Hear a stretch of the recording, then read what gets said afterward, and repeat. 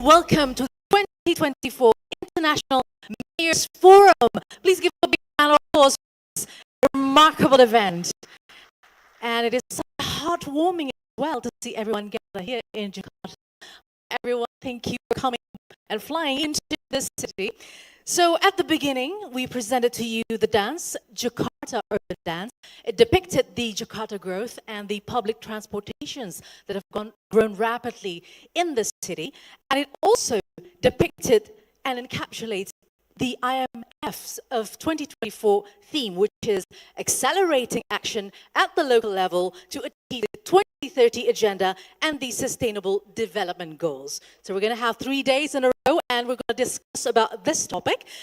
The 2024 International Mayors Forum is organized by the United Nations Department of Economic and Social Affairs and the government of the Republic of Indonesia, representing the Jakarta Special Region in collaboration with the United Cities and local governments in Asia Pacific and the local 2030 coalition. And it is my privilege as a master of ceremony, and I am also going through all of the presentations with you throughout the 3-day forum. And how remarkable it is to see everyone here in Jakarta as we gather to have our own sharing values, which is advancing sustainable at the local level. All right, ladies and gentlemen, before we start, I'd like to welcome and say hello to the guest honors that are already presented and here among us this morning. First up, the acting governor of Jakarta and the co-president of the United Cities and Local Government Asia Pacific, Honorable Mr. Heru Budi Hartono. Selamat pagi, Bapak. Selamat datang. And also would like to say hello to the Secretary of Planning of Ecuador, Ms. Sariha Moya. Good morning to you. Where are you? Oh, hi. Good morning. And also would like to say good morning dan selamat pagi kepada Director General of Regional Development, Ministry of Home Affairs of Indonesia, Mr. Restu Ardi Daud. Selamat pagi, Bapak. The Assistant to Secretary General for Economic Development of the United Nations Department of Economic and Social Affairs, Mr. Nafid Hanif. Good morning to you, sir. And also the Director General of Multilateral Cooperation from the Ministry of Foreign Affairs of Indonesia, Mr. Tri Tariat. Selamat pagi. Head UN Office for Sustainable Development, Department of Economic and Social Affairs, Mr. Chun Kyo Park. Good morning to you, sir. And also Secretary General, United Cities and Local Government, Asia Pacific, Ms. Bernadia Irawati Chandra Dewi. Selamat pagi. And of course, honorable speakers and moderators and distinguished guests, ladies and gentlemen. Today we'll hear from all of our esteemed speakers engaged in thought-provoking discussions which opens ample opportunities for networkings and collaborations, and we are confident that this is the forum to have meaningful dialogue and as well as actionable outcomes. Ladies and gentlemen, to get a glimpse of Jakarta's 2030 agenda and sustainable development, now I would like to invite everyone to watch the video of SDGs Jakarta. So let's watch the videos together.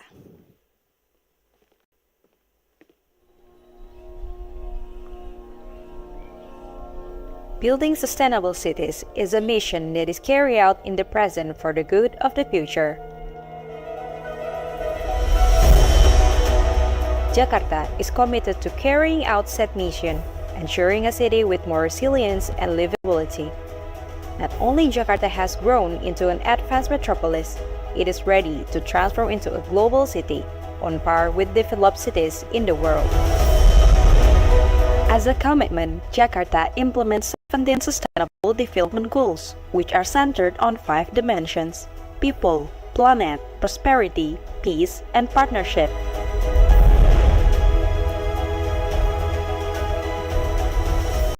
This year, Jakarta acts as the host of the International Mayors Forum on 2 until 4 July 2024. In this meeting, Jakarta will present documents on the achievements of the Sustainable Development Goals contained in the voluntary local reviews. This is the second VLR from Jakarta with the theme of Building a Livable and Sustainable Global City. In this theme, Jakarta raises 3 main issues: accessibility, livability, and environment. Citizen mobility is constantly improved thanks to the integrated public transportation access.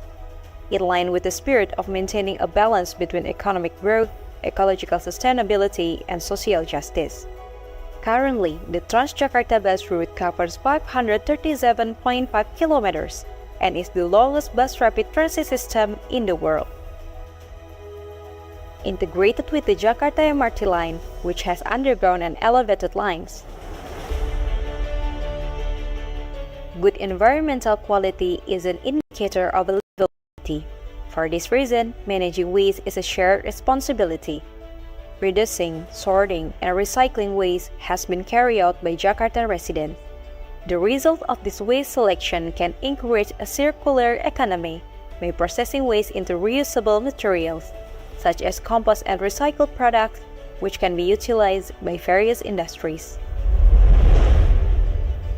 The marine environment is also continually being preserved. One of the pilot projects carried out in Jakarta is to restore green mussels. This program aims to restore the green mussel population and improve seawater quality. In this program, the public is educated about the ecological importance of green mussels, which promotes their sustainable use.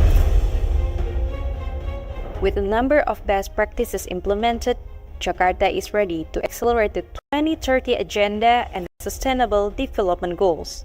Together, let us protect the Earth for a better future.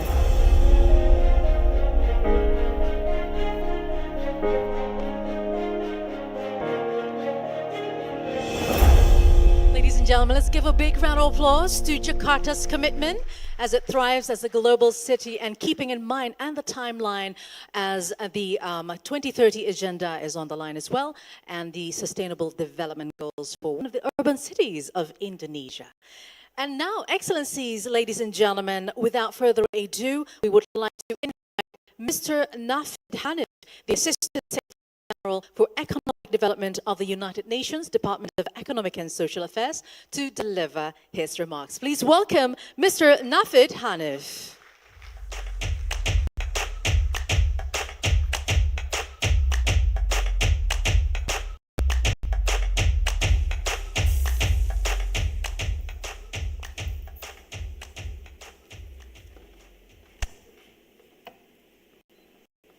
Good morning. Thank you for the opportunity. On behalf of the United Nations Department of Economic and Social Affairs, let me welcome all of you to this International Mayors Forum for this year. Thank you for traveling from various parts of the world to join us here. I'm honored to join the opening session of the 6th edition of the Mayors Forum. Let me begin by thanking the Honorable Acting Governor, mayors and governors who have traveled, delegates, representatives of civil society. But above all, let me thank the government of the Special Region of Jakarta, the government of Indonesia, for hosting the forum and for their very warm traditional hospitality. I also want to thank our organizing partners, especially the United Cities, local governments Asia Pacific, and the local 2030 coalition. Last part of protocol, I also want to acknowledge and sincerely appreciate the work done by RC and her team, and my outstanding team from the UN Department of Economic and Social Affairs. Ladies and gentlemen, the President of Romania, who is a former mayor, Klaus Johannes, said, "Mayors have the power to change the world, one city at a time. By embracing sustainability, we can create livable, resilient, and prosperous communities." In my view, eloquently captured overarching objective of the 2030 Agenda for Sustainable Development, Sustainable Development Goals, which are meant to create an inclusive, resilient, prosperous future for all on a healthy planet. A future in which no one is left behind. No such future in the local. Why? Because 60% of the world's population expected to live in cities by 2050. Cities consume over two-thirds of the world's energy. They are responsible for more than 75% of energy-related greenhouse gas emissions. Cities also contribute as much as 80% of the global GDP. 65% of the SDG targets are linked to the work and mandates of local and regional governments.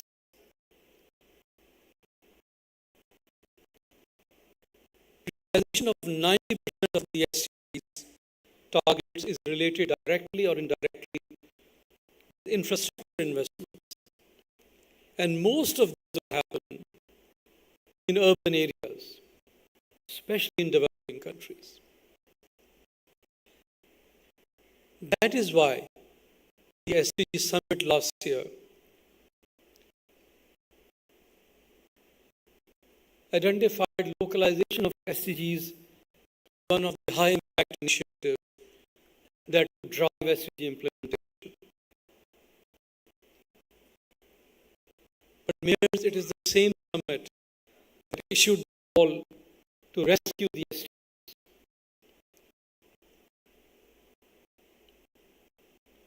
The SDG Progress Report 2024, which was launched by the Secretary General on Friday,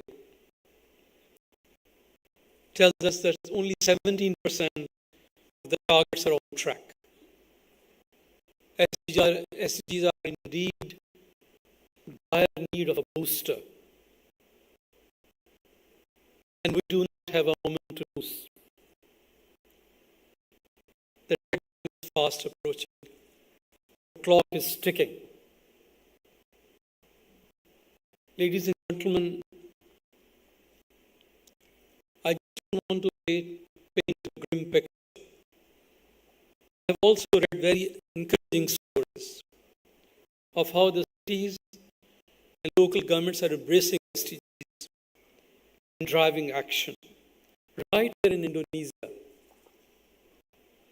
Jakarta's Smart City Initiative, Surabaya Waste Management Program, Bandung Public Transportation Improvement,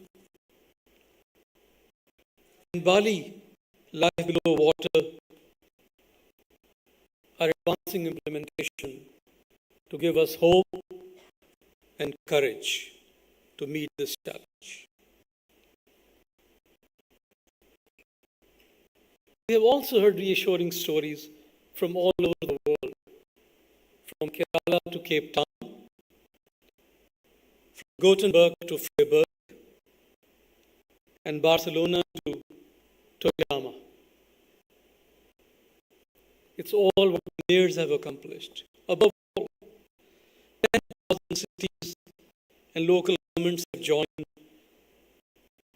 the Global Covenant of Mayors for Climate and Energy, who are leading action. Local and regional governments are the beacon of hope. You will drive change. But the change must increasingly focus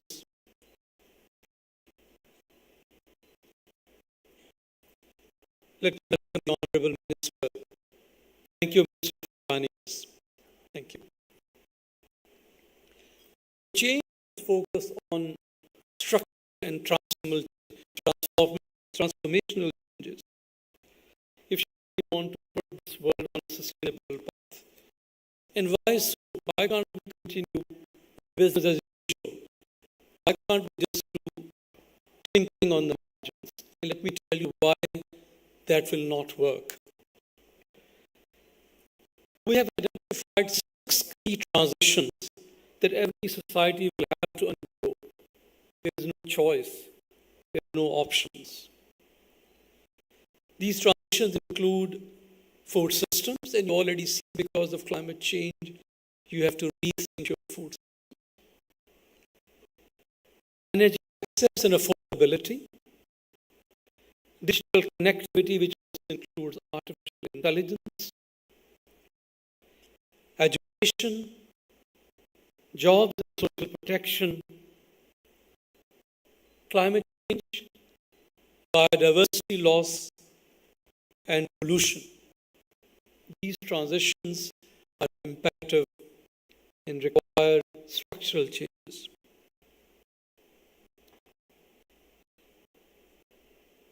Those changes at the national and subnational levels would span from improving governance to rethinking policy to managing trade-offs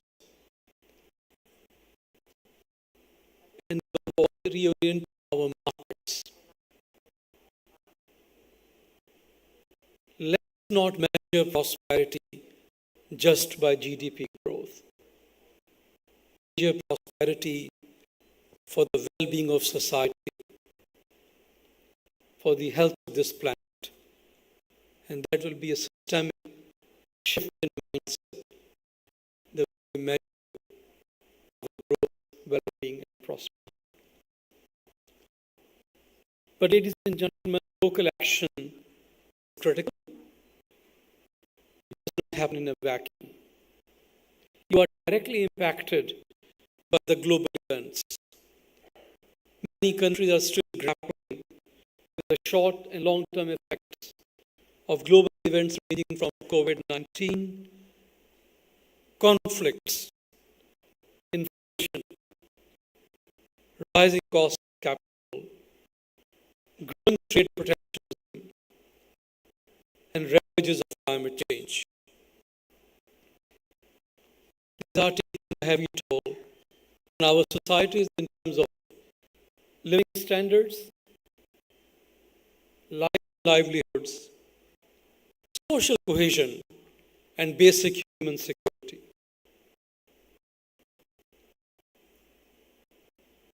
There is a growing call.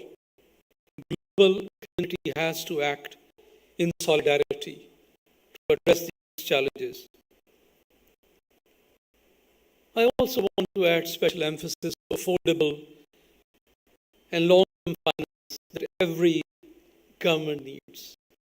We have a 4.5 trillion SDG financing gap. That's why the UN Secretary General has repeatedly called for the implementation of SDG stimulus. Let me assure you, the UN is trying to advance solutions at the global level.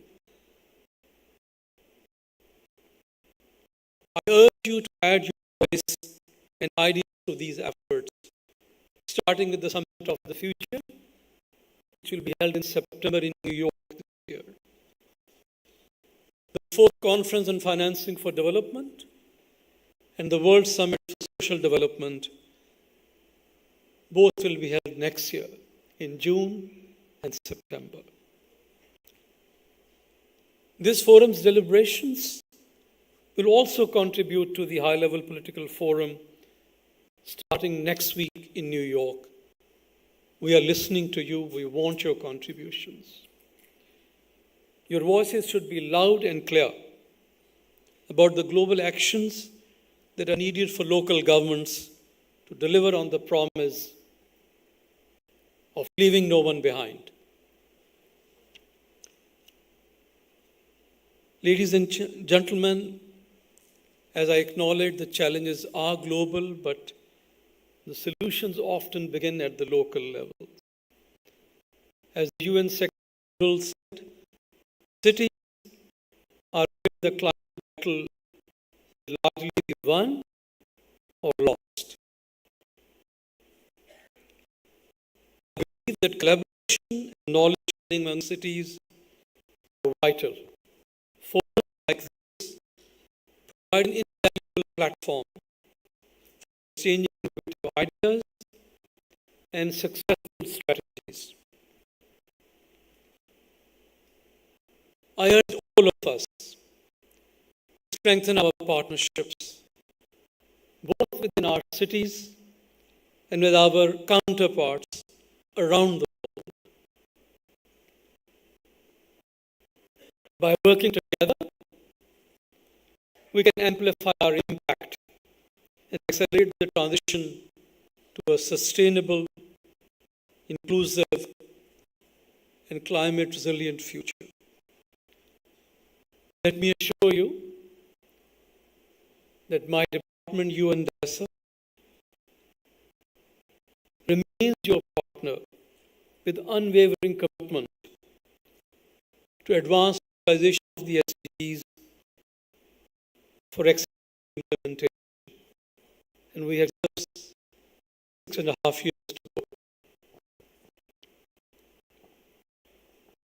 Conclude by a quote from Mayor of Barcelona, Ada Colau. Local authorities have the unique ability to innovate and implement sustainable solutions that can inspire the rest of the world. Let's inspire each other and the whole world with boundless enthusiasm, commitment, for bold action to create a prosperous future for everyone on a healthy planet. We owe it to succeeding generations.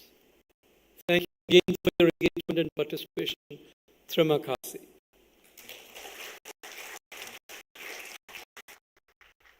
Thank you very much, Mr. Hanif, for the remarks. It is indeed a lot of concerns and challenges that are faced by cities, and it is also beyond importance that cities lead where this planet is actually going. So who will actually now rule the world? The mayors it is, right? And before we start, would like to say welcome to the Minister of National Development Planning, or the head of Bapanas, His Excellency Mr. Suharto Mono Arfa. Terima kasih Bapak, dan selamat datang di acara 2024 International Mayors Forum. All right, ladies and gentlemen, next we are honored to invite Mr. Restu Ardi Daud, the Director General of Regional Development, Ministry of Home Affairs, to deliver his remarks. Ladies and gentlemen, please welcome Mr. Restu Ardi Daud.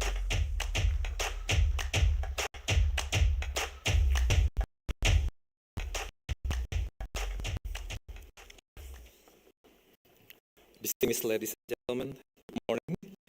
Assalamualaikum warahmatullahi wabarakatuh. May it be upon us. In this opportunity, please allow me to convey greetings from the Minister of Home Affairs, Republic of Indonesia, and express his apologies for not being able to attend this important meeting, since at the same time he's carrying this abroad and asked me to convey his remark in this IMF.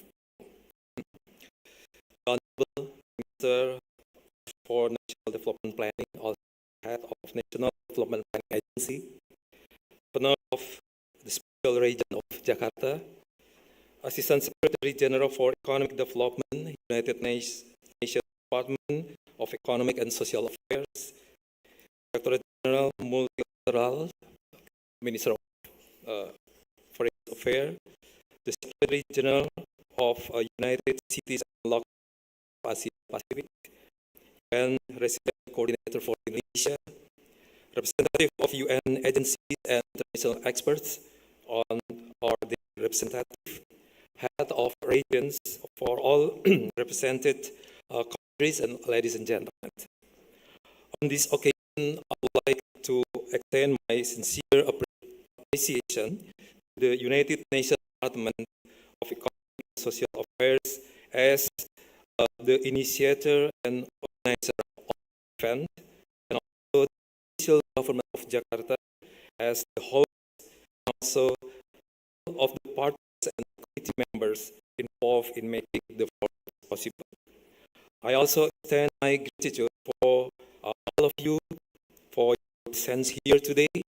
And it's an honor for me to be here with all of you, the heads of regions from various participating countries, who undoubtedly bring incredible enthusiasm from your respective area to contribute to the implementation of Sustainable Development Goals, or SDGs.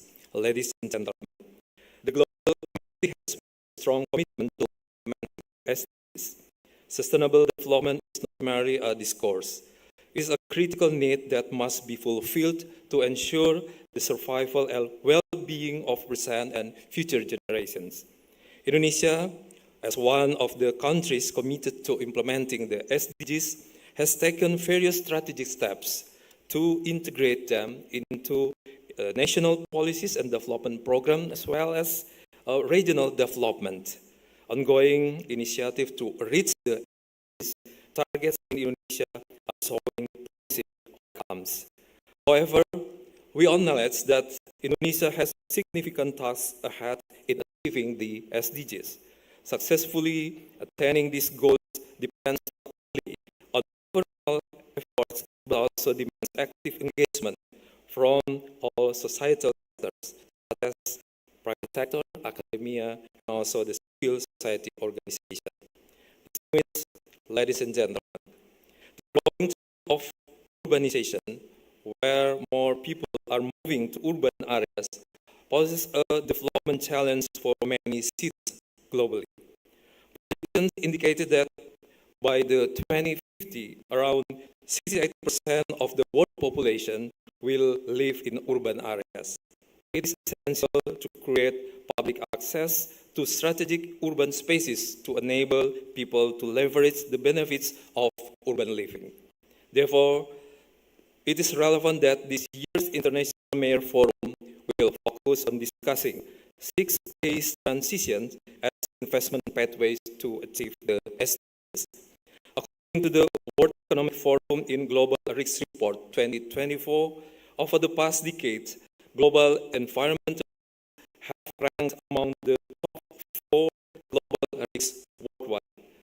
This includes severe climate change, disruption to Earth system, biodiversity loss, and ecosystem disruption, and diminishing natural resources. Who are School Organization (FAO), 282 million people across 59 countries face severe hunger in 2023, an increase of 24 million from the previous years. The escalation in hunger rates is linked partly to issues such as political instability and global conflicts. Meanwhile, environmental challenges such as climate change persist in threatening agriculture and food productivity in the future. From those perspectives, it's evident that the global community faces numerous and intricate challenges in achieving sustainable development. Consequently, there are several aspects we must collectively strengthen to accelerate the achievement of SDGs. Firstly, enhancing collaborating and partnerships. Collaboration across regions, both domestically and internationally, facilitates the exchange of ideas and technologies to tackle diverse challenges encountered by its regions. Secondly, innovation and technology. We must continue to promote innovation across diverse sectors, including renewable energy usage, environmentally friendly waste management, and fair technological innovation in diverse sectors. Thirdly, empowering and engaging the community. It is crucial that every policy and program we undertake actively involves and inclusively engages the community, aligning with the SDG principle of ensuring no one left behind. In this context, the role of mayors is crucial as they lead the implementation of policies and programs that support sustainable development at the local levels. Ladies and gentlemen, in conclusion, I would like to extend my sincere appreciation to everyone who attended this International Mayor Forum 2024.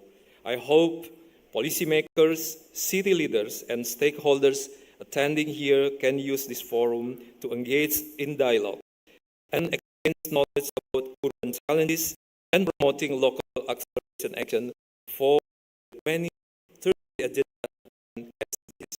I am optimistic that we can draw valuable lessons from the experiences and best practices shared by different countries and organizations. By fostering close international cooperation and strong synergy, we can address complex and dynamic global challenges effectively and create a better sustainable world for the generation. Thank you very much and terima kasih. Selamat pagi. Thank you very much, Mr. Daud, for the remarks. It is also very proud to say that Indonesia is aligning its mission on the 2030 agenda as well as SDGs nationally and regionally. And talking about Jakarta, we have mayors. Jakarta has and only one governor, of course. And Jakarta is a city that always carries the burden of diverse origins. Just like today, it is a melting pot of diverse origins who will share their ideas and thoughts and have actionable outcomes on SDGs and cities' governance and solutions. Right, so time then for to us inviting acting governor of Jakarta and the co-president of UCLG Asia Pacific to deliver his remarks. Please welcome the Honorable Mr. Heru Budi Hartono.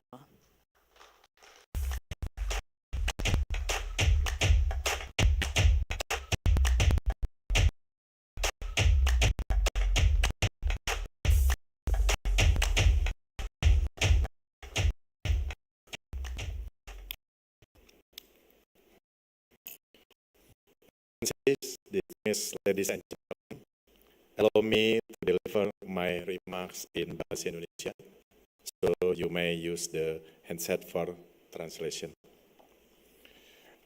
Terima kasih Bapak Ibu sekalian, selamat pagi. Yang kami banggakan, kami hormati Menteri Perencanaan Pembangunan Nasional, Kepala Bappenas, Bapak Suarso Manoarfa. Terima kasih Bapak sudah hadir.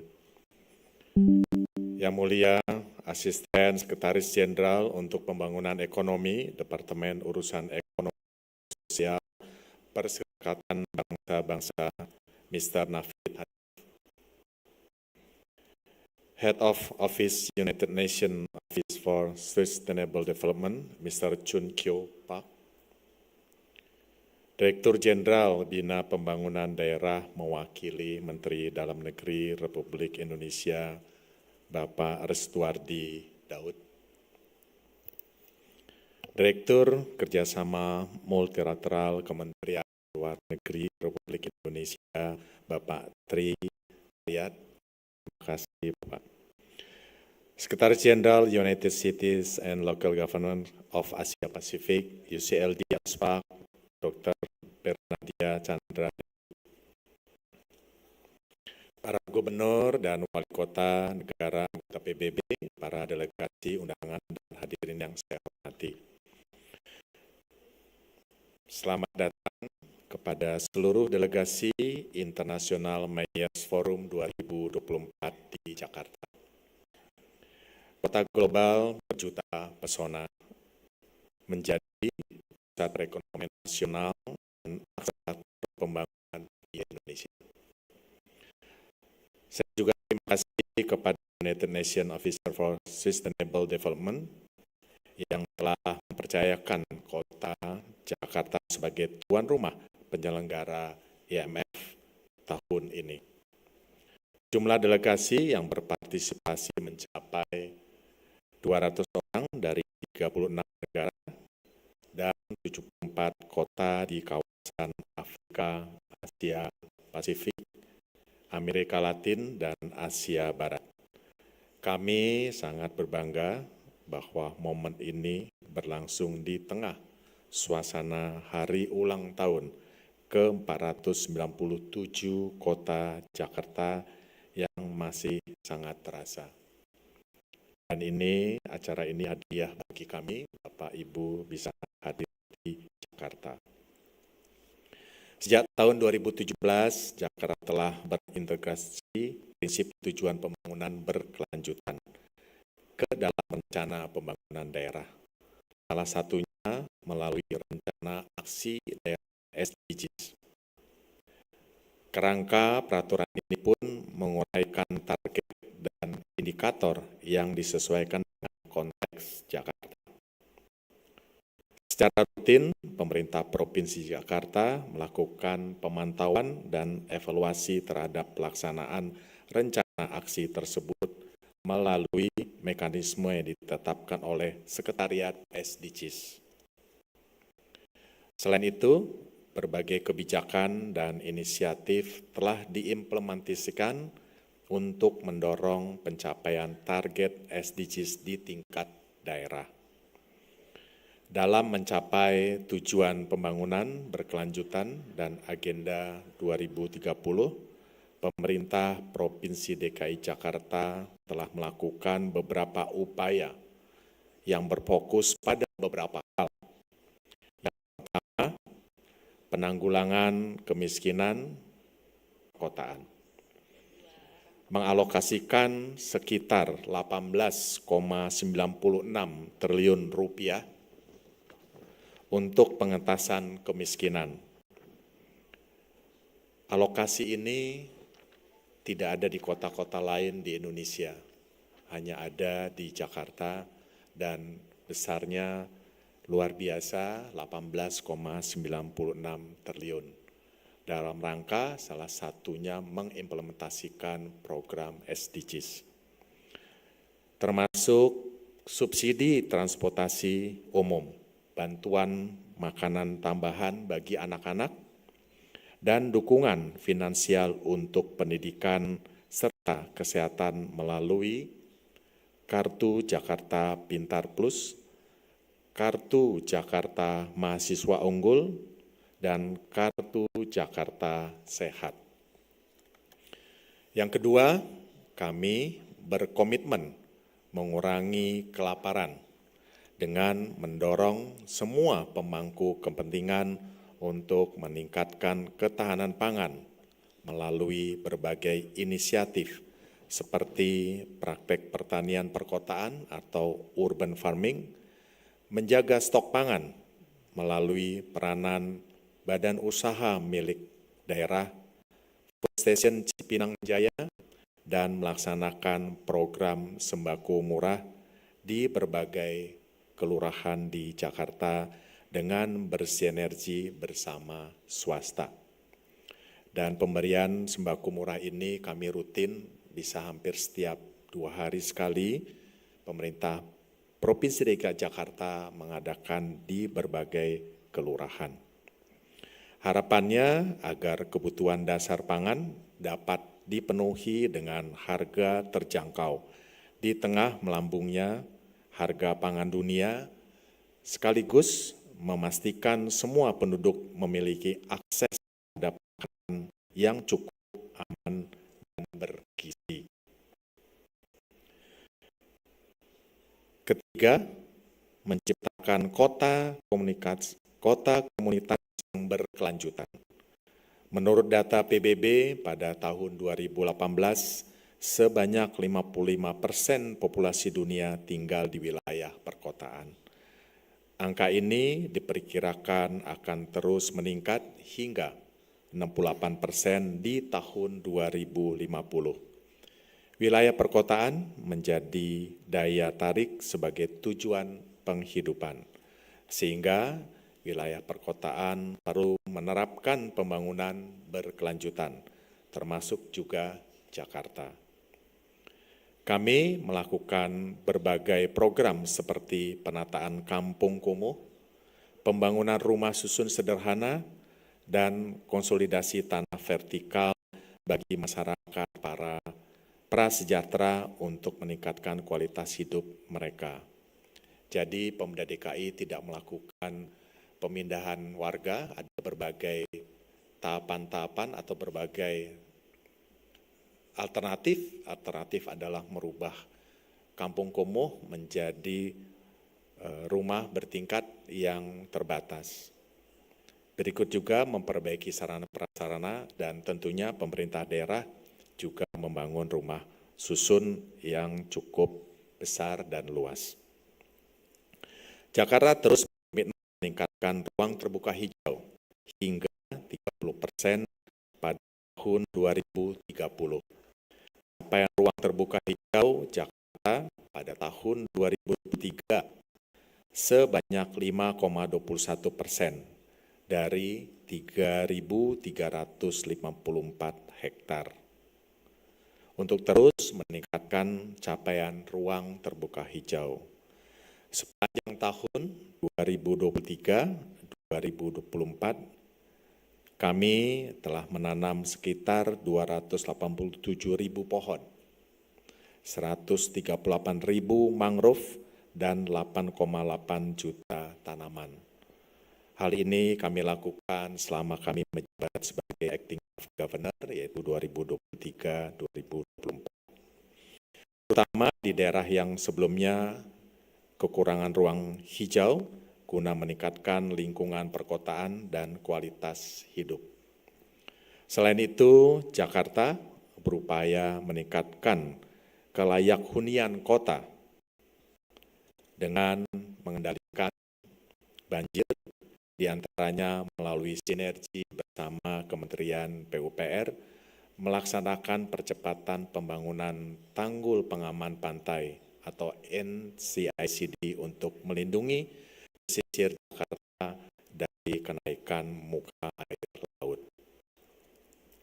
Sebagai pusat aktivitas penduduk, Jakarta berupaya menghadirkan layanan transportasi berkelanjutan dengan mendorong 70% people near transit, yaitu mayoritas penduduk beraktivitas di sekitar titik simpul moda transportasi. Penerapan konsep ini melibatkan pembangunan dan peningkatan transportasi publik secara massal guna menyesuaikan masyarakat beralih menggunakan angkutan umum dalam aktivitasnya sehari-hari. Terkait pengaturan tata ruang, konsep ini juga menciptakan kemandirian kawasan dengan mendorong penyediaan berbagai macam fasilitas untuk aktivitas serta kebutuhan masyarakat dalam radius tempat tinggal mereka, sehingga dapat meningkatkan efisien mobilitas penduduk. Jakarta terus berupaya meningkatkan kesetaraan gender dengan memberikan kesempatan karir yang setara. Saat ini 57,58% dari total pegawai yang bekerja di pemerintah Provinsi DKI Jakarta adalah perempuan. Bulan April lalu, dalam rangka merayakan Hari Kartini sebagai peringatan perjuangan emansipasi perempuan memperoleh kesetaraan gender dan pendidikan, Pemprov DKI Jakarta menyelenggarakan acara peragaan busana dengan berjudul Sri Kandi Jakarta Langkah Sejuta Suluh. Dengan membawa pesan bahwa para perempuan memiliki ruang untuk bertumbuh, berkarya, dan memimpin di kota Jakarta. Hal ini dibuktikan dengan 27,1% dari puncak atau pucuk tertinggi pemimpin di wilayah DKI Jakarta atau di pemerintah Provinsi DKI Jakarta ditempati oleh perempuan. Jadi 27,1% pejabat DKI adalah perempuan.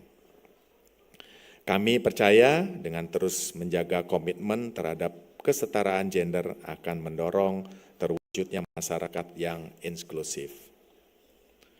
Selain itu, Pemda DKI berupaya memastikan kemudahan akses masyarakat terhadap air bersih dan sanitasi dengan meningkatkan jaringan distribusi air bersih perpipaan, berinvestasi pada teknologi desalinasi, serta meningkatkan penangkapan air hujan untuk mencapai target 100% cakupan air bersih perpipaan pada tahun 2030. Kami juga mengoptimalkan manajemen sanitasi dengan memperluas layanan pengelolaan air limbah terpusat, termasuk pengembangan sistem pengolahan air limbah untuk mengelola air limbah domestik dan mencegah pencemaran. Pada tahun 2021, Jakarta telah menyusun dokumen Voluntary Local Review, pertamanya untuk mengkomunikasikan pencapaian Agenda 2030. Pada tahun ini, kami kembali menyusun Voluntary Local Review, yang kedua yang sedang dalam proses penyerahan kepada PBB. Penyusunan FLR merupakan wujud komitmen kami terhadap transparansi, akuntabilitas dalam upaya pencapaian SDGs di tingkat lokal. Sekaligus sarana berbagi pengalaman dan pembelajaran dari kota lain dalam mencapai SDGs. Dengan visi baru Jakarta sebagai kota global, capaian indikator SDGs melalui evaluasi Voluntary Local Review sangat membantu dalam mendeskripsikan, menentukan, dan mengadopsi indikator pembangunan daerah ke depan. Harapannya, arah kebijakan Jakarta dapat memperkuat koherensi vertikal serta berkontribusi terhadap prinsip berkelanjutan, baik di tingkat nasional maupun internasional.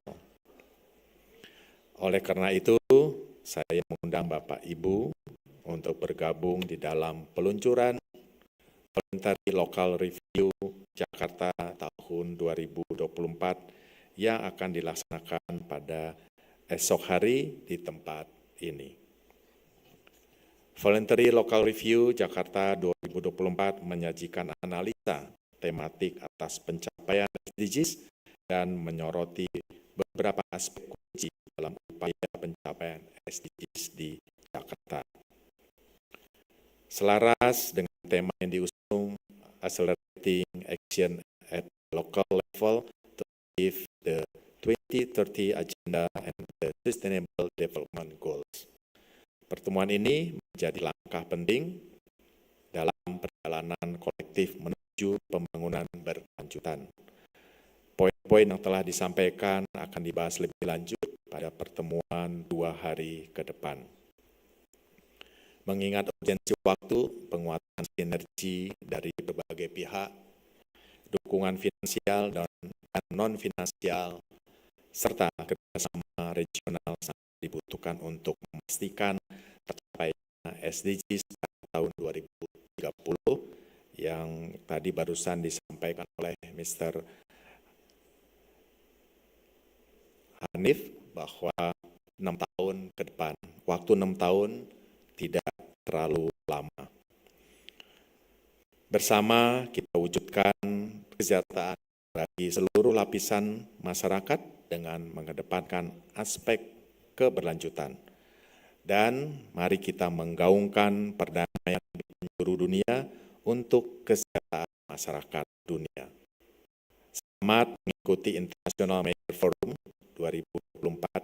Semoga kita semua memperoleh pengalaman berharga selama berada di Jakarta. Terima kasih, sukses Jakarta untuk Indonesia. Selamat pagi. Thank you very much, Mr. Heru Budi Hartono, for the remarks. Bapak mohon tetap di atas panggung. Please kindly remain on the stage as we'll do the opening procession.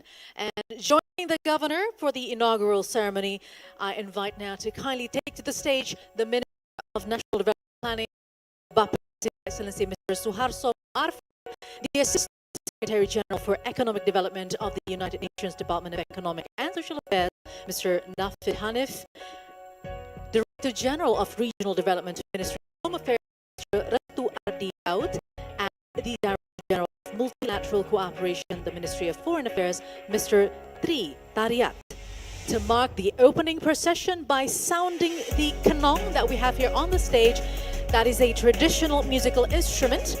The kenong is a traditional music instrument from Indonesia, commonly used in traditional Javanese and Sundanese gamelan ensembles. Excellencies, are you ready? All right, let's get ready to strike the kenong under our countdown in 3, 2, 1.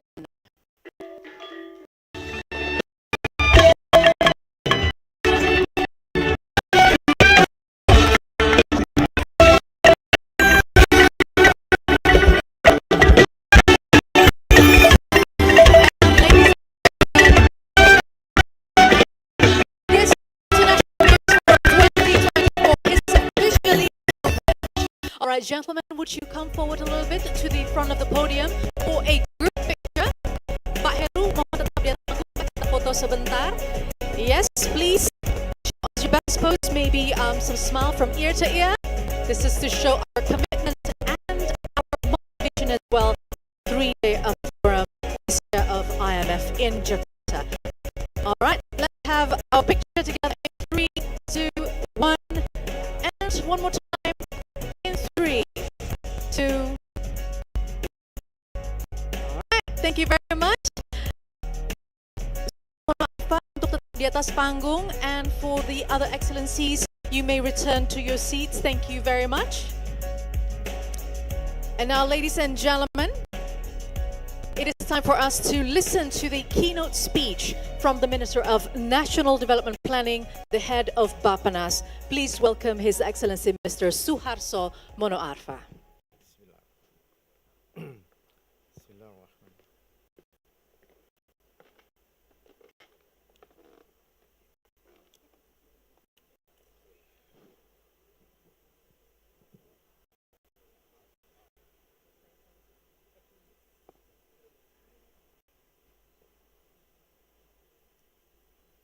Honorable yang mewakili Menteri Dalam Negeri Pak Dirjen, Pak Gubernur Jakarta, and Mr. Nafid Hanif, UN Department of Economic and Social Affairs. And I understand you need to sleep because the time difference New York and Jakarta.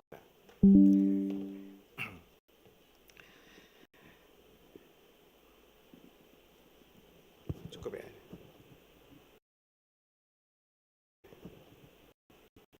Kayak yang itu nggak bisa. Yang itu, yang tadi. Halo, yes.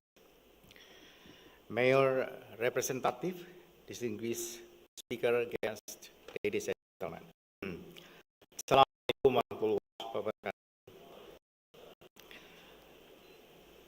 As the National Coordinator of SDGs in Indonesia, I'm honored to be part of International Mayor Forum 2024 days. And this event provides an opportunity not only to share our effort on SDGs, but more importantly, to learn how its country integrates the SDGs to their national priorities. During the SDG Summit 2023, the Secretary General of the United Nations stated that the SDGs are not just a list of goals. We have to see SDGs as a mutual responsibility. This is important because recent findings show that only 15% of SDGs targets are on track, while more than 30% are stagnating or have fallen below the 2015 baseline. I will share our progress on the SDGs, believing that many countries share a similar situation. As for SDGs implementation in Indonesia, based on our latest annual report, there are 224 indicators being evaluated, 62% of which are achieved and show significant progress. Meanwhile, the rest need further improvement. Pillars of environment and justice and government are leading with highest achievement.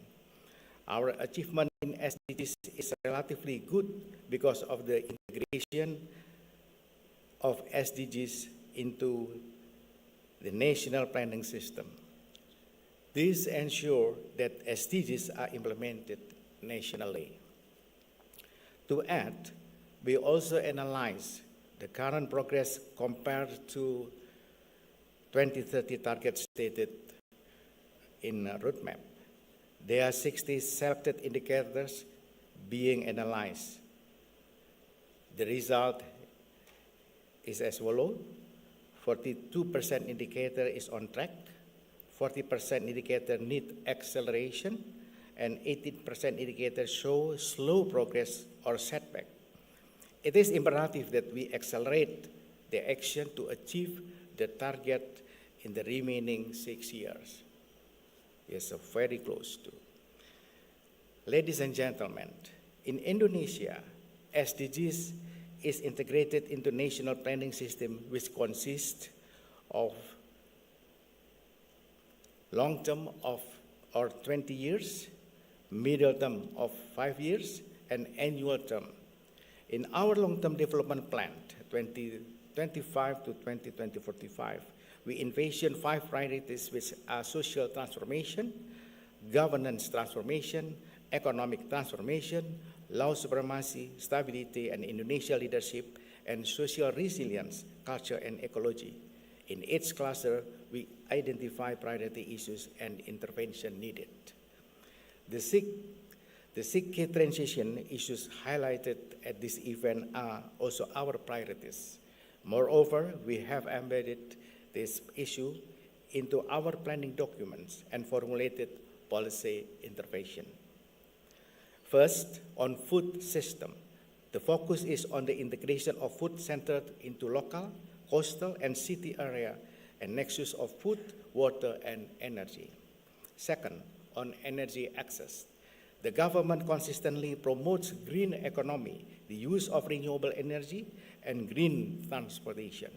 Third, on digital connectivity, the government works to raise digital literacy, improve the capacity and capability of human resource, and maximize the use of artificial intelligence, big data, and blockchain. Fourth, on education, the government focuses on campaigning the 13 years of mandatory education program, enhancement of teaching staff and material while strengthening education system. Fifth, on social protection and jobs, our priority is to protect the vulnerable groups and reform the national social protection system.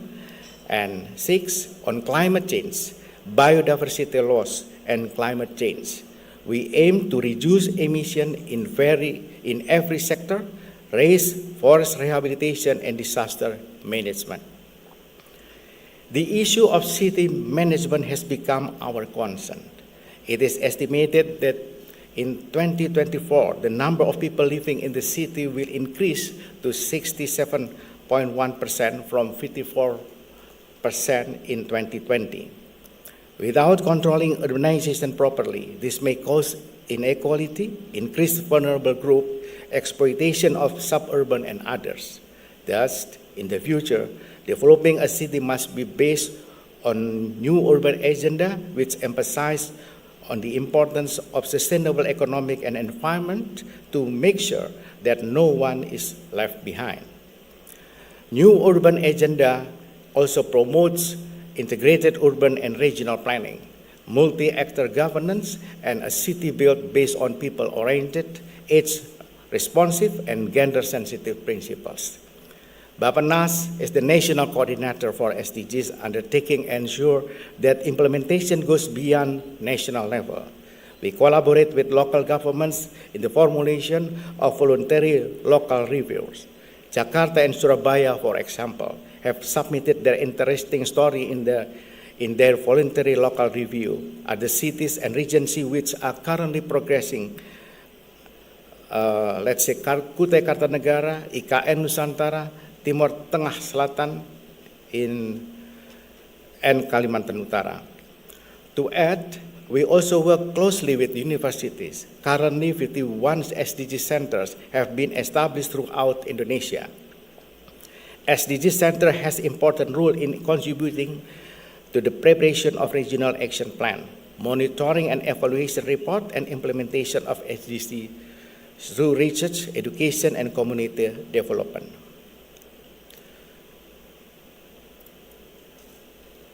I would like to convey the following features to accelerate SDGs target toward 2030. First, the SDGs is a collective work which needs multi-stakeholder partnership. Second, in order to realize that involvement and engagement with local government are key to create innovative programs that address various issues in each region. And lastly, we must optimize innovative approach to close the gap in SDGs financing. Before I end my remarks, I want to share the last research by Penn State. Yes, I think this is good to share. As well as we know,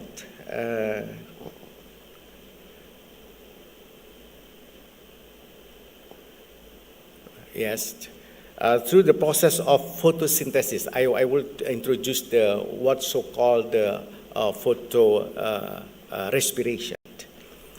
As we know, the process of photosynthesis means trees remove carbon dioxide from the atmosphere to produce new energy, new growth, and also at the same time produce the oxygen. But now, under stressful condition, trees release carbon dioxide back to the atmosphere, a process called photorespiration. With an analysis of a global data set of tree tissue, the research team demonstrated that the rate of photorespiration is up to 2 times higher in warmer climates, especially when water is limited. So, and they found the threshold for this response in subtropical climates begin to be crossed when average daytime temperature exceeds roughly 68 degrees Fahrenheit and worsen as temperature rise further. So what I want to say, we have a huge homework, especially for all the mayors.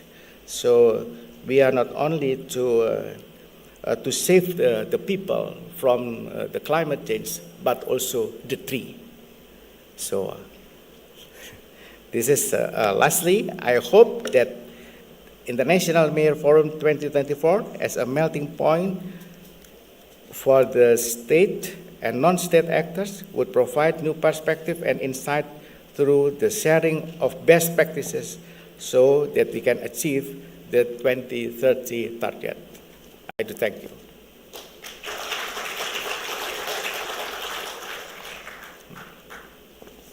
Thank you very much, Mr. Suharto Mono Arfa, for your keynote speech, and you may return to your seat. Thank you, and please give a big round of applause one more time to our Minister. And Excellencies, ladies and gentlemen, now I would like to invite everyone, ministers, governors, mayors, heads of delegations, speakers, moderators, and all of us to please stand up. And yes, please stand up. We're going to have a very, very tight time on our discussions on the next 3 days as well. So it is time to loosen up some muscles. For those of you who are on the first row and the second row of tables, just remain where you are. But also for you who are in the back of the second row, please come forward. Get a little bit forward. Yes, as SDG says it, no one is left behind. So we want to include everyone in this group photo. So once again, I would like to invite everybody at the very end rows to come forward and join the group photo together. All right. Do we have a special hand gesture for IMF 2024? Oh, the love, the sarang hai. Okay, that'll do as well.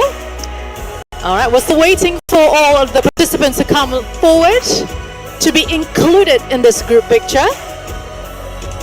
And don't forget to smile, ladies and gentlemen.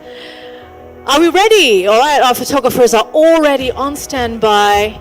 You may wave as well. Don't forget your hand gesture once again and smile in 3, 2, 1. Wave from the back in 3, 2, 1. Other pose maybe?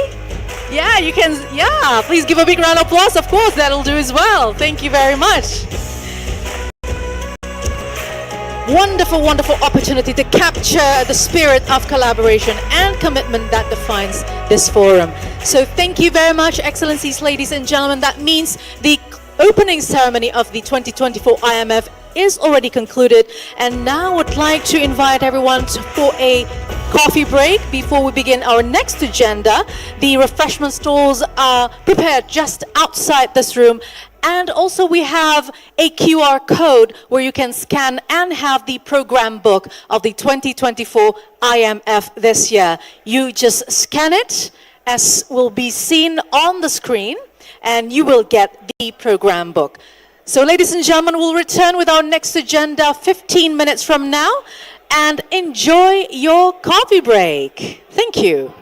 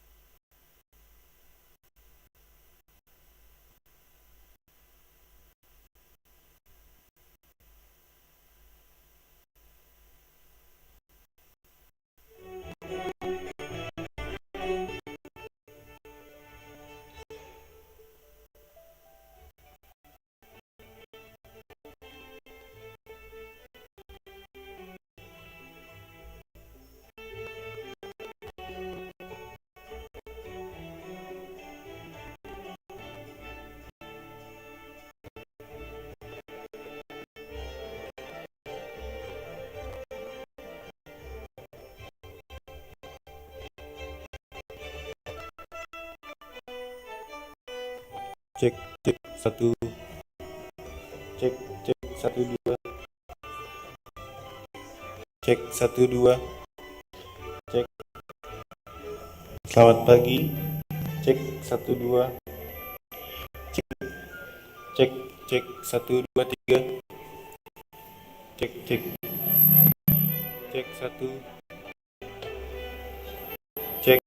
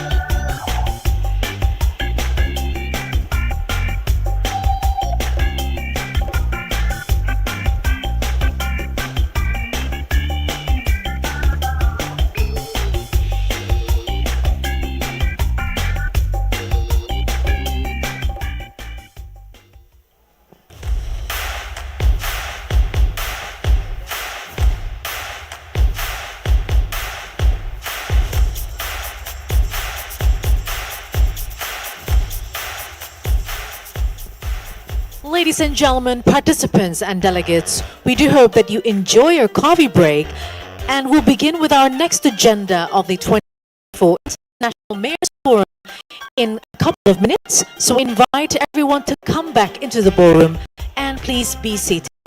Once again, we are going to continue with our next agenda very soon, so please come into the ballroom and be seated. Thank you.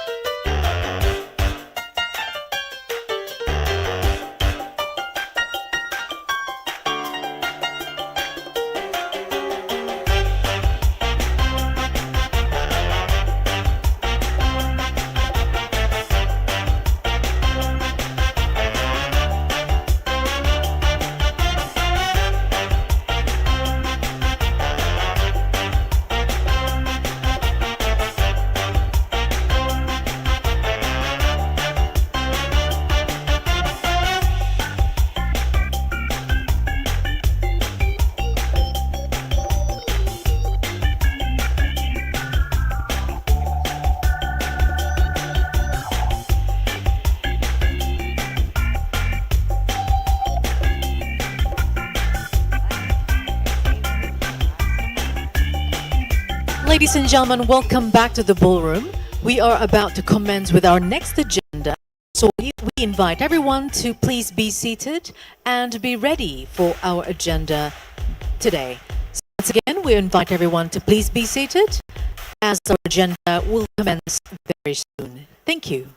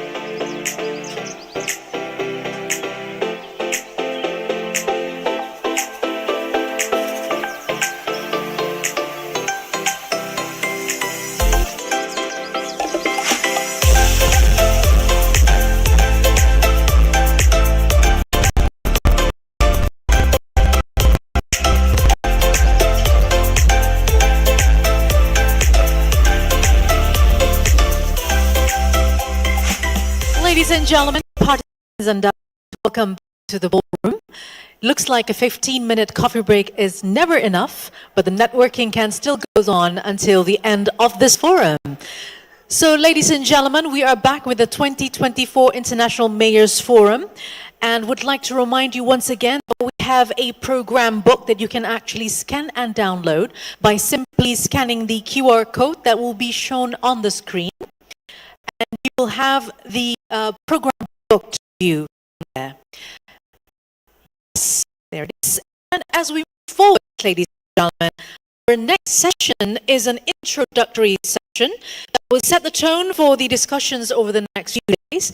And in this session, we'll hear from esteemed representatives who will provide us with insights and starting framework for our forum. We're honored to have their contributions as they bring a wealth of experience and knowledge to our discussions. All right, now to start off, let's have a video remark from Mr. Michael Lina, UN Assistant Secretary General and Acting Executive Director of UN Habitat. Mr. Lina has been at the forefront of efforts to create urban environments, and his insights surely provide a global perspective on our discussion. So, ladies and gentlemen, please welcome Mr. Lina.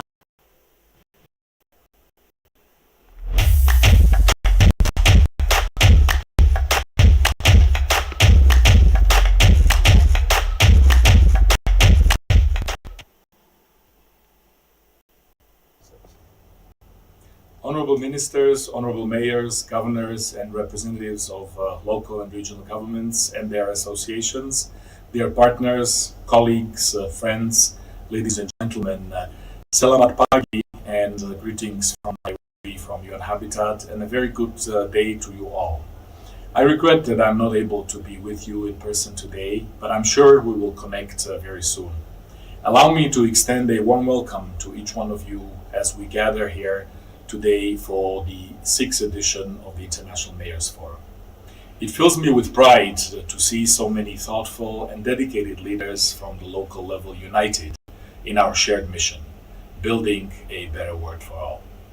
This forum dedicated to SDG localization marks a significant milestone in our collective efforts, highlighting the crucial role of local and regional governments in the global arena. Years of hard work have brought us to this point, and I believe our collaborative efforts will drive meaningful progress. I would like to take a moment to congratulate the co-organizers of this forum for their remarkable efforts, the United Nations Department of Economic and Social Affairs, and the government of the Republic of Indonesia represented by the Special Capital Region of Jakarta. I would also like to give a special thanks to the collaborators for their significant contributions, namely United Cities and Local Governments in the Asia Pacific and the Local 2030 Coalition, of which UN Habitat is proudly the permanent co-chair. Your commitment and tireless work have been instrumental in making this event a reality. Dear colleagues, the devastating effects of climate change are becoming increasingly evident in our daily lives. We have witnessed it in the recent catastrophic floods in Kenya and Brazil, for example, affecting thousands of communities, notably the poorest. These events are stark reminders that we are only at the beginning of such a global crisis. Simultaneously, we are facing rising conflicts in various parts of the world, the ongoing violence in Gaza, the turmoil in the Sudan, and the persistent conflict in the Democratic Republic of the Congo highlight the pervasive nature of global instability. These challenges underscore a crucial truth. Global issues have direct and immediate local impacts. It falls under the local leaders' responsibilities to navigate these challenges and ensure that safety and well-being of the communities are provided for. As the title of the forum well says, we need to accelerate action at the local level to effectively implement the 2030 Agenda and achieve the SDGs. Ladies and gentlemen, last year, 6 transitions were identified as crucial to have catalytic and multiplier effects across the SDGs. Recognizing the local sphere of all the SDGs, it is hence not a secret that all the 6 transitions have a crucial local dimension and that the extent of their success is directly linked to the work and core mandate of local and regional governments. For instance, education. In the region of Cordoba, Argentina, they have created the Enlazar Plus program. This initiative seeks to promote opportunities for linking secondary school students with the world of work, while at the same time fostering the development of work skills through educational activities carried out in real work environments. Or digital connectivity.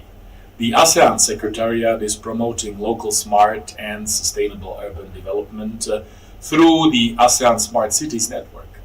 This initiative provides a collaborative platform where cities work together towards the common goals to provide better services, promote new business opportunities, and innovation.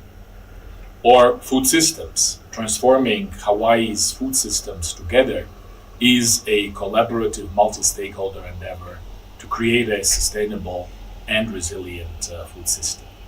By facilitating collaboration, knowledge sharing, and innovative solutions, the program transforms Hawaii's food system to be more equitable, environmentally sustainable, and economically viable.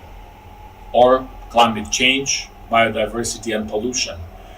Emborit village in Tanzania Council conducted a climate change awareness campaign among the Emborit community members. This initiative aimed to raise awareness about the impacts of climate change and promote sustainable practices. The critical role of local and regional governments and their associations in advancing the SDGs and forging partnerships across levels and sectors has been indeed widely recognized. Last June, during the United Nations Habitat Assembly, member states endorsed the first ever resolution on SDG localization. The resolution calls for a global effect to strengthen data, monitoring, planning, and multi-level governance for the SDGs. Last September, during the SDG Summit, the political declaration directly refers and commits to SDG localization.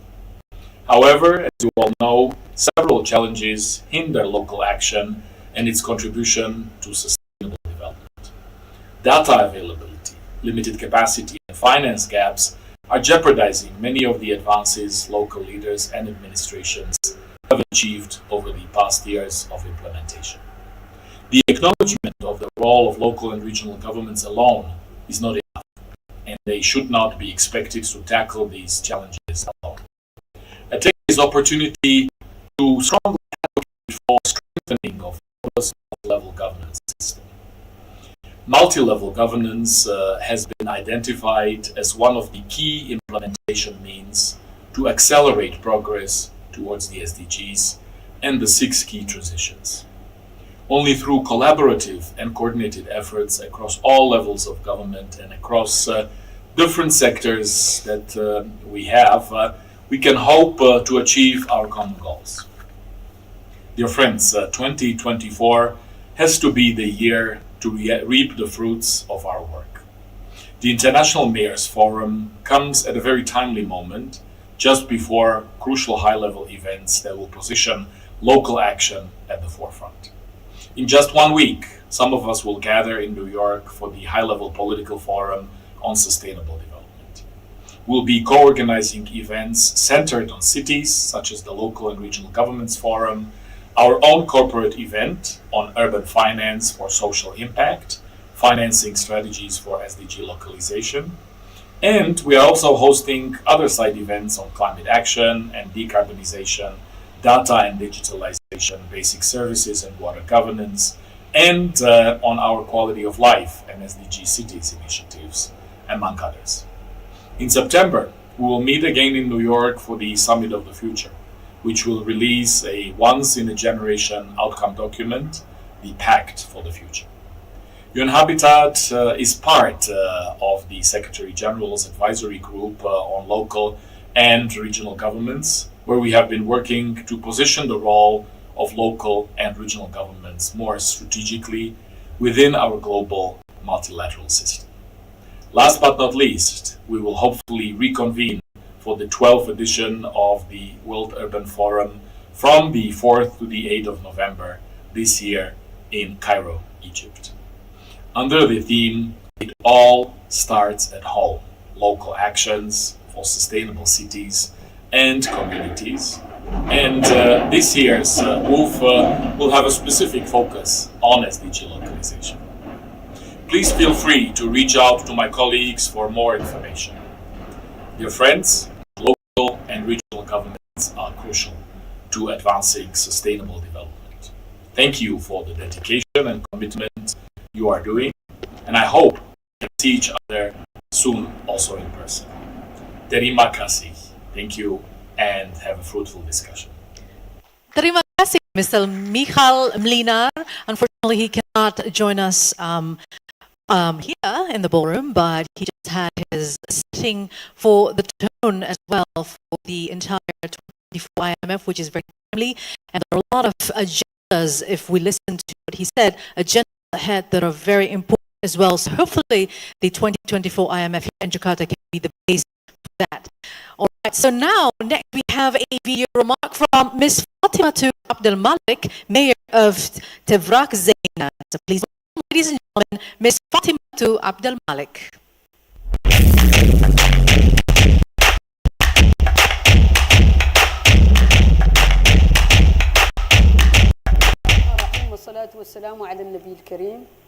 Bonjour, mesdames et messieurs, chers participants. Permettez-moi tout d'abord de remercier vivement pour cette opportunité de participer avec vous à cet important événement dont j'ai le regret de ne pas être parmi vous, et égard à la conjoncture électorale dans mon pays, la Mauritanie. Le rôle des gouvernements locaux et régionaux en collaboration avec les communautés et les partenaires est essentiel dans la réalisation de l'agenda 2030. Cette année, nous mettons l'accent sur les ODD liés à la pauvreté, la faim, l'action pour le climat et la paix. Comme toujours, nous plaçons l'égalité urbaine et territoriale au cœur de toutes nos actions visant à atteindre les ODD. C'est fondamental pour s'assurer que les avantages à la réalisation des ODD soient effectués dans une perspective de droits humains. Aujourd'hui, nous savons que nous sommes en tournant dans la réalisation des ODD. C'est notre responsabilité à tous et à toutes. C'est aussi notre pouvoir d'action collective. Le collectif organisé des gouvernements locaux et régionaux espère que le forum politique de haut niveau qui se déroulera dans 2 semaines à New York et le sommet des Nations Unies pour l'avenir qui se tiendra en septembre prochain marqueront une étape décisive. Nous souhaitons qu'il constitue un moment clé pour renouveler le système multilatéral et favoriser une gouvernance impliquant tous les niveaux de gouvernance et l'ensemble de la société dans la prise de décision en matière de développement durable. Le processus de localisation des ODD n'a pas évolué de manière constante depuis l'adoption de l'agenda 2030, particulièrement en Afrique. Il ne s'agit pas seulement d'un engagement des gouvernements locaux et régionaux. La participation locale aux processus nationaux de suivi et évaluation et aux mécanismes de coordination nationale pour la mise en œuvre des ODD a augmenté trop lentement pour atteindre les ODD. En 2023, les gouvernements locaux et régionaux ont participé aux mécanismes de coordination nationale pour la mise en œuvre des ODD dans seulement 35% des pays ayant élaboré un examen national volontaire et à la préparation de seulement 39% des examens nationaux volontaires. Ces chiffres témoignent de la nécessité de renforcer de toute urgence l'approche pan-gouvernementale dans la mise en œuvre des ODD. Ceci est au cœur de notre travail au sein du groupe consultatif du secrétaire général des Nations Unies sur les gouvernements locaux et régionaux. Nous travaillons avec l'ensemble de la Global Task Force, des gouvernements locaux et régionaux et nos alliés au sein des Nations Unies pour renforcer de manière structurelle l'engagement de notre collectif dans les processus intergouvernementaux. Il est essentiel de promouvoir une transformation de nos systèmes économiques basés sur la subsidiarité. Les gouvernements locaux et régionaux ont un rôle clé à jouer dans la redéfinition d'un modèle économique juste, capable de financer le développement durable. Un nouveau système économique qui met l'accent sur les soins et garantissant que toutes les populations ont accès à des services publics locaux financés de manière adéquate, en particulier les populations qui sont confrontées à des discriminations structurelles. Il s'agit d'une condition essentielle pour avancer vers l'égalité et une transition écologique juste et assurer la paix. J'espère de tout cœur que les échanges lors de ce Forum international des maires 2024 seront fructueux et que nous amèneront à renforcer nos actions collaboratives en vue de la réalisation des ODD. C'est en renouvelant notre système de gouvernance afin de favoriser la réduction des inégalités, de la pauvreté et de la faim à travers les services publics locaux équitables et durables que nous serons en mesure de réaliser une transformation réelle en faveur de l'égalité et de la paix, avec et pour toutes nos communautés. Je vous remercie pour votre attention. Merci beaucoup.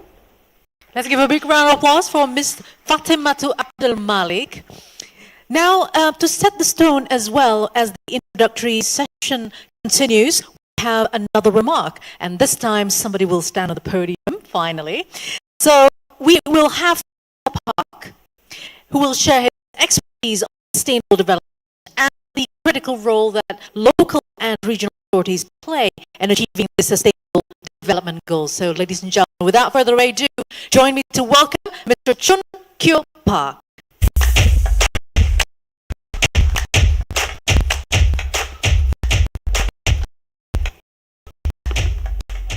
Good morning.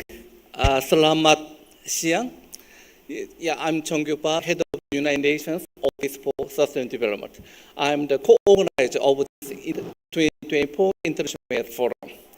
On behalf of our co-organizers, I would like to thank all the participants for your presence here in the beautiful city of Jakarta at the 2024 International Mayors Forum. First of all, I would like to express my sincerest appreciation and gratitude to the government of the Republic of Indonesia, represented by the special region of Jakarta, for their wonderful vitality and unwavering support for this forum. I would also like to express my thanks to our long-standing co-organizers, the United Cities and local governments in Asia Pacific and the local Twin Story Coalition.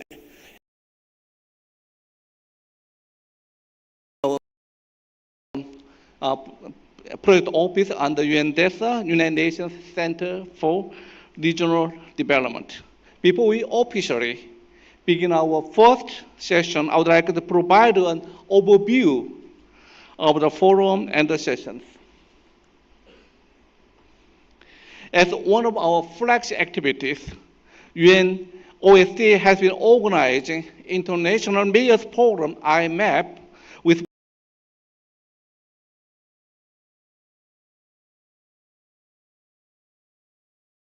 since 2017 to build the capacity of local governments to realize SDGs through policy dialogues and exchange of challenges, best practice, and lessons learned. The forum is designed to facilitate SDG localization and develop voluntary local reviews, BLRs. The previous forums took place in, this is a different one.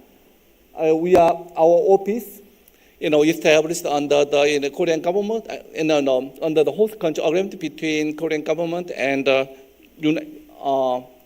United Nations. I think we have a different, PPTs. But anyway, our office is just focusing on the environmental pillar of sustainable development, and our focusing countries are LDCs and LLDCs and CH countries. Through our efforts, we just focusing on capacity development, policy advisory, and knowledge sharing research, and finally, partnership and outreach.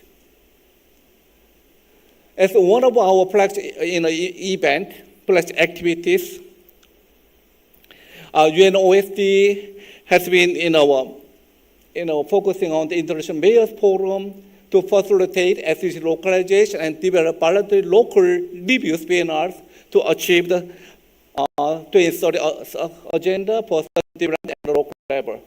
The previous forum was held in Vientiane, PDR, and Lilongwe, Malawi, Dhaka, Senegal, and this year Jakarta, Indonesia.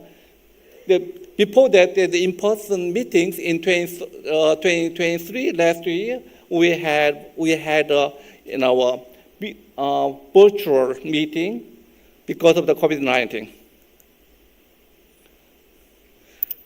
This year's IMF will mainly focus on accelerating the local action on transformative entry points or the 6 key transitions investment pathways to achieve the SDGs.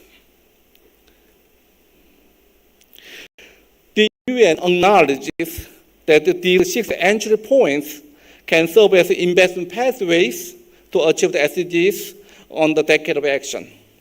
The 6 entry points are food systems, energy access and affordability, digital connectivity, education, jobs and social protection, and climate change, biodiversity loss, and pollution.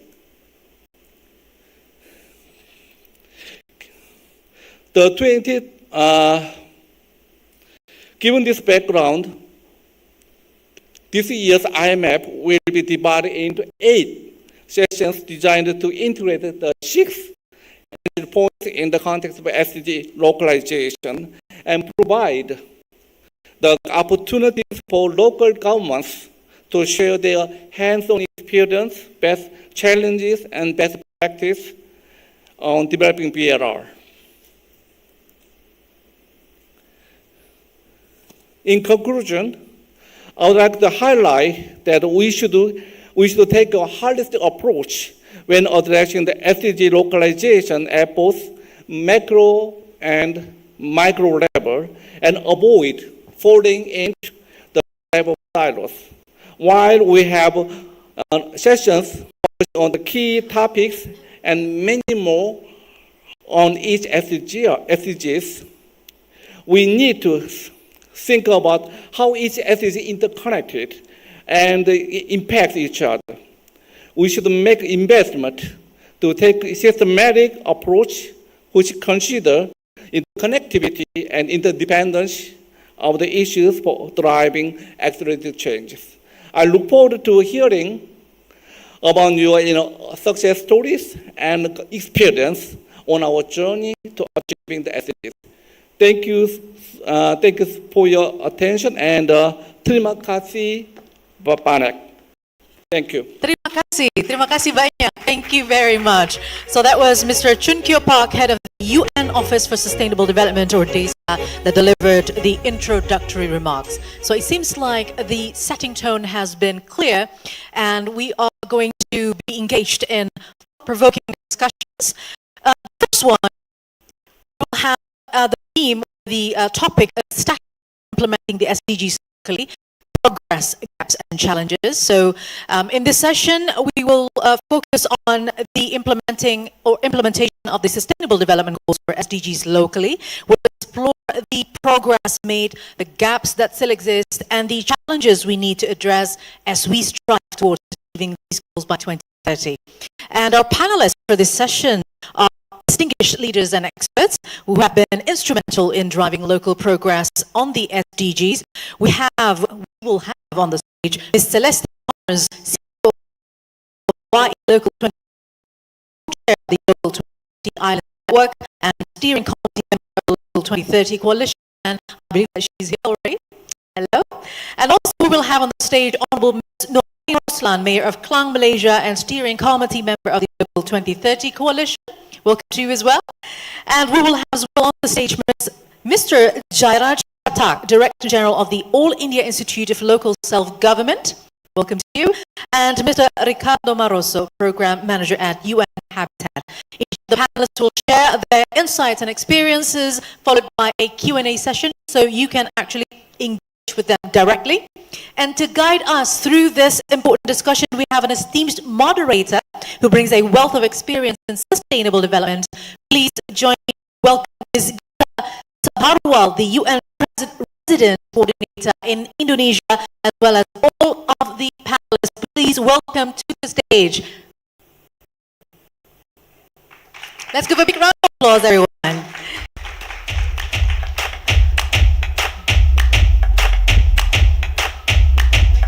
So with this, yes, I will hand the session over to you, Ms. Sabarwal.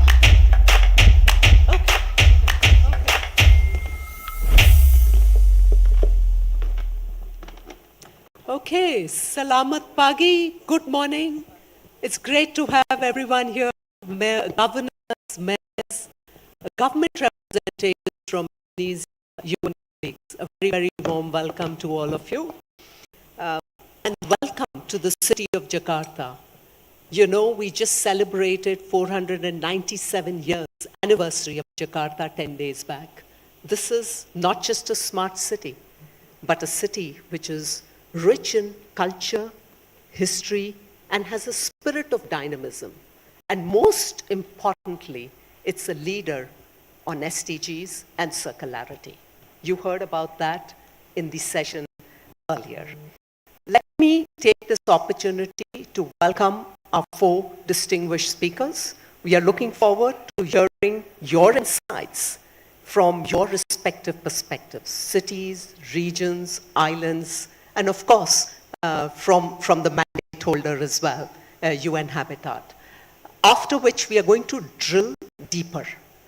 And the drilling deeper is more to understand what works and where is it that we need to put in additional efforts for accelerating SDGs locally.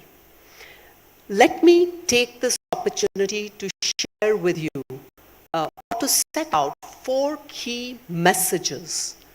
Given that I'm the UN Resident Coordinator here in Indonesia, I want to come at it from an Indonesian perspective. So my first kind of, key message is that policy leadership is critical for frontlining SDGs into development planning and tracking progress.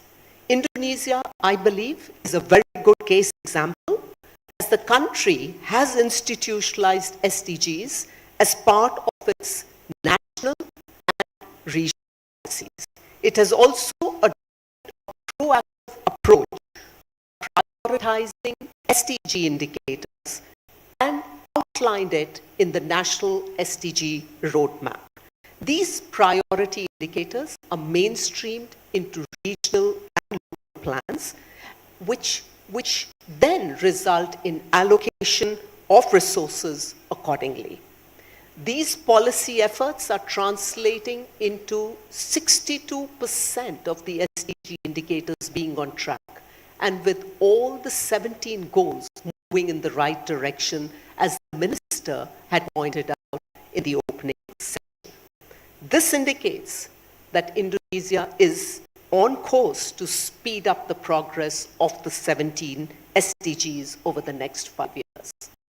My second message is that SDG localization empowers local governments by facilitating a differentiated approach to set priorities with the greatest benefits for local economies, communities, and ecosystems. It also allows them to track progress across these goals. Indonesia and its cities have championed VNRs and VLRs premised on qualitative methodologies. These provide a granular bottom-up perspective on what SDGs look like at the city and the local level. You are going to hear tomorrow directly from the governor of Jakarta, the governor of West Java, and the mayor of Samarinda, along with the Bhupati of Kendal, on how this has enabled them to reorient and readjust their strategies to address development challenges and accelerate progress. As the UN, we are leveraging some of these perspectives and incorporating them into our common country analysis and cooperation framework together with Indonesia. The third kind of key message that I'm taking away is about bridging the SDG financing gap, which is going to demand leveraging innovative financing instruments in partnership with local governments, the private sector, amongst governments. And this, according to me, is pretty key to the acceleration agenda at the local level. The financing gap in the context of Indonesia is roughly about $1.7 trillion. It's just a little over the GDP of this country.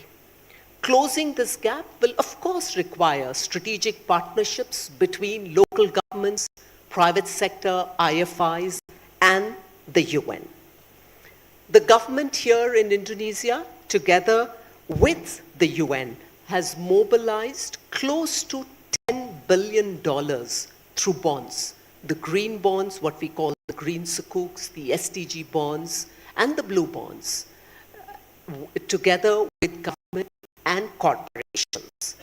This is enabling, this financing, additional financing, is benefiting 48 million people, with 2 out of 3 of them being women, children, and young people. These instruments, we believe, can be tailored to the local government in generating additional financing for SDGs through municipal bonds. So far, the government and the UN have assessed the financial viability of municipal bonds for 8 prospective cities here in Indonesia. If this goes forward, if we take these municipal bonds forward, we could be mobilizing an additional $2 billion for localization of SDGs. Now, my final point before I hand it over to our guests here focuses on fast-tracking the transformation for clean and green cities is going to require partnerships between local governments and industry. For example, in Aceh, South Sumatra, East and West Java, local governments together with the UN and industry are introducing best available technologies in the iron, steel, and the fertilizer sector, which is enabling us to reduce emissions by 15 percentage points and also make savings, according to UNIDO, close to $47 million annually. This is what we want more of. We want more of these partnerships across sectors between local governments and industry. So let me, at this stage, pause here and invite each of our speakers to step in for about 5 minutes each, right, with your opening remarks, after which we will drill deeper, right? So let me me start with you, Honorable Norani Roslana, Mayor of Klang, Malaysia. So over to you. Thank you, Gita. Assalamualaikum warahmatullahi wabarakatuh dan selamat siang. Before I became mayors, I've been mayors for 5 different cities. In Malaysia, the definition of mayors is quite different from what it is in other countries. We are government officers appointed by the state government. So I don't have to go through elections like most of you. And good thing is I have been in city leadership for a lot longer than most of the mayors here in this room. I began as a town planner. I was a town planner for 20 years for the city that I am a mayor now. But after that, I moved to a few cities, and then I came back to Klang, which is the biggest seaport cities in Malaysia. Klang is number 12 globally as far as container terminal is concerned. So naturally, logistic and manufacturing is the major employer of our population. So our journey towards sustainability, I think, officially begins around the year 2000 when we first heard of Local Agenda 21. I believe at that time most cities have some sort of initiative, activities, plans in accordance to Local Agenda 21. At that time, we were introduced to getting the opinions of the people as to what matters to them and outlining the things that need to be done at each local communities.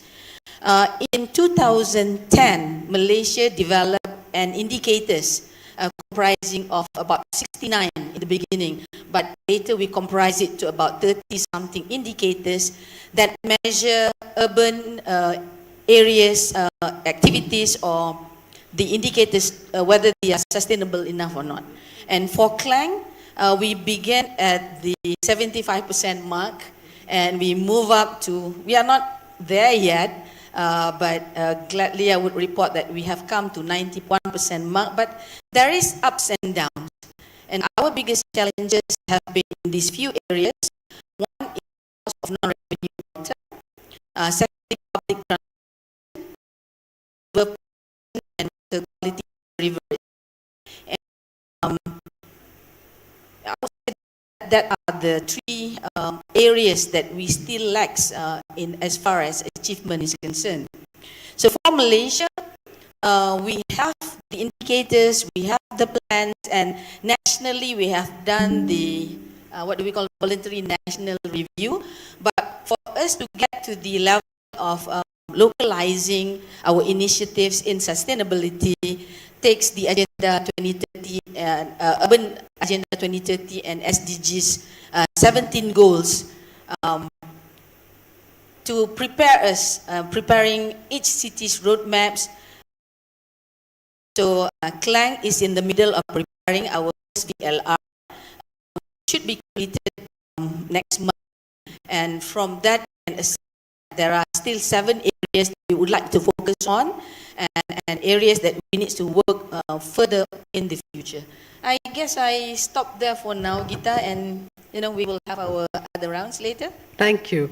Thank you, Mayor. And thank you for, many congratulations for your first VLR. We are looking forward to it going public. And we are hoping that the 7 areas that you have prioritized, there will be some lessons emerging from the discussions for these 3 days that will enable you to fast track those. Let's move on. Let's move on to you, Celeste. Great to have you on board. Do you want to step in from an island nation perspective?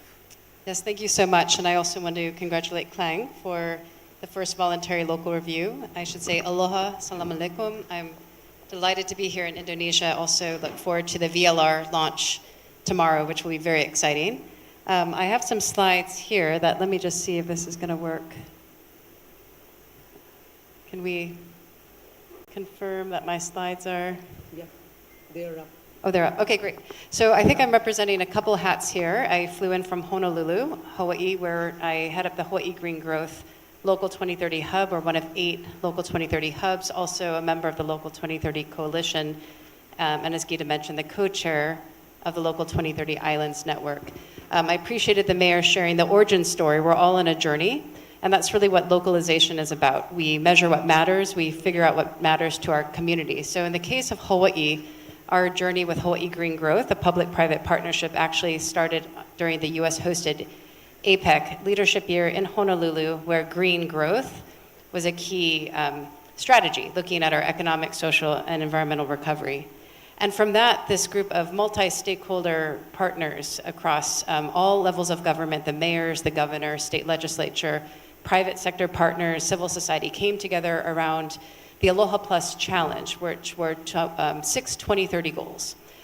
They were launched in 2014 prior to the SDGs, as we note that the history comes sooner, I think in some cases, in the SDGs, but this is now the local framework to achieve the SDGs.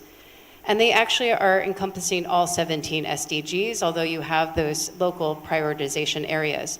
In the case of Hawaii, because we have a very vibrant indigenous community, our Native Hawaiian community, we are pulling from over 1,000 years of indigenous knowledge and wisdom that informs our local framework for the SDGs. And what we've done is, as we said, we measure what matters. So we went to the community to determine what matters to the community. From that, we developed a set of metrics and indicators that are now being tracked on an open data platform through an MOU we have with ESRI. So the public-private partnership actually manages the data in partnership with the state government, the governor, who actually, I'm also delighted to note that Hawaii submitted 2 voluntary local reviews, the only state in the United States to have done so, and the governor was at the United Nations last year to do that. And so with the governor and the private sector and public sector and stakeholders, we manage this process. As a result of what Hawaii has done, we were invited by the United Nations, Local 2030 Coalition, which you've heard is a tremendous movement of local government, private sector, UN agencies working together to achieve the SDGs to become a Local 2030 hub. And so we're proud to be one of 8 hubs, and I'm also representing our other hub colleagues here. We will be doing an event at the World Urban Forum together. And so you can see the hubs around the world, and each hub is unique. But actually, this is a story of islands inspiring other islands. So I would have to say that the Aloha Plus Challenge was actually inspired by Micronesia Challenge and the Caribbean Challenge. And so even as I speak, we have colleagues in our team that are based in Grenada that are actually being hit currently by a tremendous hurricane, and there has been loss of life. Fortunately, we're in touch with our team, but this really just shows the risk that islands face, the collective challenges, and yet, despite this risk, islands are very rich in solutions and innovation. Island economies are the original circular economies, and so we have a lot to learn from them. So scaling the public-private partnership model is what we're doing through the hub, through the Local 2030 Islands Network. We're delighted that Guam and Saipan, CNMI, and Palau have launched their green growth initiatives. Palau will be submitting its voluntary local review at the HLPF. And these are the island economies that we're working with. These are both developed and developing island economies globally through the Local 2030 Islands Network. How we do this is through 4 pillars of political leadership to achieve localized goals. The public-private partnership is key. I hope to get to that in the discussion. The ability to measure progress. We have the ability to issue over 200 data licenses for free through our MOU with ESRI, and concrete action. And this work is further operationalized through these communities of practice on data for climate resilience, clean energy transition, resilient water, and sustainable and regenerative tourism. These are our partners. We're pleased that the United States announced an initial $12 million of support for the initiative, and recently at the SIDS 4 meeting announced an additional $5 million of support to support our island economies. We also have a catalytic grants program that NOAA with the Ocean Foundation is providing to support our island partners in innovative regenerative tourism models. And finally, when we think about the circular economy, which I know is on many of your minds, we have launched the Think and Do Tank. So I'll leave it at that. Look forward to the Q&A sessions. And I think at this moment, when we think about island partners and our small island, our SIDS partners in particular, again, against the backdrop of the hurricane in Grenada, that we have to show that not only are they on the front lines of climate change, but they are rich with solutions. And the solutions that we're looking at genuinely come from a peer-to-peer framework that we can all learn from each other. So thank you so much. Mahalo. Thanks, Celeste, and thanks for sharing this example of public-private partnership and the leadership, the political commitment at the top, which is critical for taking it forward, translating into innovative solutions at the local level. And we want to hear more of that as we move into the Q&A. So thanks, Celeste. Let's move on. Let's now invite Jairaj Pathak, Director General, All India Institute of Local Self-Government, for your opening remarks. Over to you. There is a PowerPoint presentation, if it can be displayed. I had emailed it. Yeah. So this is about the status of implementing SDGs at local levels and regional levels in India. Next. You can go to the next slide, please. Yeah. Oh, wait. Yeah, just one. So India, which has now world's largest population, we have 28 states and 8 union territories. So this means these 22 official languages, the local governance has to be in the local language. So the local governance reaching the targets at local level, that is all in local languages, and interaction with the national government and interaction with the other states is in either English or Hindi. Then the Indian Constitution has given a constitutional status not only to the state governments, which was already there with a separate subject list, but to municipalities in urban area and the panchayats in the rural area.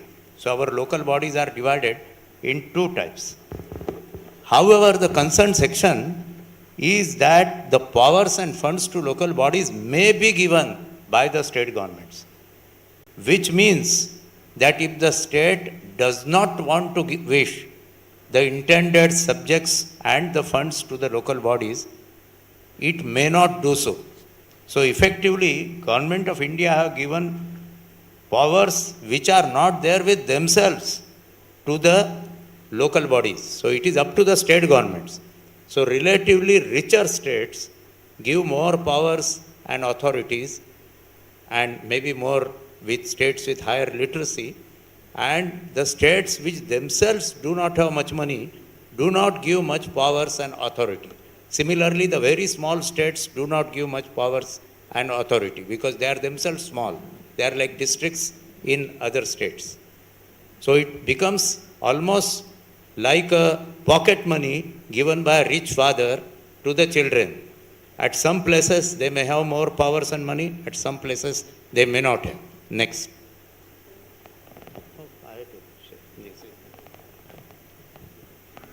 So again, the western and southern states in India, the British came to India in Mumbai, today Chennai and Calcutta.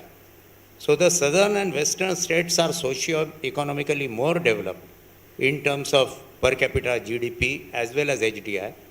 So the urban local bodies as well as the rural local bodies there are more developed. I have given the general remarks that in western states, urban bodies based on the city of Mumbai, which always had a kind of autonomy status, they are more autonomous. And in southern states, rural local bodies as well as urban bodies they have more delegation than in northern and eastern India.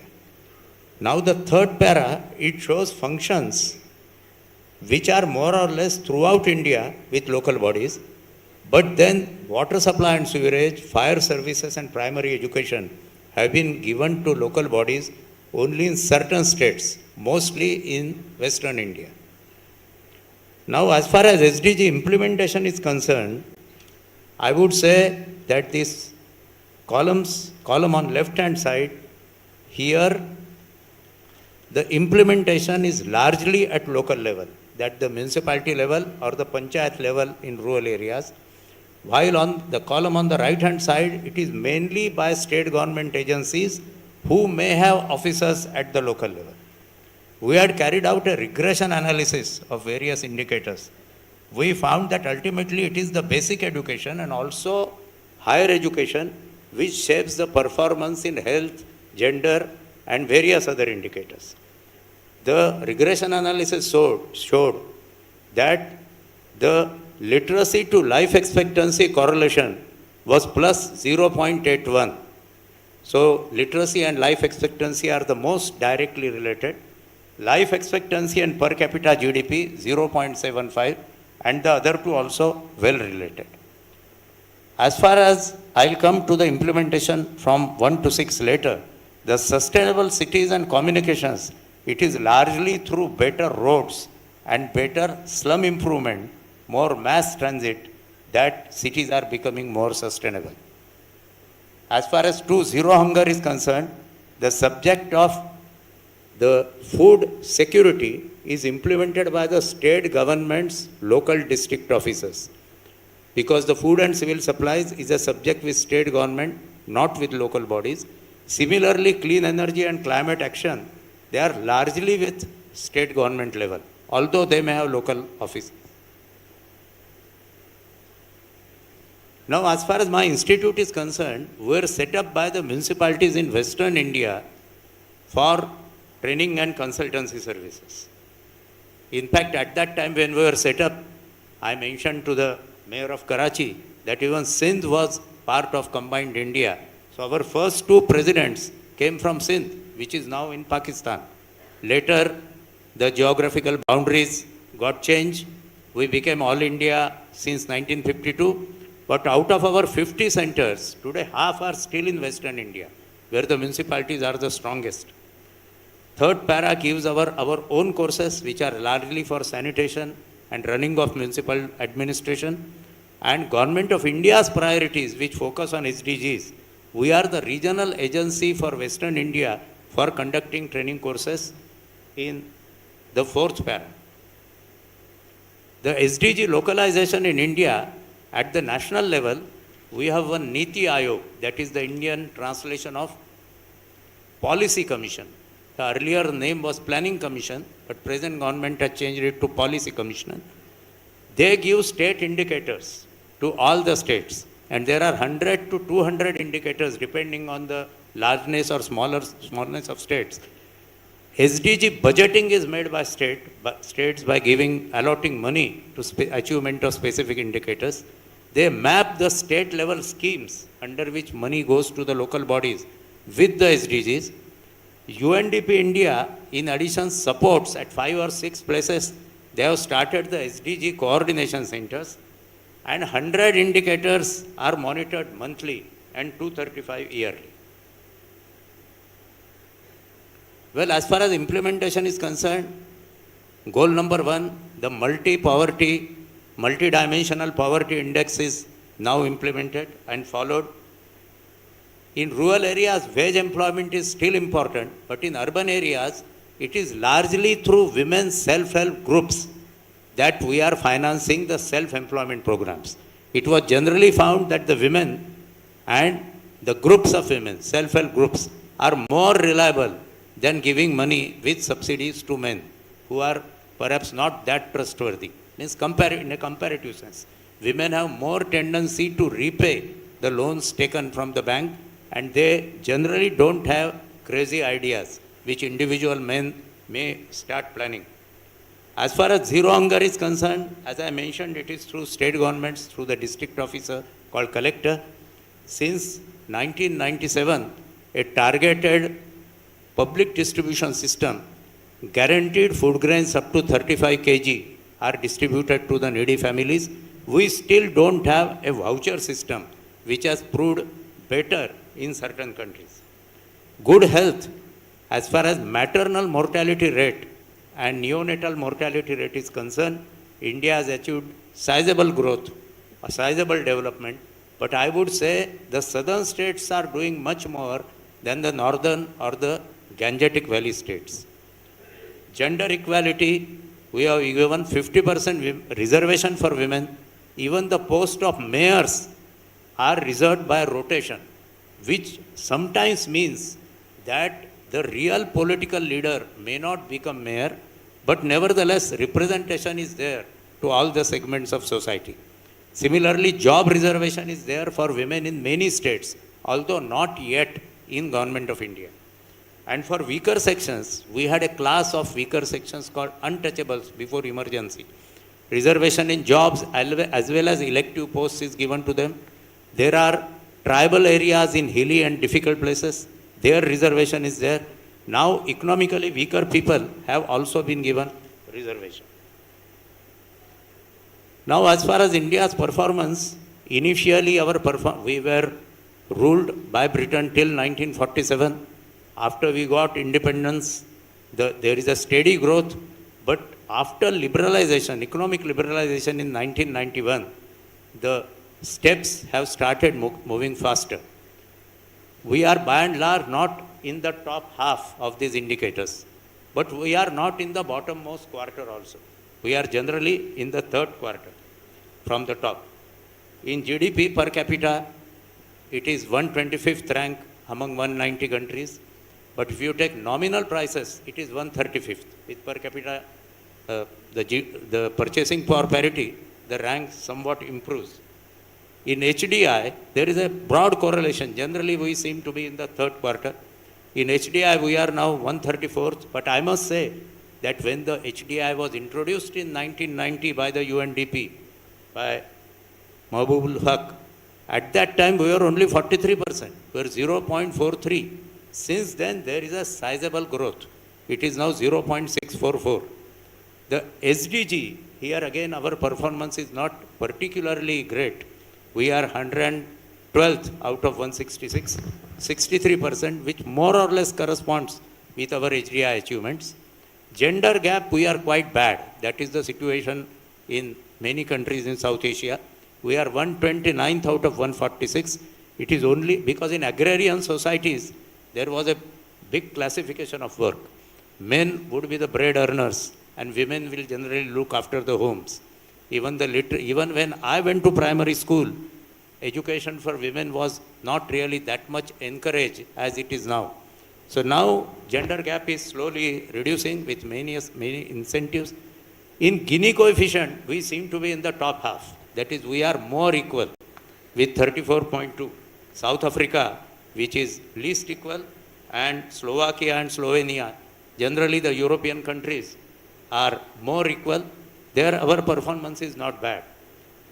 Tax to GDP ratio, the developing countries generally cannot raise much taxes because the taxable income is only with relatively fewer people.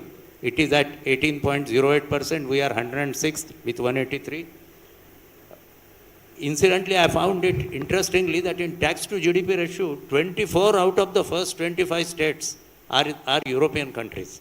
That is why perhaps their SDG and HDI achievements are the best, because public goods are financed the best in European countries. Only Cuba, I found a non-European country which is in the top 25 of the tax GDP ratio.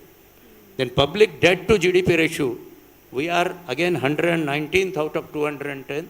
We are not highly indebted, which will get the government in trouble, but we don't have very low indebtedness either. Here I must admire Indonesia. Indonesia has very low tax GDP ratio, lower than us, and it has low public debt. Even then, they have financed the HDI and SDG much better than us. Indonesia is somewhere in the middle, while we are generally in the third quarter. Thank you. Thank you, Mr. Jairaj, and thank you for highlighting this correlation between economically developed states and empowered local governments and municipalities. Right? It's an interesting correlation that you have picked up. And thank you also for highlighting UNDP's role in supporting the localization process across the country in India. Much appreciated. We've got UNDP colleagues here who are going to be speaking later today about bridging the financing gap. Let me now invite Ricardo. Ricardo, please come in from a global perspective. Over to you. Yes, indeed. Thank you, Gita, and thanks everyone for having UN Habitat represented here today. I will follow a little bit the insights that our Deputy Executive Director mentioned before in the video recording. And of course, thanks to all our partners and the government of Indonesia for hosting us. Today I will give a perspective more from the global scale, even though I work personally the Asia-Pacific region, focusing on some challenges and solutions that globally countries, especially focusing on the regional local government, are facing. First of all, on UN Habitat, I hope many of you know, but is an agency that focuses on SDG 11 especially, so development of cities and sustainable communities, right? And it's quite important to understand these relations that our agency has with SDG localization, because it's really close to the local and regional government. And we focus, of course, beyond SDG localization on housing, climate change, and urban recovery. UN Habitat, together with UNDESA, with economic and social commissions, with several partners, supports government at different level on localizing the SDGs through the voluntary local reviews, but also working on multi-level governance and supporting the technical urban planning and development plans of the cities. So going a bit of challenges from the global perspectives, we can, let's say, simplify a little bit these challenges in three main groups. No? One is related to data, one to decision making, and one to implementation. On data, we know, and I will show later some statistics from the SDGs, that there is a lack of disaggregated data, yeah? And this is often due to limited local capacities, but also to a lack of a structured system for data monitoring, collection and analysis at the national level, right? So this relation between local and national is directly connected. The decision-making process suffers from this lack of data directly, right? Because locally often there is a lack of evidence-based approach in policies, and this goes also with the disalignment with the higher level planning, so the national plans, for example. And this affects, of course, the political commitment, yeah, to sustainable principles that reflect on the longer term. And of course, the data decision-making goes into the implementations, right, that face limited capacities in terms of financing, as we mentioned, of course, but also in terms of technical and human capacities of the local government. And this is often due to the fact that they are dependent in many ways from the national resources, which are also limited. And of course, all of these limit the impact on sustainable programs and strategies. On the SDGs progress globally, reflecting on what I just said, there is this graph from 2023 SDG report. There is already the 2024, which shows slightly different data, but similar. And we can see from the 2023 the fact that the SDGs that are on track globally is only the 15%. Now we are at the 17%, as it was presented earlier. But we also notice how there is these gray areas that is an issue, insufficient data, yeah, to monitor the SDGs. So the points that we mentioned before, right, is data and evidence-based decision-making process and implementation all come together in this global picture. And then going a bit to the field where we work on SDG 11, I just want to share some quick points. You can see on the left the 10 targets that are part of SDG 11, and you can see that in gray are the ones that are missing a proper amount of data. And this is quite key to understand that such an important SDG for the local level as SDG 11 has suffered from these inputs. But also the fact that the SDG 11, we did a study, approximately aligns beyond the 10 targets of its own to other 70 additional targets dispersed across other SDGs. And this speaks about the interconnected nature of the Sustainable Development Goals and the importance of adopting an holistic approach. Yeah? So I won't touch much on this, it was mentioned before. It is important to recognize that the role of local and regional government is being recognized more widely, yeah, globally, with the SDG Summit in 2023, where SDG localization has been recognized, the establishment of the Local 2030 platform, and but also with a resolution that was shared during the United Nations Habitat Assembly last year from the member states on prioritizing localization of the SDGs. And this aligns, of course, with the 6 key transitions that we mentioned before. So looking at the solutions, I want to look from a broad angle, a global perspective on SDG localization as a paradigm shift to bring at the center the work of local and regional governments as they are the closest to where communities live and that are closer to the impact that can be brought to their quality of life. So the SDG localization is anchored to three principles, right? A strong ownership and institutional anchoring. As we said, the political commitment is essential and integrating in the policy process is essential as well. A whole of government approach, so the multi-level governance, which includes both the connection from national, subnational scales, but also horizontally within ministries at the national level and then local departments at the local level, and a whole of society. You can see from the wheel on the left how all contributing actors of the society needs to be involved in the SDG localization process. But practically, how does SDG localization look like? I think it's really important to recognize that local and regional governments are already doing and already have always been doing sustainable programs, sustainable plans, and working for the benefit of the community. SDG localization helps to frame these, to improve them, and to make sure that has a measurable impact.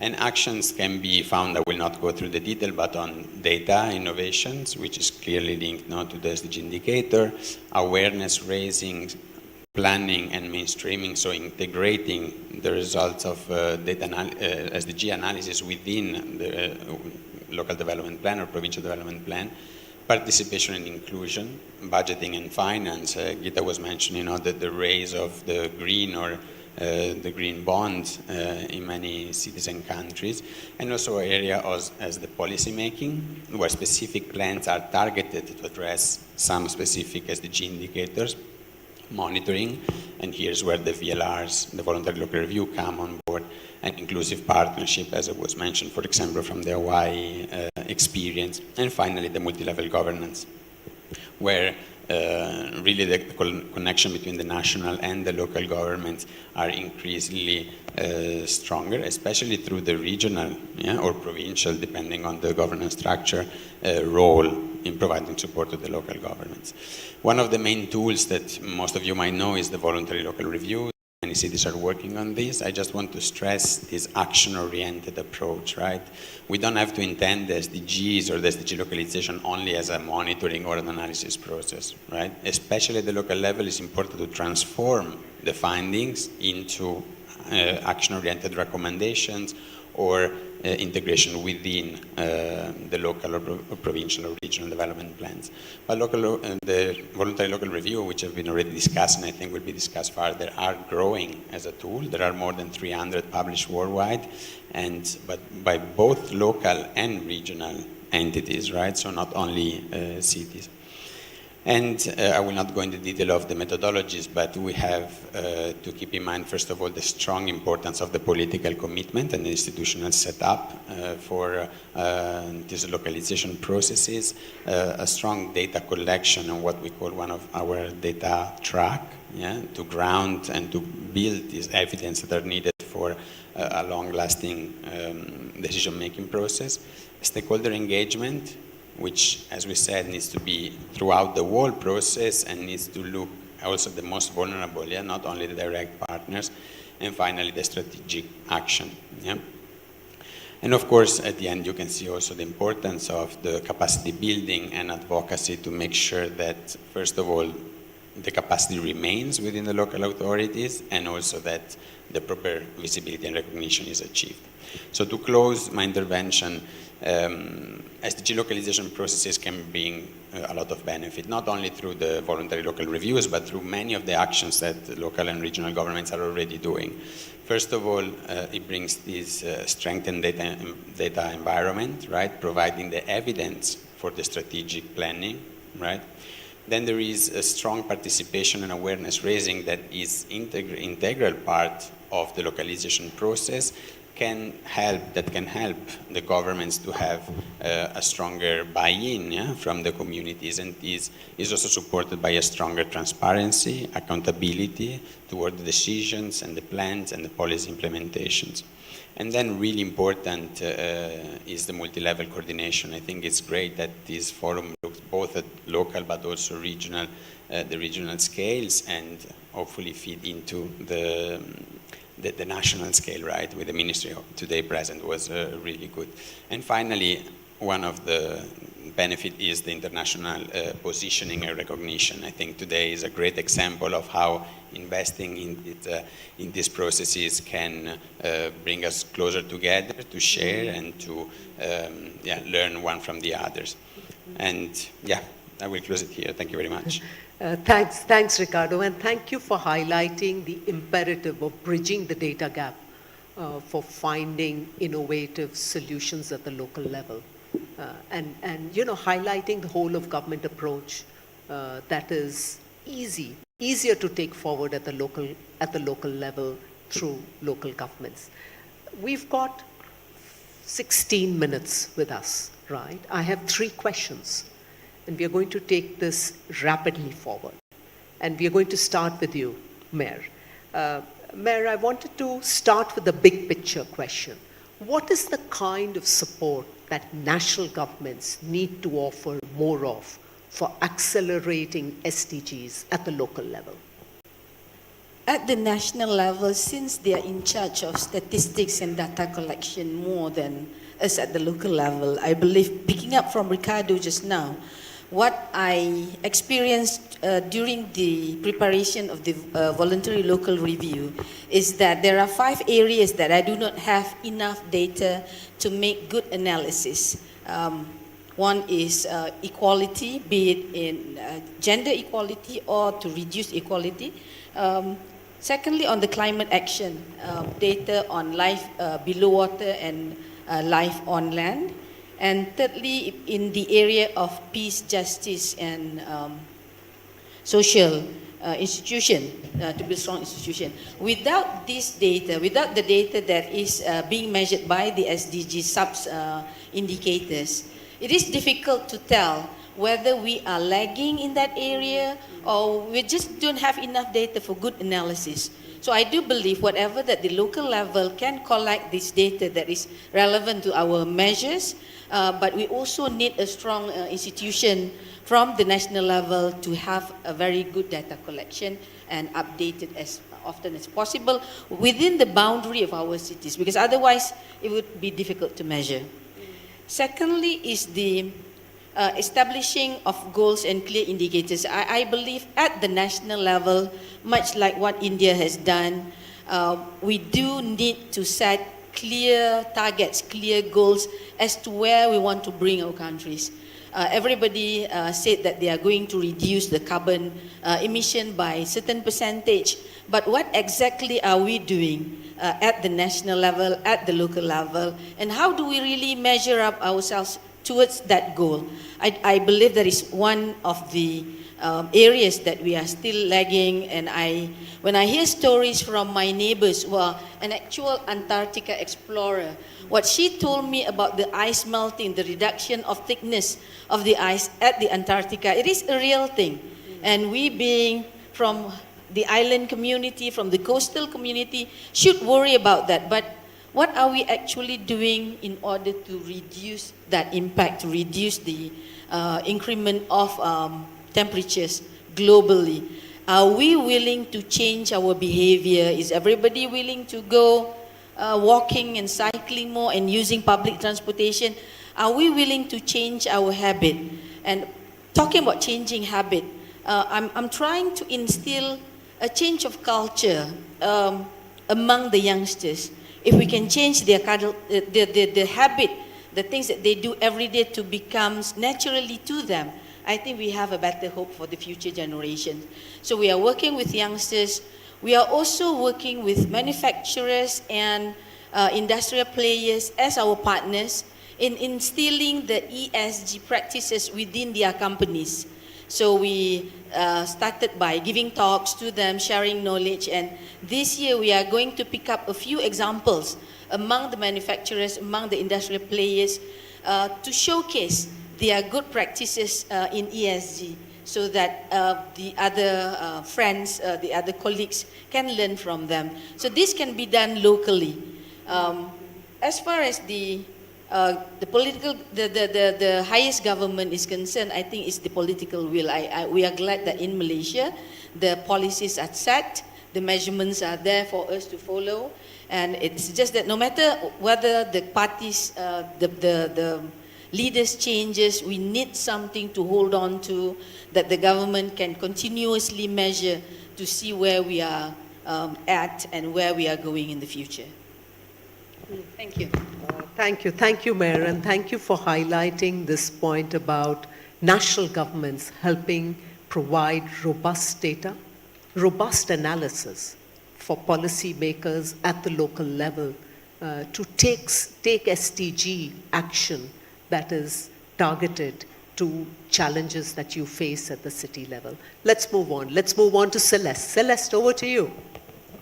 Now, with this question, I certainly appreciate what the mayor said. I think that there's the data gaps are clear, including with island economies, and we look at some of the challenges of capacity. I think that's why it's important through the Local 2030 Islands Network, we both have a peer-to-peer mechanism of learning from each other, but in some cases, and I can cite an example in Palau, for example. Sadly, there was a collapse in Jellyfish Lake, which is a major tourist attraction, and the interest in understanding actually what will the impact of that have on the tourism economy. But the data is lacking, the climate data. And this is where actually, with regards to the technical assistance we can provide, NOAA, our National Ocean and Atmospheric Association, could actually say, we can actually create that data. So at the national level to the local level, it's on the data side, understanding what the gaps are in the data. And the fact that there are these policy gaps too. When you measure at the local level, when you have local goals, it does actually motivate your local leadership to wonder, why is there a gap in, say, the dashboard, for example? A very specific example too, we had a transportation minister at the local level approach us and say, why is there a hole where this transportation data should be? And we could actually say, well, it wasn't a data gap per se, but there was no time-bound policy. So I think we'll get to this in a little bit, but I do want to emphasize the importance of public-private partnerships in doing this, and challenge all of us as we think about localization and we think about leadership on this stage also with our mayor. We need to figure out ways of transitioning this. Resilience is a long-term value proposition, and so is sustainability, that are inherently out of sync with short-term political cycles. How are we hedging against this risk to take it a step further to look at partnerships? And in the case of Hawaii, for example, the public-private partnership has actually gone through 3 governors and 6 mayors, because the public-private partnership itself will drive the commitment forward. So I think partnerships needs to be put up at the same level as a local government leader. That needs to be supported at the national level, not just with funding and with data, but some of the platform, I think, also that Ricardo spoke to. Thanks, Celeste, and thanks for highlighting this point about sustaining public-private partnerships, given changes at the local and the regional level, because those changes will happen. Right? And we need to figure out ways for taking these public-private partnerships forward for localized actions. Let's move. One more comment on that. I think that we can't lose sight at the national level, and there's some elections pending, that when you turn to local leaders during a period of time, not to lose sight of those local leaders if there's a more favorable policy under the national government. So it's a constant relationship that we have to cultivate. Thank you. Great. Thanks, Celeste. And we'll come back to this with the next question. Ms. Jairaj, you want to step in? Setting a number of indicators which are to be properly monitored by the lower units, and this has been prioritized from time to time by national governments. This has gone a long way towards reduction of poverty, improvement in education, health, and overall SDGs. But wherever the community owns up that program and people's involvement is more personal, there the development takes place better. Like 2 villages in Western India, where the local leadership took over the village development, water conservation, they perform much better than others where perhaps community ownership was lacking. Thank you, Mr. Jairaj, and thank you for highlighting the role of local leadership and their commitment in accelerating SDGs at the local level. Let's move on. Ricardo, over to you. Yes, really quickly. I think, as already has been said, but I think a key way for the national government to facilitate the work of local and regional governments is to streamline SDGs or similar or aligned, let's say, monitoring process within the policies at different level. I think the presentations earlier this morning on how Indonesia went beyond aligning the National Development Plan to the SDGs, but also the regional ones, I think is a great step in that direction.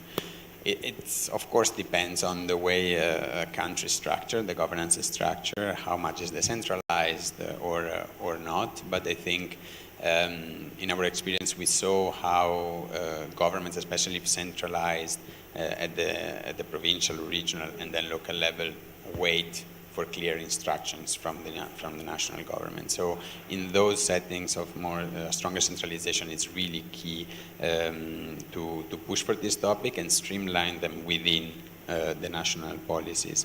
And I think another aspect of the SDG localization, as I said, I really do believe that local and regional governments already are doing many of these efforts. The SDG localization narrative helps to frame these efforts, but they need to be, let's say, listened and valorized by the national governments. Some voluntary national review or started to integrate the experiences of the voluntary local reviews, even though, of course, from the statistical perspective, they are not yet substantially contributing, but is a beginning, right? So I think that the recognition, and the visibility given to the local leaders that bring forward this experience needs to be taken into consideration by the national government and pushed through events also like these ones.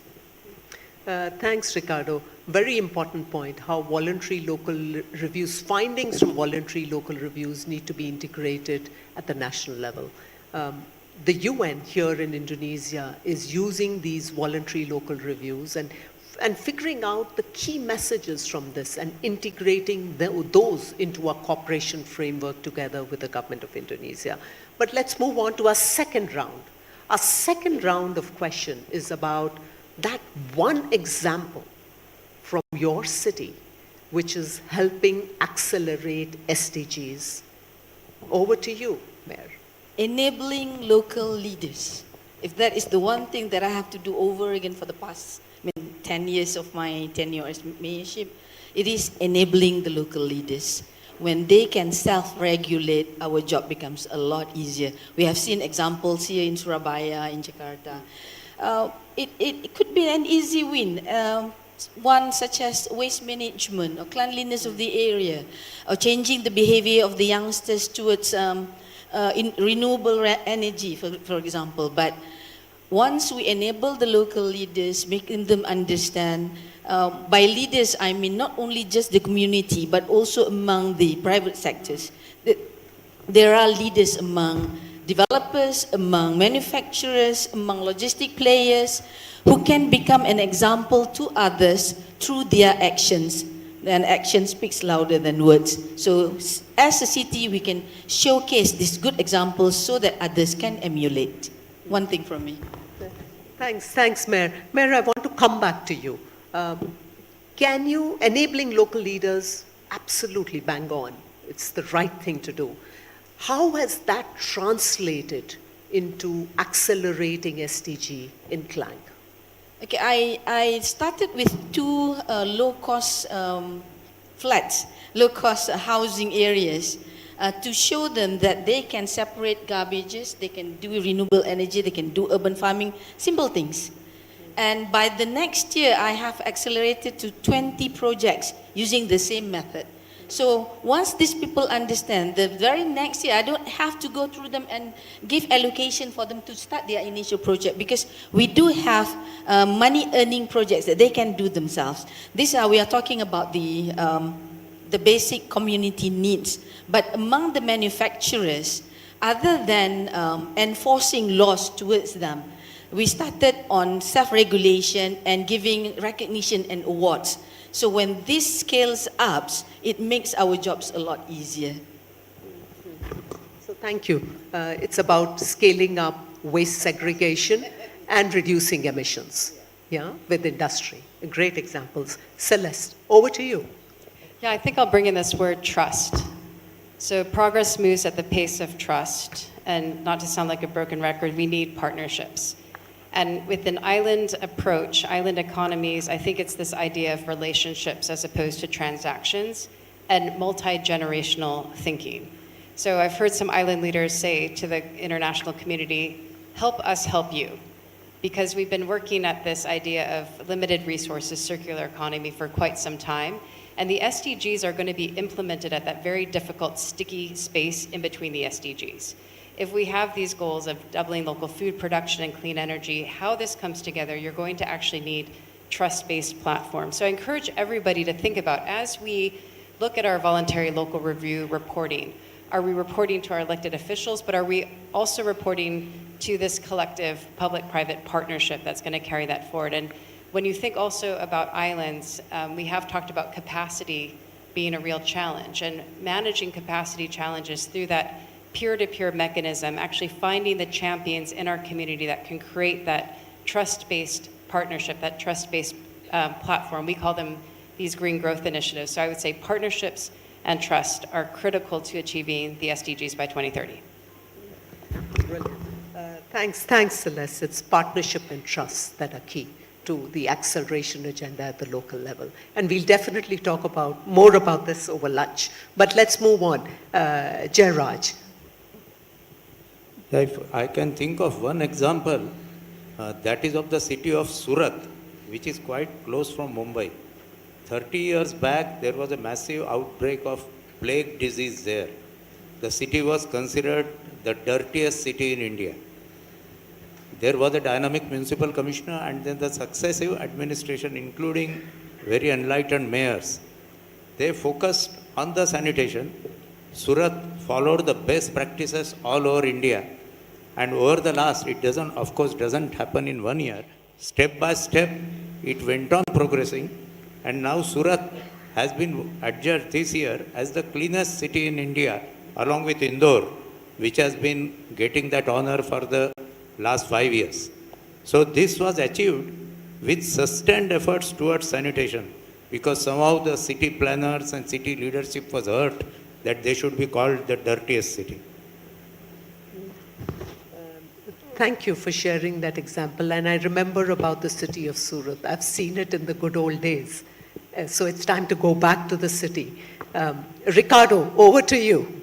Yes, perhaps a quick point on the partnership part, and then I will give an example from my side. I think what we saw in supporting cities with SDG localization processes, we really did see the value of partnership with local entities. Yeah, this is something that we always talk about, like the lack of capacities or available resources, but there are local entities, especially we saw with the role of public local universities supporting local governments. Yeah? So this is really important to mainstream SDG localization. Then giving a practical example on an accelerator of the Sustainable Development Goal implementation, not representing a city myself, but from various governments we work with.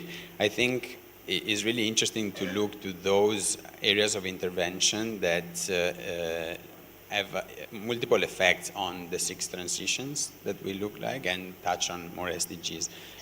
From the urban perspective, so our field, I think one great example is the growing tendency of working on EV or electric mobility. Yeah, that's particularly interesting because it's a sector and is an area that interests both the public and the private sector equally, because it's a growing massive market, but that is also providing multiple benefits to the development of cities.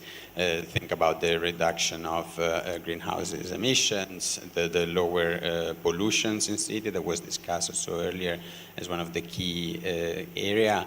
The, let's say, promotion of a more sustainable public transport means, apart from the private ones, which can support the urban congestion that affects not only the quality of life, but also really strong economic losses.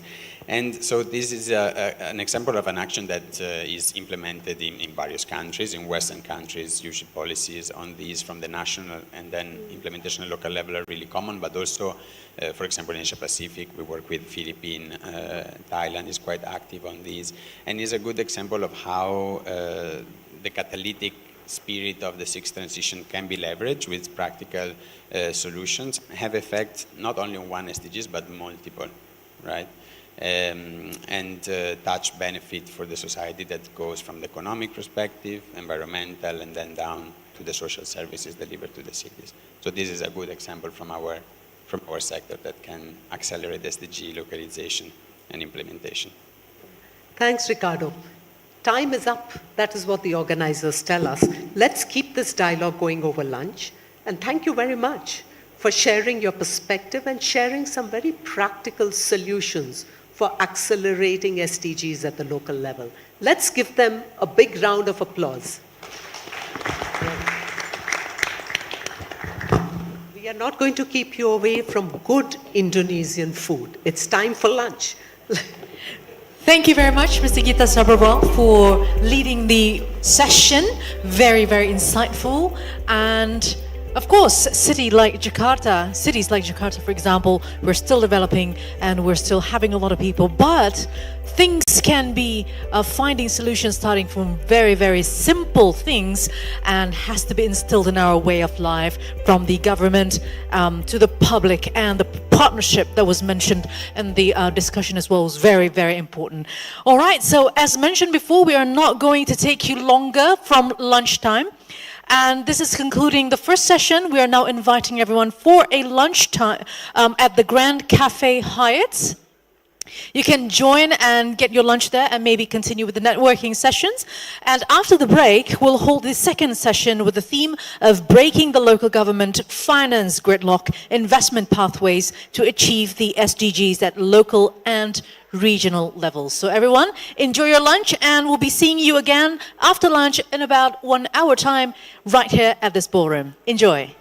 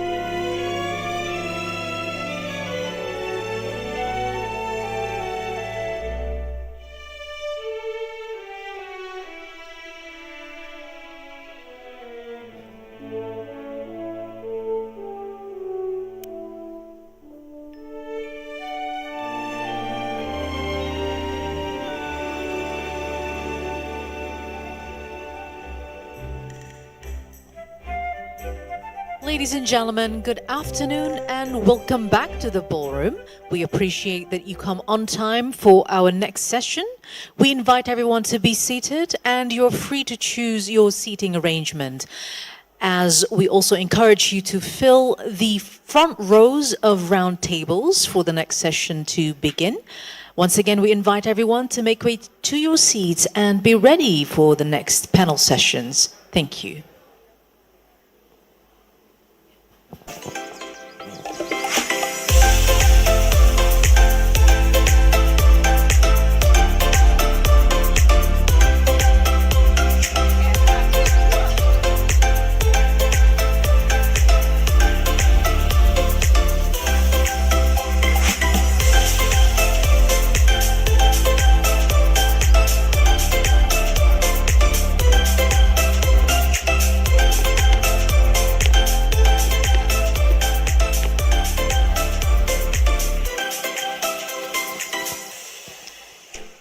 everyone, distinguished guests, ladies and gentlemen, welcome back to the ballroom. We hope that you had a great lunch. How was lunch? Good. Was it too spicy? No, you need more spicy food? All right, we'll take that into note. Maybe tomorrow you will find more spicy food. All right, so welcome back, and we are going to continue with our panel discussions on the second leg of the day. And we'll now delve into our next session. So in the earlier session, we talked about progresses and gaps as well as challenges on cities on their SDGs progress. And this time around, we'll talk about the finance gridlock and exploring investment pathways to achieve the Sustainable Development Goals, or SDGs, at local and regional levels. Now, joining us on this session later on are esteemed leaders and experts who will share their insights and experiences. First up, we have Honorable Mr. Murtaza Wahab Siddiqui, Mayor of Karachi, Pakistan. There you are, sir. And next, we're also inviting you to the stage, Honorable Ms. Refiloe Mamogobo, Mayor of Ezulwini, Eswatini. Please come on stage. And also would like to invite to the stage Honorable Mr. Abdul Rahman Omari Shiloo, Mayor of Tanga City, Tanzania. Yes, there you are. And the last but not least, as our esteemed speaker, Ms. Sujala Pant, Deputy Resident Representative of UNDP. Now, those are our esteemed speaker, and each speaker will provide valuable perspectives on financing mechanisms, strategies to support local governments in achieving the SDGs. All right, now, for leading this session, our moderator is an extensive expert in local development finance. Please also join us on the stage, Mr. David Jackson, Director of Local Development Finance at the United Nations Capital Development Fund, UNCDF. All right, so without further ado, you are allowed to take the stage from me. Take it away. Thank you very much, and welcome to this second session. I hope you all had a good lunch. Please, let's sit down, the panel. And I'm very excited about the panel that we have today. So I'm just going to set the scene by making a couple of comments, and then we will go round the panel once, and they will each speak on a particular topic. And then we will then have a bit of an exchange, including comments and questions from the audience, which will be encouraged. So let's try and make this a real conversation. So in essence, what we're here to discuss really builds on what the ASG and the government of Indonesia and other and the Honorable Mayor of Jakarta were mentioning this morning, which is that local government finance is really a form of development finance. So I think local government finance is development finance, is the message that we want to get out of not only this panel, but I think partly this International Mayors Forum. And of course, in 2025, there will be the Financing for Development Conference, which will produce a text on how finance for development should be organized. It's very important that local government finance is part of that text. Why? Because as we heard this morning, the world is urbanizing very rapidly. Most countries are on the route to 70 to 80% urban, and then it tends to stabilize when it gets to that level. But what that means is the need for housing, for water, for public transport, for all of the things that we heard in the presentation of the Mayor of Jakarta and others, that they cannot be financed by central government borrowing alone. They cannot be financed by the private sector alone either. In order to finance the infrastructure needed for a sustainable future, we need to look to the cities and look for innovative solutions that don't add to sovereign debt, at the same time build fiscal space. And central government need to see that local government is an engine of development, not a charity or a drain on the public purse. I think that's the key message. Now, the panel have introduced themselves, and I think I'm going to go first to Honorable Mayor Abdul Rahman Shilu, the Mayor of Tanga in Tanzania, a city of precisely 393,000 people, approximately. And you have led the way by financing for $23 million a green water bond that was floated on the Dar es Salaam Stock Exchange in domestic currency.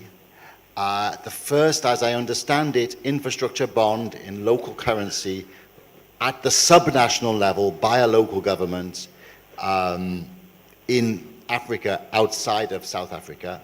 Could you explain a little bit about that, what it's for, and how, as mayor, you are part of the governance structure and you can make sure that things go as they should be? Over to you. Thank you so much. Good afternoon, ladies and gentlemen.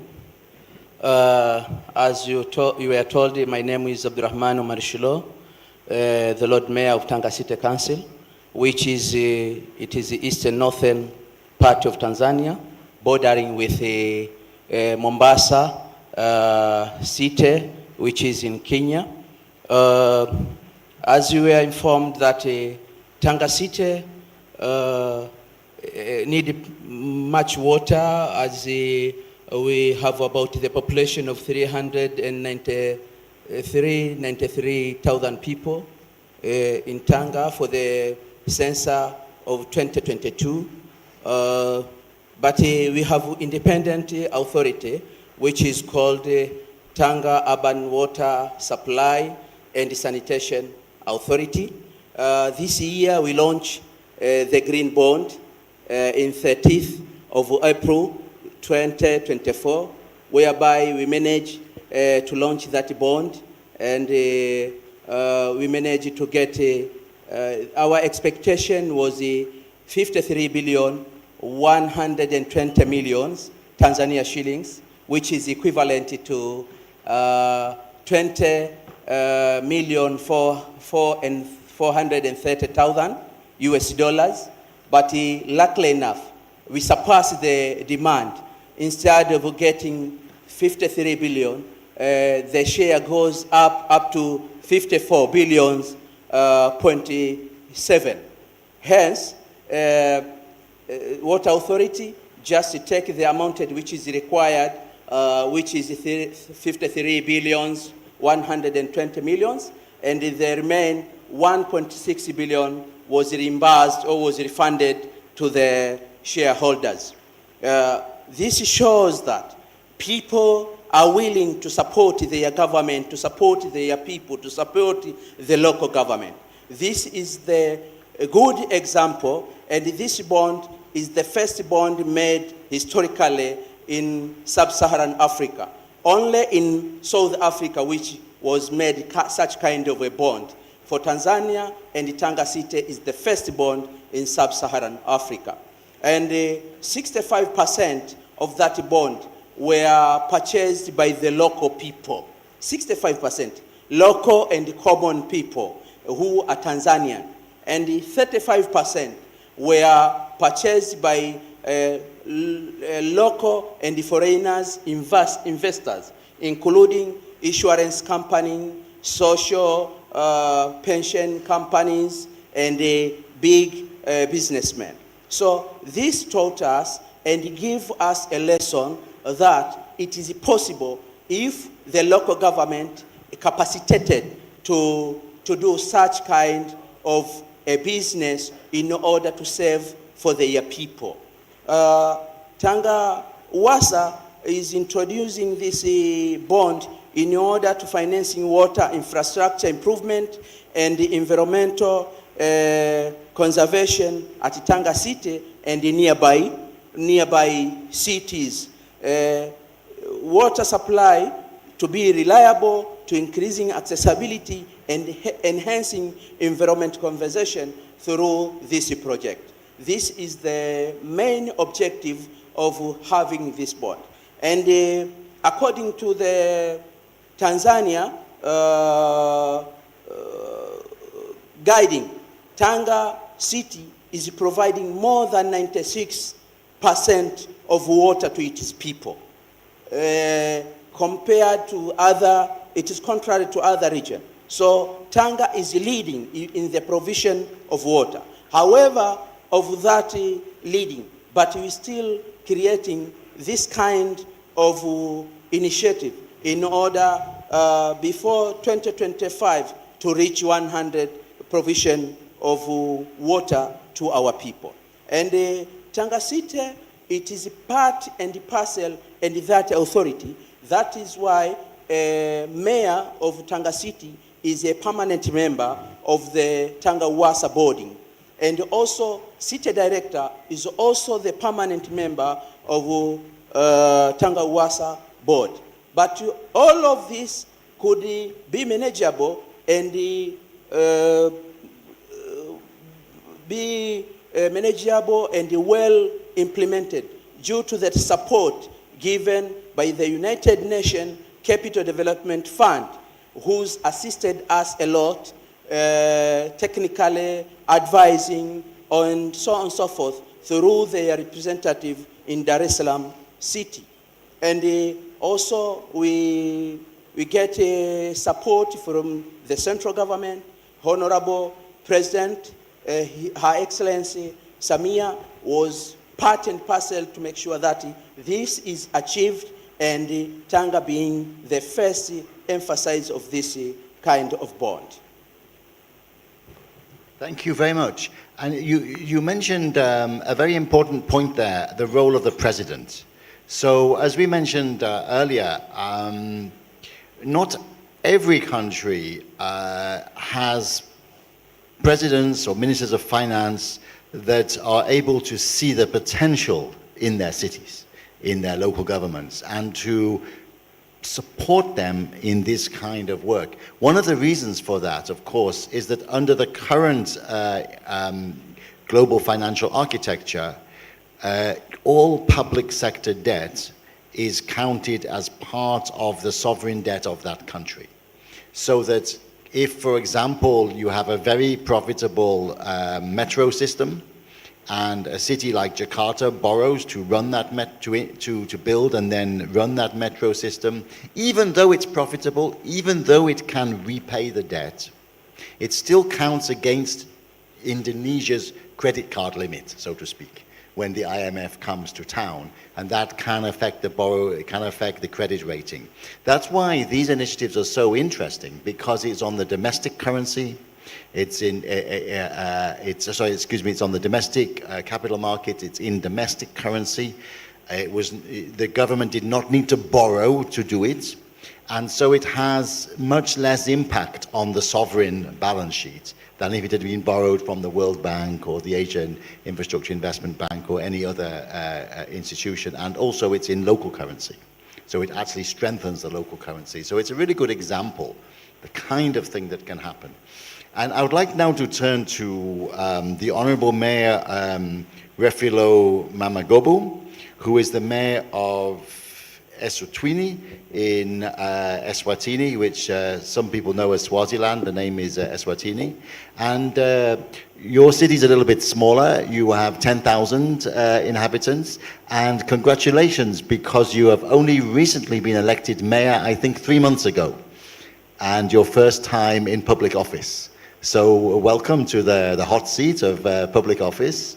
And I'd like to ask you about the transfers that central government transfer to your local government. Are they sufficient?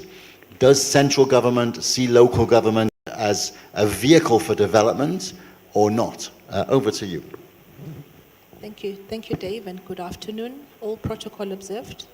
Yes, my name is Rifilwe, and I'm from the beautiful country of Eswatini, formerly called Swaziland, with a population of 1.2 million, and my city just had...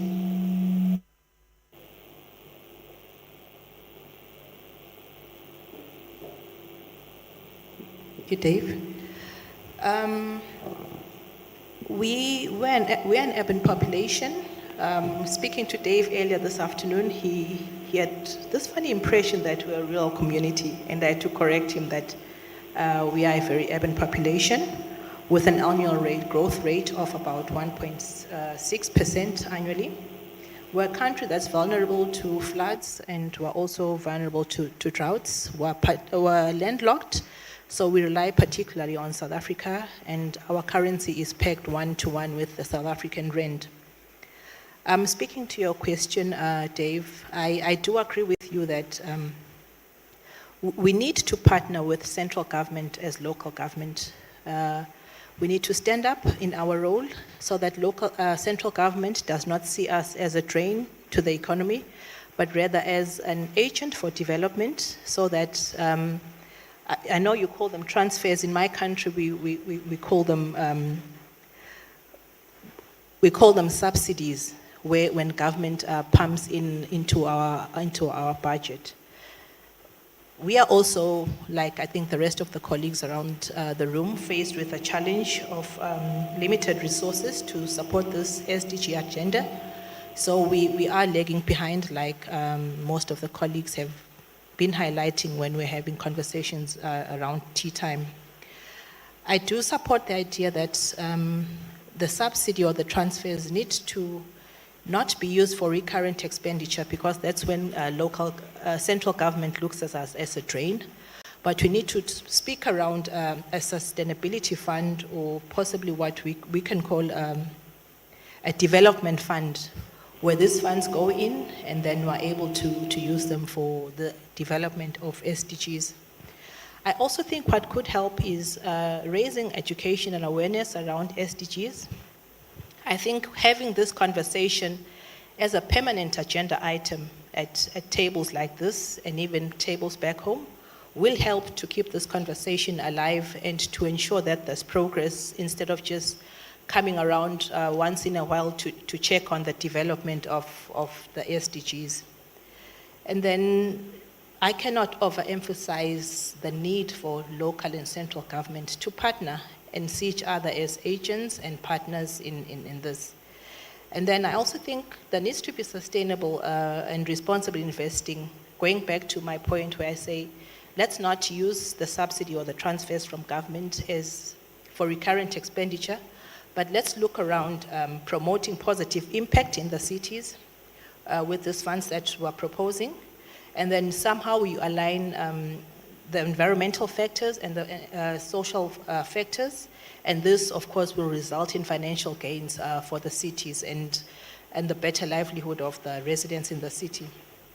I think there's also a need to develop and bridge the gap between local and central government. Speaking to my colleague earlier, he couldn't help but emphasize that government needs to understand its role in partnering with local government.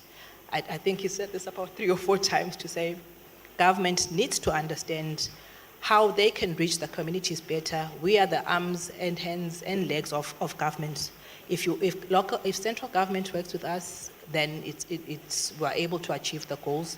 One win for us is a definite win for central government, and a definite win for both the city and the country. Thank you.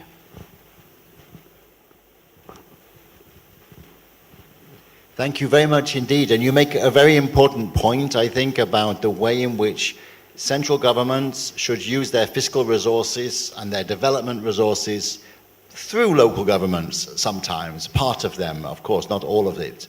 And it reminds me of a famous report, a well-known report that was done maybe 15 years ago by Yusuf Ahmed of the World Bank in Bangladesh, when he carried out a study of the local health posts and local schools and other pieces of local infrastructure that had been delivered, procured by the local governments, in this case the union parishads, which are the smaller unit of local governments, and the municipalities in Bangladesh, and those that have been procured through the central government ministries.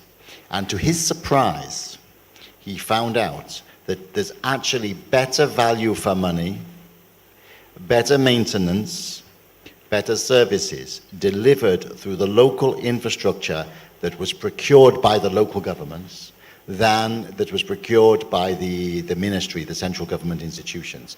And on that basis, they changed the policy.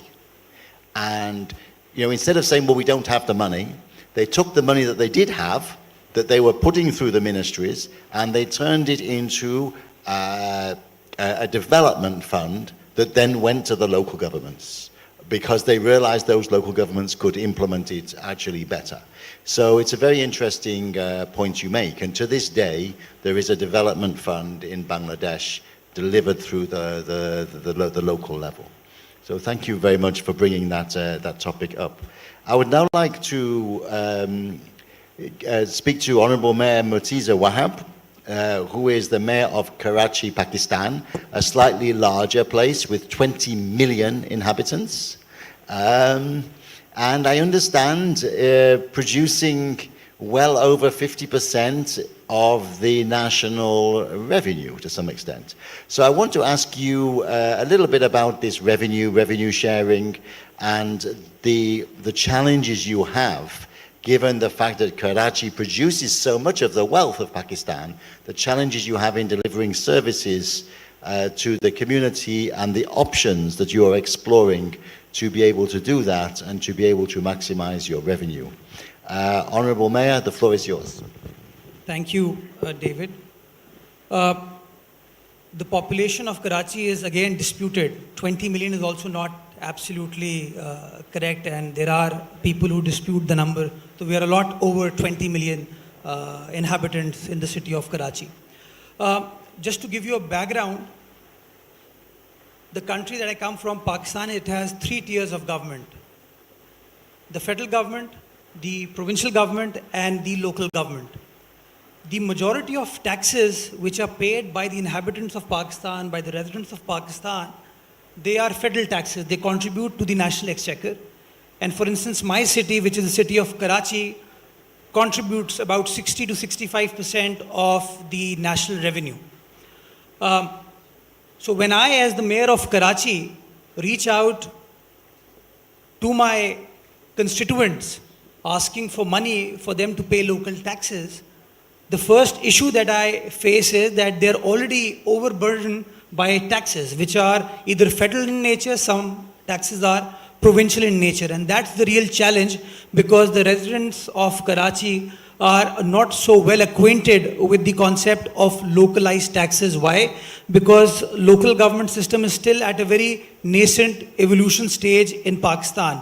So for people to reconcile with the thought of paying those municipal taxes is I don't see that happening in the immediate future. Now, I was listening to a presentation in the first half where the expert was talking about the responsibilities of local government. Now, I, as the local government representative of the city of Karachi, can confidently say that everything under the sun is the responsibility of the local government. Whether it's development of good neighborhoods, supply of water, sanitation, infrastructure, public parks, you name it. Everything under the sun is the responsibility of the local council or the local government. So when people talk about this dialogue, they focus on the responsibility of the local government. Whereas I am of the view that while talking of the responsibility, we must also talk about the capacity of the local government. And that capacity is the financial capacity. How would you actually develop the neighborhood? How would you actually make sure that the water reaches out to the residents? How do you make sure the proper sanitation services are available? How do you make sure that infrastructure is developed, public parks are developed? And that's where the challenge is. Why? Because we don't get any federal transfers. We don't get a single penny from the federal government, which actually takes 65% of its revenue from the city of Karachi.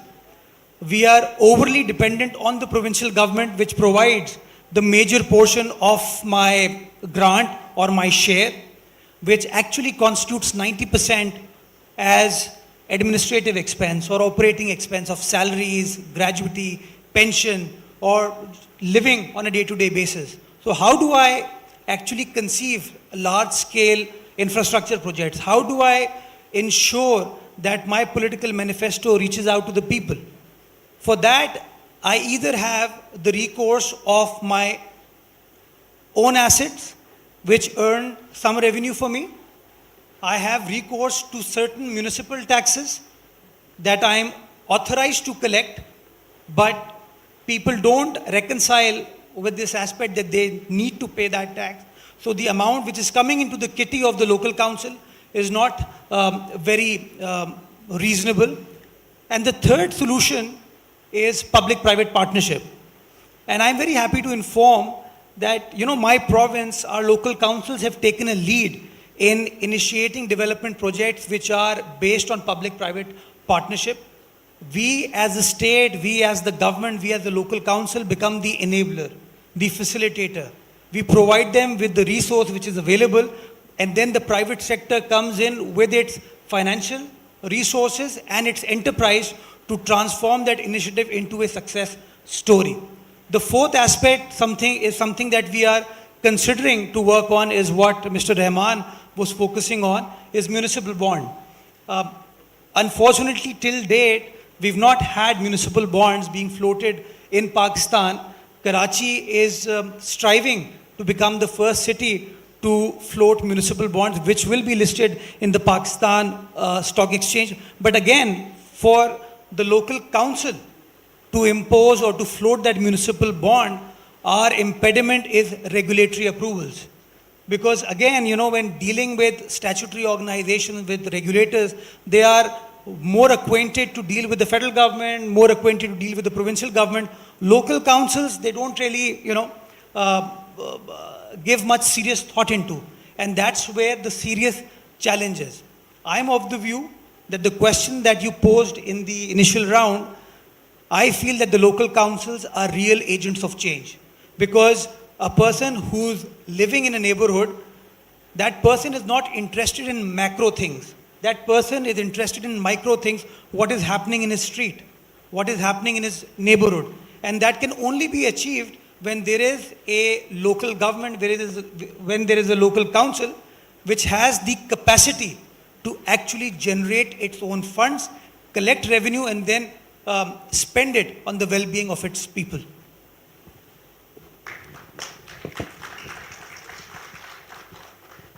Thank you very much, Honourable Mayor, for that very eloquent presentation. And you mentioned a good point about the issue of revenue and the potential for revenue sharing. And again, you touched on this regulatory issue for supranational bonds. So when it comes to revenue sharing, in some countries, it is actually a constitutional requirement that the tax revenue or is distributed territorially according to a certain formula. Not many, but just some.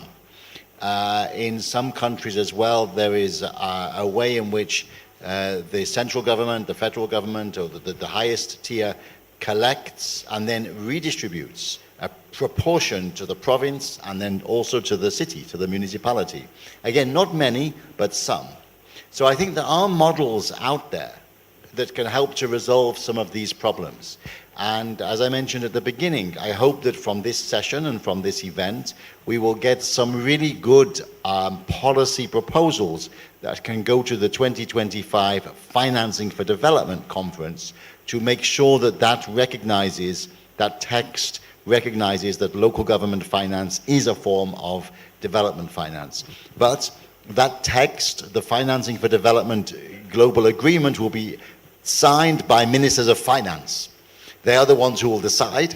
So we're going to have, our work will be cut out to explain to them, as did the Honorable Mayor of Jakarta, where he had that slide, build Indonesia through Jakarta, that it's actually in their interests to do it. So we're talking about building Indonesia, and the next panelist is Sujala Pant, who is the Deputy Resident Representative of the United Nations Development Programme in Indonesia.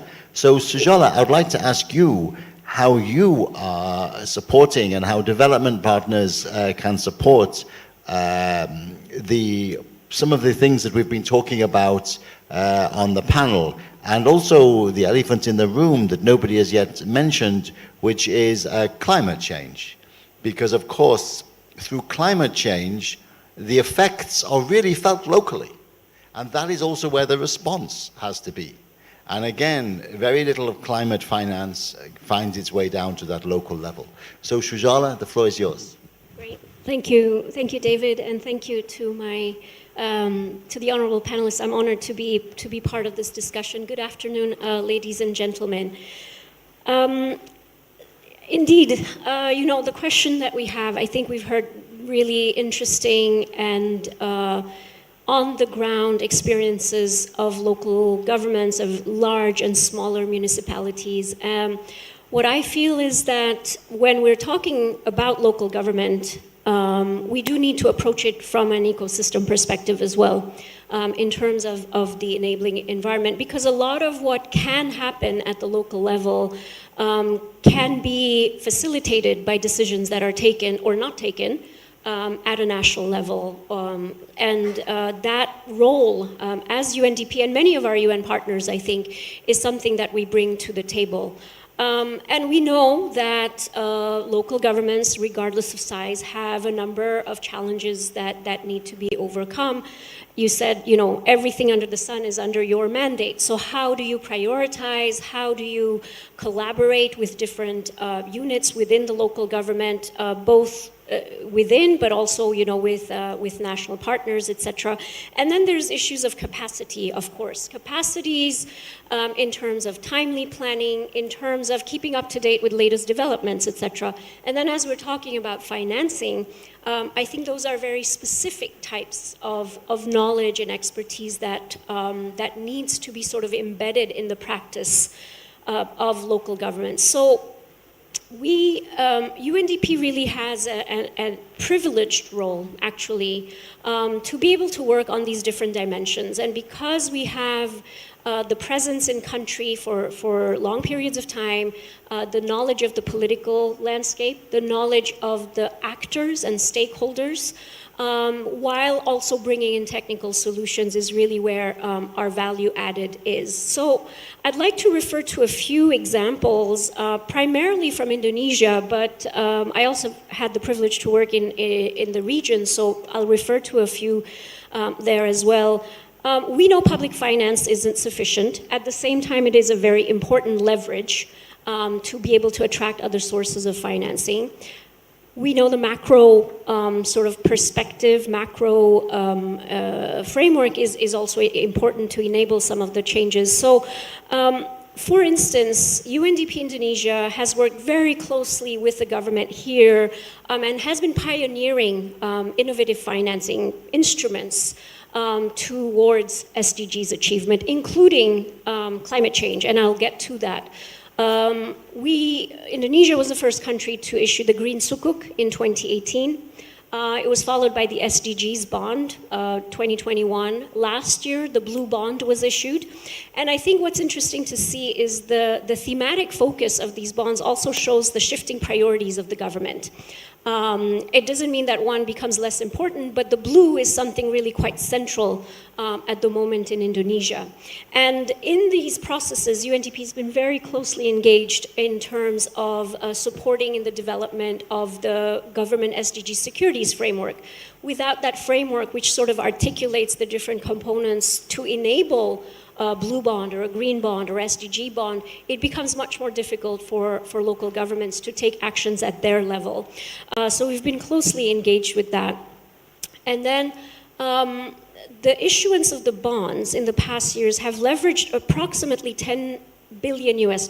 So when we talk about financing that can actually be channeled towards development objectives, this has led to 30 million vaccines being rolled out, 11 million scholarships, renewable energy infrastructure in various parts of the country. So there is real change that's happening, and the technical assistance that we're able to support with, you know, in setting the framework, in assessing the impact and the use of these bonds, because ultimately it's really about you need to convince the investors, whoever they are, that the proceeds are actually going for the intended purpose.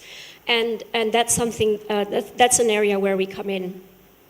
Climate budget tagging is something that I would like to refer to as well, where in Indonesia and a number of other countries, Bangladesh, Ghana, Nepal, Philippines, Kenya, we've worked with government to track public finance and look at their association with, to what extent they're related and contributing to climate change challenges and what allocations and expenditures are being made. And that's also very important. Climate is very cross-cutting, right? It's not one sector. So it does give you a flavor of the changes that are being enabled. And again, in Indonesia, this is being piloted in a number of subnational governments to basically look at the climate responsiveness of these local bodies. I would also like to talk about Islamic finance. I mentioned the Green Sukuk in 2018. We've also been working very much at the local level through the National Zakat Agency. It's called Basnas here. And so with Basnas and a local bank, some resources have also been raised and mobilized towards local level priorities. But what's really important to highlight, David, here is these are not happening in isolation. I think the benefit that we have as a large agency is that there are different initiatives happening where these pilots initially are anchored and can be taken to scale. And that's something else that we bring to the table in addition to the technical expertise and the technical assistance that we support our government partners with. I'll end it at that for now. Thank you.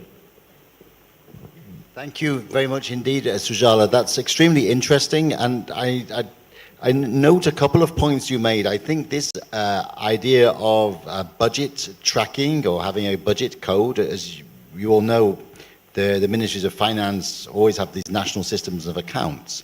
But if you can start to track, for example, climate adaptation or mitigation funding, then you can see where that funding goes on a territorial level across the different levels of territorial administration, because many studies have shown, and we've collaborated on this in other programs, and many of you will know, that the majority of the expenditure for, well, the majority of the functions for climate adaptation are actually at the subnational levels of government.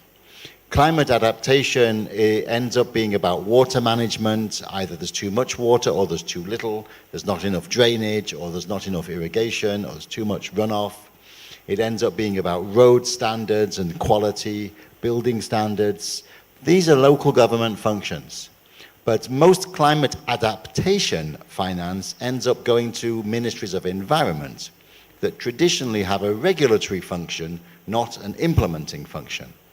And that's why I think this kind of method where working to track and have a budget tracker so you can see, look, that's where the money is going, can help governments move the climate finance that they have, whether it's from their own resources or from vertical funds, move it to where it can be most effective. And I think that's a really good example of how the UN network can take lessons from one country and take them to others. Also well noted your point about the ecosystem that is required, this ecosystem for local government finance. And I'd just like to, before we open up to the floor, just to finish on this ecosystem point.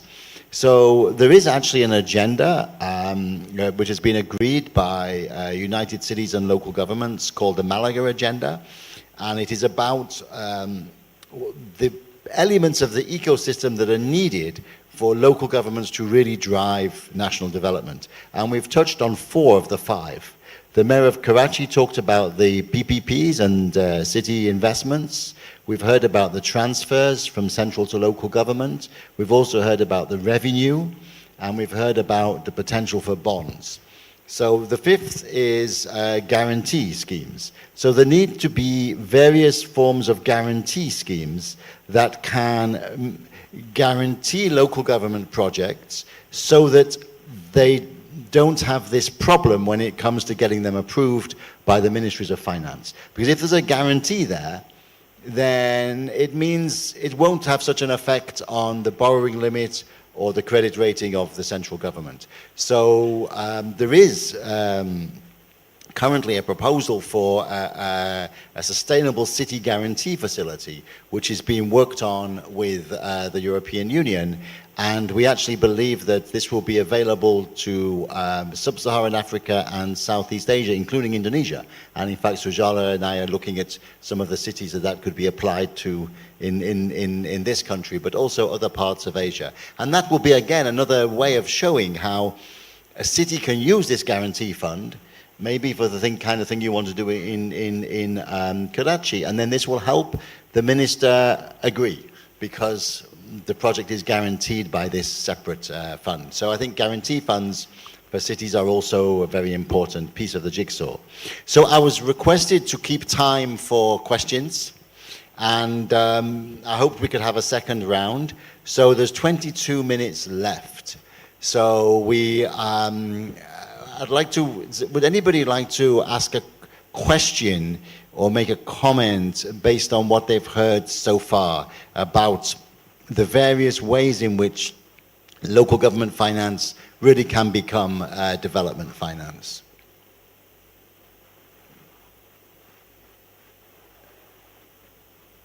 Due to the lights, I can't quite see here, so please put your hand up, or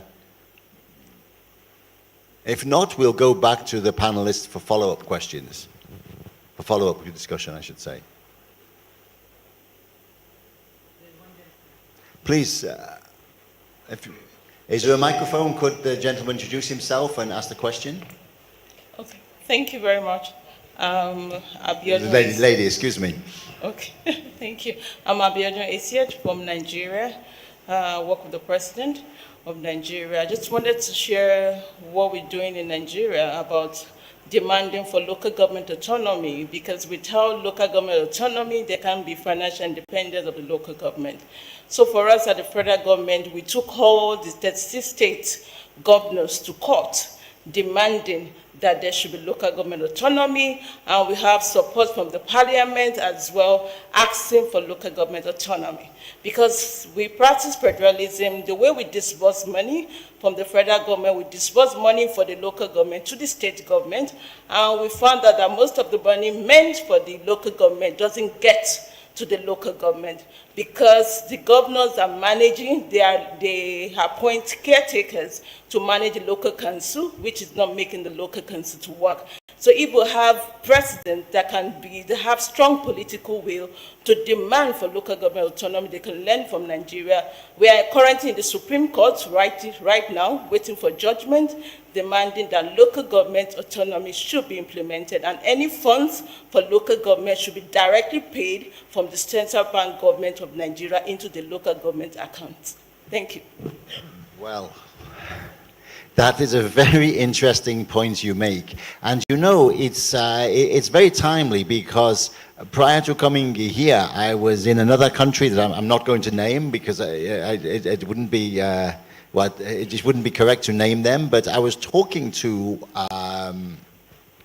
somebody from the Ministry of Planning and Finance about the experience of Tanga and the Tanga Uwasa bond. This was in an African country, and saying, look, this is the kind of thing they say, oh, we can do this. We would like to do this in these cities. It's easy. We're bigger than Tanzania. We can do it.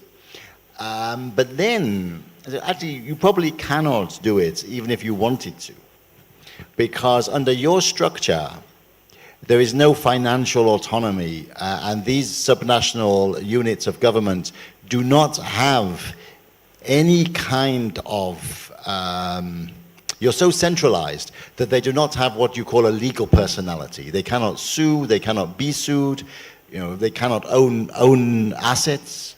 So if you have such a centralized system where you might have a large city, but in effect, that city is a department of the central government, it's not a legally autonomous unit, then it won't be able to do that.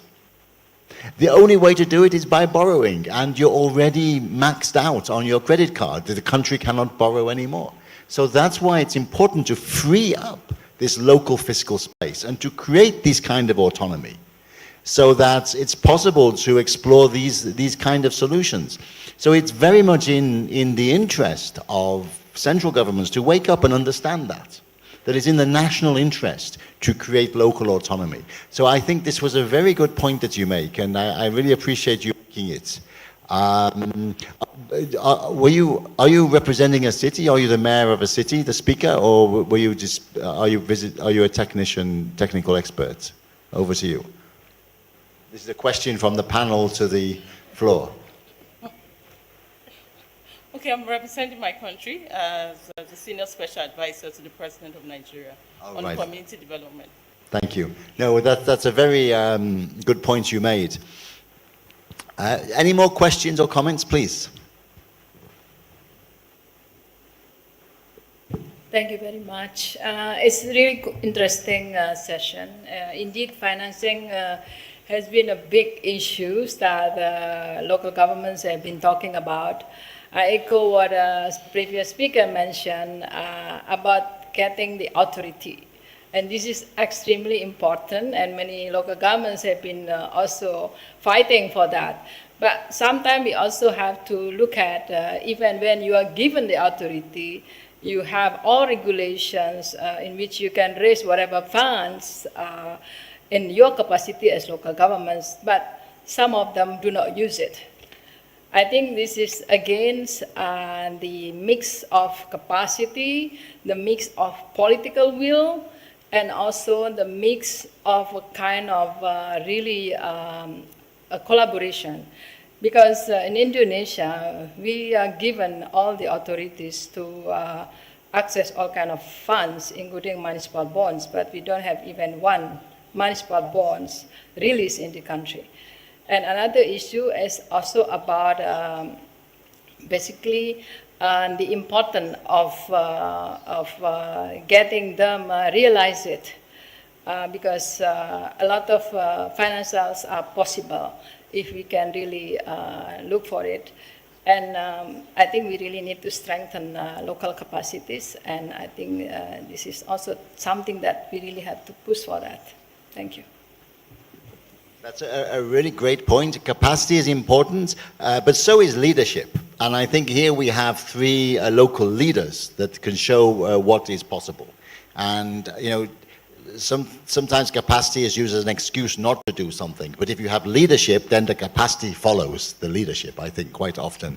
But that's a great question that you raise. And the leadership is not always there, and the capacity to use the authority that is given. Any more questions or comments? If not, I'm going to go back to the panel. I have one question. Please. It's probably both a question and a comment. So my name is Yankuba Dabo from the Gambia. Now, just as the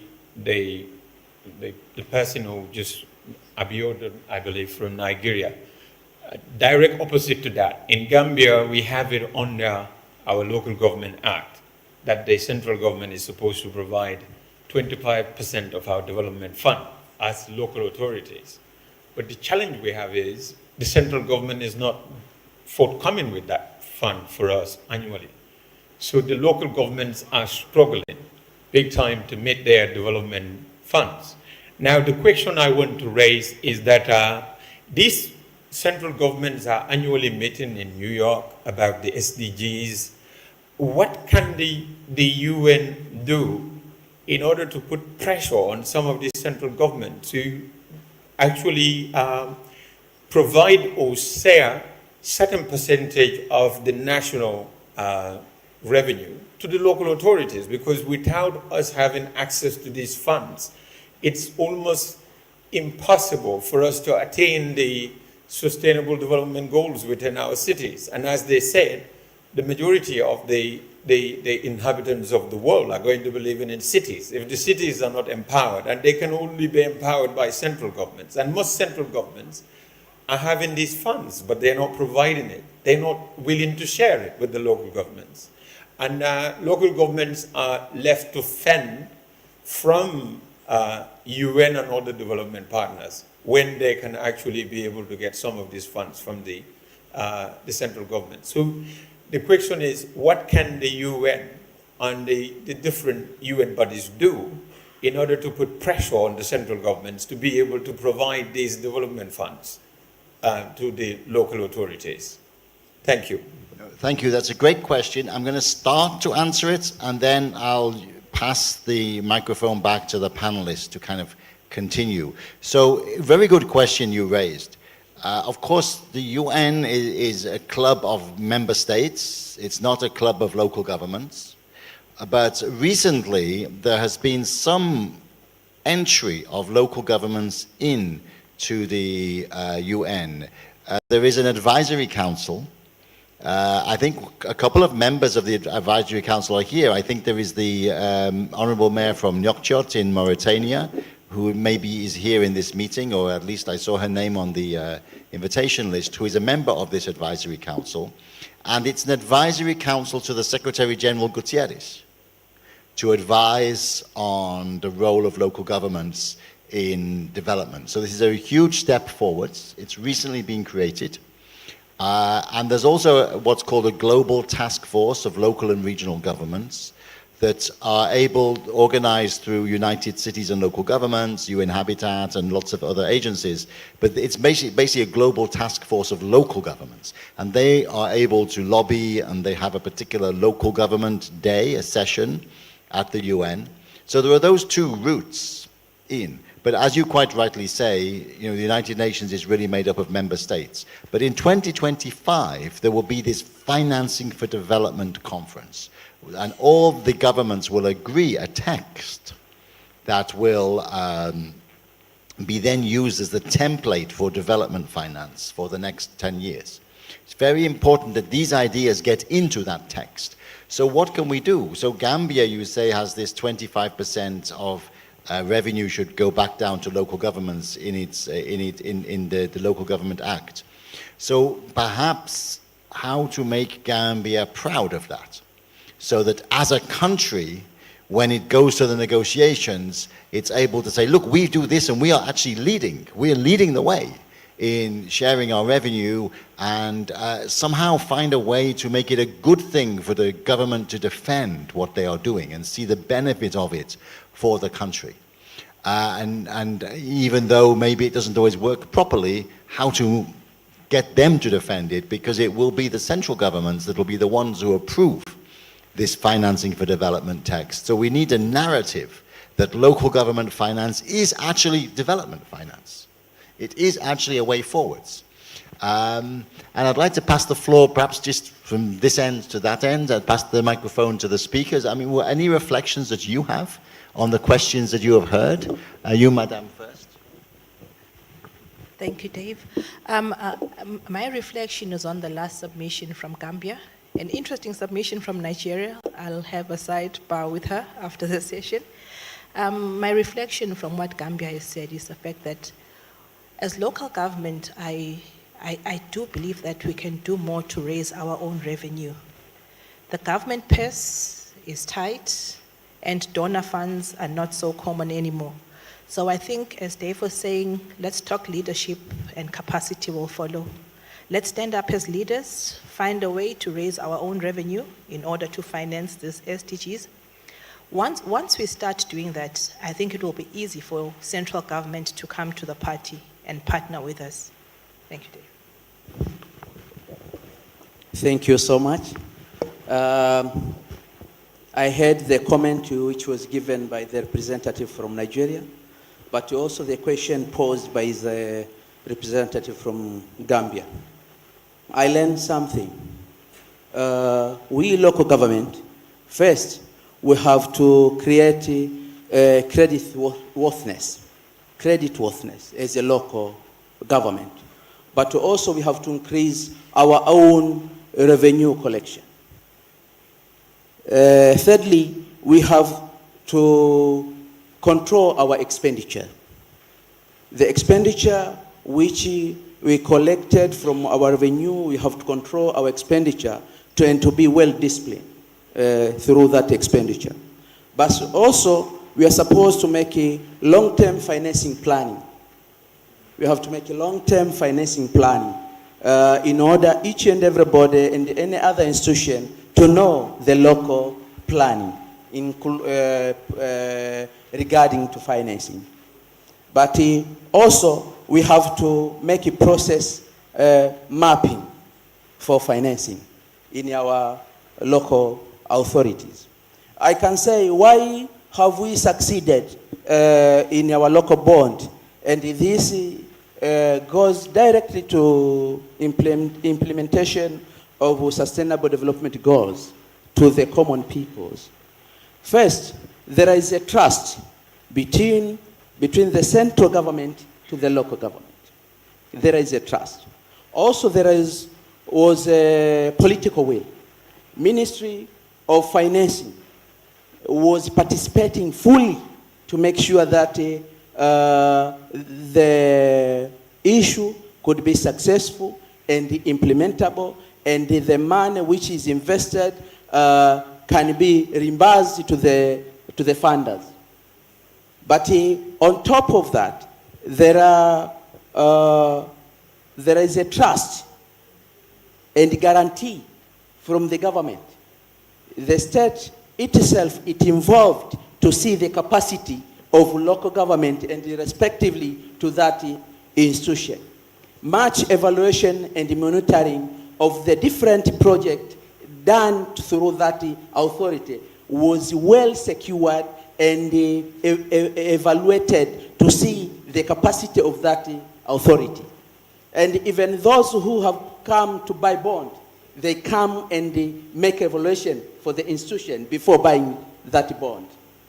And we promised them, and they see our capacity, and from October of this year, we are going to provide the dividend to the investors. And the dividend is going to be given of 13.5% after per annum, and is going to be provided after each 6 months. And the bond was launched on 30th April, but is going to start to give the dividend October 30th this year.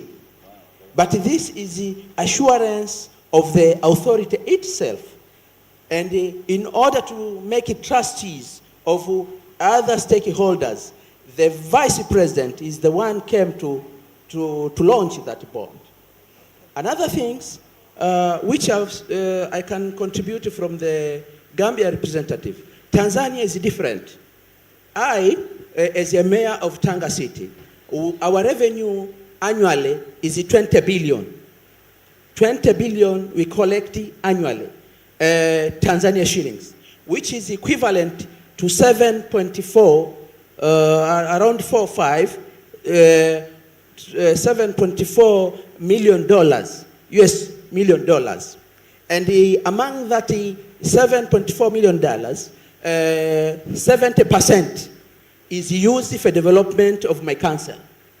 70%, according to our policy, it should be used and very restricted to be used for only development of the respective council. And 30% is only used for recurrent or other costs or charges. So that is the policy of our country. But apart from that, my council is getting more than 47 billion annually from the central government. More than 47 billions from the central government. This money which is come from the central government, and it is budgeted by central government, it is provided, which we are paid all civil servants. We have more than 3,000 civil servants in Tanga City. All civil servants, they are getting their basic salary from the central government, plus their retired allowance. It is responsible for central government. But also, through that amount of about 47 billions, that amount, inclusive of that amount, there is a money from the development partners. It is from the national revenue, but also there is development partners who give money to the central government, but the central government is giving money to the local government through the money which is acquired from the development partners and the other stakeholders from anywhere all over the world. So this is how Tanzanian working. So the central government is not leaving the local government alone. The local government cannot afford to sustain the service of its people. That is why the local government is just given small responsibilities, such as all councillors in my constituents are being paid by the local government itself, including mayor, and all of those cash shows and so on and so forth, and other small issues, stationery and fuel, motor vehicle expenses and so on and so forth. Thank you so much. Very interesting. Before giving the floor to the Honourable Mayor from Karachi, just one quick point I'd like to make. That's quite an impressive figure. $7.4 million in US equivalent from a city of around 400,000 people in Tanzania. And it shows you that there are resources locally if there are people are empowered to collect them. I just wanted to make that point. Honourable Mayor? In my view, I do not subscribe to this thought because this will not necessarily solve the problem. For example, in my province, the share of every local council is guaranteed in the Sindh Local Government Act of 2013. There is a Provincial Finance Commission which stipulates that this much guaranteed share would be given to every respective council. Unfortunately, the amount, 90% of the amount actually ends up going in the operating expenses. And this leads to complacency with the local council, that the local council knows that come what may, I will have an elder brother or a father figure who will be fending for me. So I want to emphasize the importance of our local taxes, our local resources to be utilized in the best possible manner so that we have local access to revenue which we can independently then spend on the well-being of our people. Until and unless local councils go towards self-generating sources of revenue, I don't think the issue will ever be resolved. So the way forward, in my view, would not be guaranteeing a share in the provincial revenue or the federal revenue. Yes, that is there, but we must endeavor to make sure that we are focusing on our own sources of revenue. We know how to utilize our resources and collect our local taxes. Sujal, any final thoughts from your side? Thank you. Yes, David, maybe just 2 or 3 points. One, I wanted to respond to the gentleman from the Gambia to give an example actually of what we've done. We talked about the climate budget tagging. You know, finance information is not necessarily understandable by many of us who are more general policy makers working in policy. What we did in Nepal was to develop a handbook for parliamentarians so that it wasn't any external agency that is holding the decision makers to account, but it's really elected representatives who are looking at allocation of budget for climate, how much is being spent, what is the effect of that, and if things aren't going the right way, then they have enough evidence to sort of put the pressure on decision makers. So there are some practical tools that have been developed that could also be perhaps applied to create that kind of pressure and the demand for more sustainable, more development-oriented investments and public financing. And just maybe one last point, when we were talking about, you know, what can we do? I think a lot of the options, you know, when we talk about different instruments, whether it's municipal bonds, ecological fiscal transfers, which we work on as well, a lot of it is about demystifying the instruments that are available. Sometimes we simply don't know. And making that information available and then working on operationalizing them and what that means for specific local governments is probably quite a simple, straightforward you know, contribution that we can make to the debate as well, because this is an evolving area. There are new instruments that are being tested. Some are not yet tested. Some are still kind of doing scoping work, etc. So I think just even knowing what's available to be able to access those can be very helpful for local governments with varying capacities. So I'll just end it there. Thank you. Thank you so much indeed, and thank you to the whole panel. I think they all deserve a round of applause. And time is up. If you're interested in exploring these themes more, there is a recent publication by the United Nations called Local Government Finance is Development Finance. And quite a lot of the examples you've heard about and similar examples are referenced in that publication. So you can look that up. Thank you, everybody. Thank you. Thank you very much. Very insightful panel indeed. Let's give a round of applause for all the esteemed speakers as well as moderator who just led this panel session, and a lot of key takeaways, I believe, for all of us. Thank you, esteemed speakers. You may return to your seats. Yes, so that was the second session that we had today, and it's always very interesting when you talk about money, but it's good to know that we have a lot of ways actually and instruments to find financing and opening up some investments and making the SDGs to go forth in your respective cities. All right, now, ladies and gentlemen, distinguished guests, we do hope that you got the insight from session 2, and we are going to continue with our next session or discussion on achieving the Sustainable Development Goals, or SDGs, at the local level. And our next session will explore how digital government, smart cities, and inclusion can actually serve as investment pathways. Now, speakers who will be joining us later on this next panel are Honorable Ms. Tavida Kamalvesh, the Deputy Governor of Bangkok Metropolitan Administration, Thailand. Also joining us later on, Mr. Ngo Trung Hai, Secretary Association of Cities of Vietnam. And we will also have Ms. Abiodun Esiet, Senior Special Assistant to the President of Nigeria.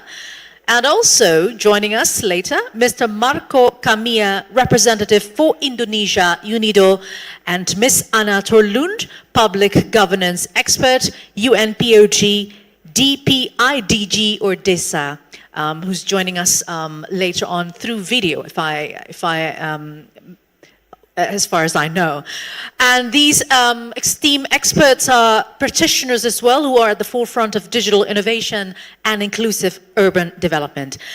And who are going to be leading us later on is actually a respected leader in urban governance and sustainable development.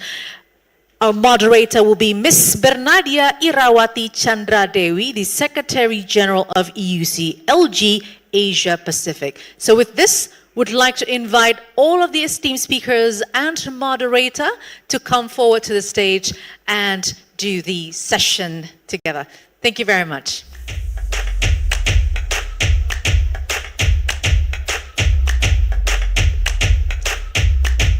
And with this, I would hand over the stage to Miss Berna. Take it away.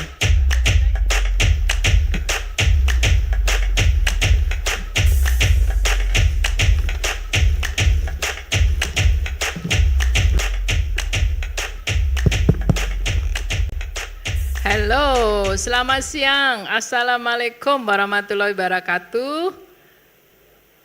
Very good afternoon. Are you still with us for this session? Yes? Okay, great.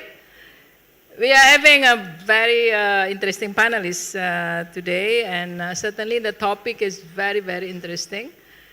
And we are talking about leveraging the 6 key transitions investment pathways to achieve the SDGs locally. And we are talking about digital government and smart cities. I think we all clear what are the 6 key transitions. This is about several issues that let me highlight some of them. Like we are transition from short-term to long-term investment horizons. We also have traditional to impact investing parts, and of course we are talking about from silo to integrated approaches, and from risk management to opportunity recognition. This is more about how to have a sustainable infrastructure, and from global to local contextualization. This is something that we have been talking about, and from exclusion to inclusion. And when we talk about entry points, there are 6 certainly: food system, energy access and affordability, education, jobs and social protection, climate change, biodiversity and pollution. And one which is what we are going to talk more in this session is about digital connectivity. So we have, I can call you Ajahn Tafida. Ajahn means professor. We have Ajahn Tafida, who is Deputy Governor of Bangkok. After you have a new governor, Bangkok governor, of course, supported by you, Deputy Governor. I see Bangkok is much greener. I see more trees along the way from airport to the cities, and of course you also have this digital,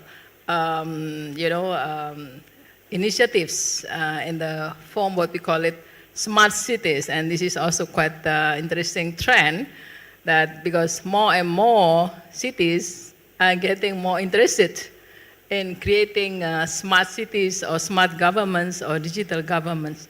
So you have the floor, 10 minutes, please. Okay, good afternoon, and thank you for the kind words. And you give me 10 minutes, and you send me 6 questions. I did my homework too, so I'm going to try to go through all the 6 questions that they have me before. Okay, let me start by doing this. I'm going to spend like 1 or 2 minutes telling you the picture first, just in case you're not very familiar with Bangkok. Basically, the size of service of Bangkok is actually handling about 10 million people. We have 5.49 in terms of registration, and we have another 2.2 in terms of shadow population who actually residing in Bangkok. However, house and home is actually belong to the other provinces in Thailand. And we also welcome for another 2 million commuter and another 2 million each month for tourists. So by far, you can see the diversity within Bangkok itself, and we have to take care of all of everyone. And the concept of smart, let me make it just a short phrase. This administration has defined smart city as enough smart, in which smart city means smart people. So whatever we do, underlying that is making sure that the communication, the literacy, technology, even if we have those advanced technology and digitization, we also have analog system. So that we actually understand that the asymmetry, the complexity, and the uncertainty in the urban city is really vary within Bangkok. So you can see a high-rise building altogether with many of homeless actually in Bangkok as well. In that meaning, we actually translated the SDG 17 goals into a livable city index as well. And we're emphasizing on dimensional development plan, in which you can see that we're actually emphasizing both physical and also a soft touch of human skill, and also the society inclusiveness, and of course, agility for a government and governance system. To indicate that, let's see what question that the events is actually handling to me to answer.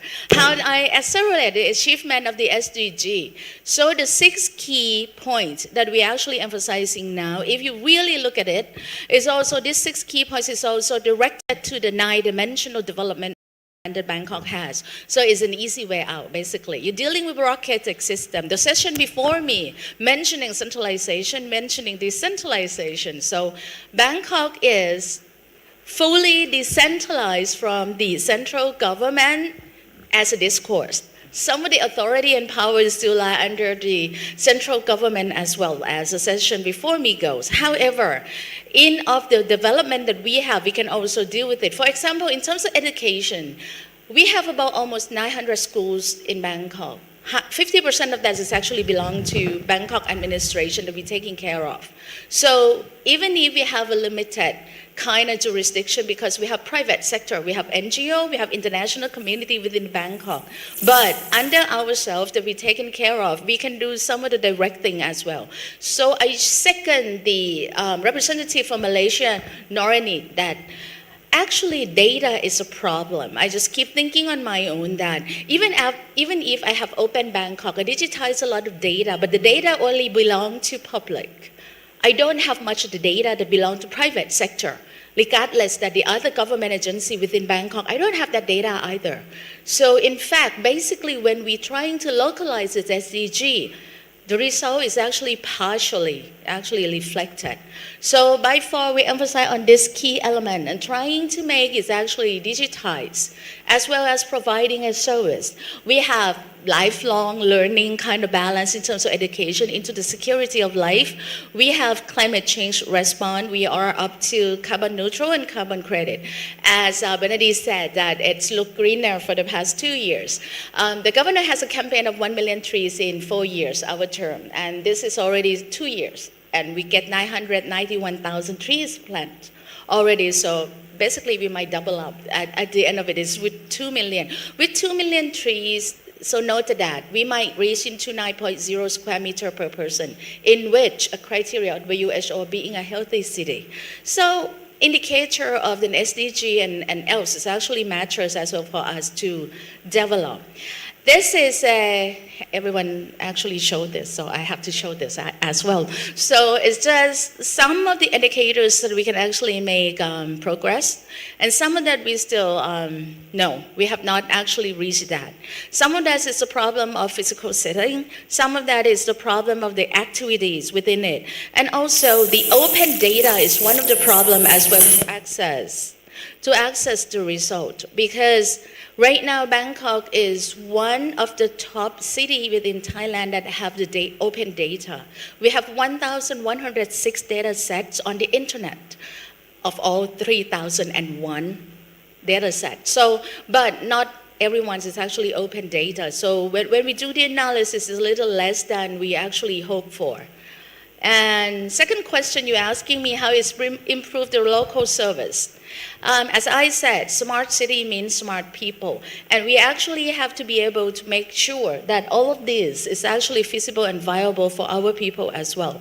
So in this, you guys know fondue. My governor and I has been bragging about this fondue system. Basically, anyone in Bangkok can complain the problem in front of the house, and then we have to respond within 24 hours. And by far, this is very good, and it's actually increased one of the elements of democratic country, which is active citizen. So people actually reported the problem, and then the district office has been decentralized and authorized by the governor. You don't need approval from us.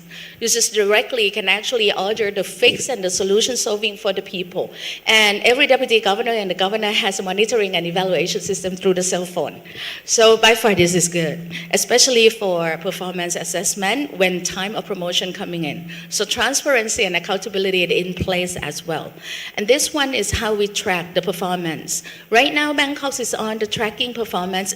Everything you can access by internet. Just type something .bangkok.go.tz, it would reach you there. And this, the people controlling the public policy and every policy in 9-dimensional development plan that BMA do. So this is real time, monthly update, and every day putting in data. Next question, you're asking me how is support the development and implementation of digital government in terms of public-private partnership.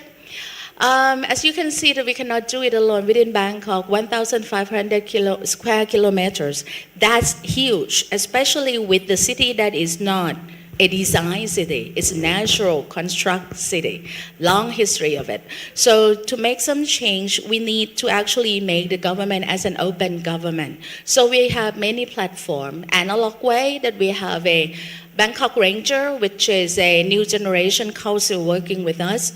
We have a lot of MOU going on with the private sector, and we actually share the data with them. I have 1 million health checkup program on right now for free. So anyone at all, I don't care who they are in that 10 million, just come by my unit and have the health checkup, and data will be given back to the people who actually keep checking up. And I have a big data of the status quo of the health of the city people so that I can manage as well.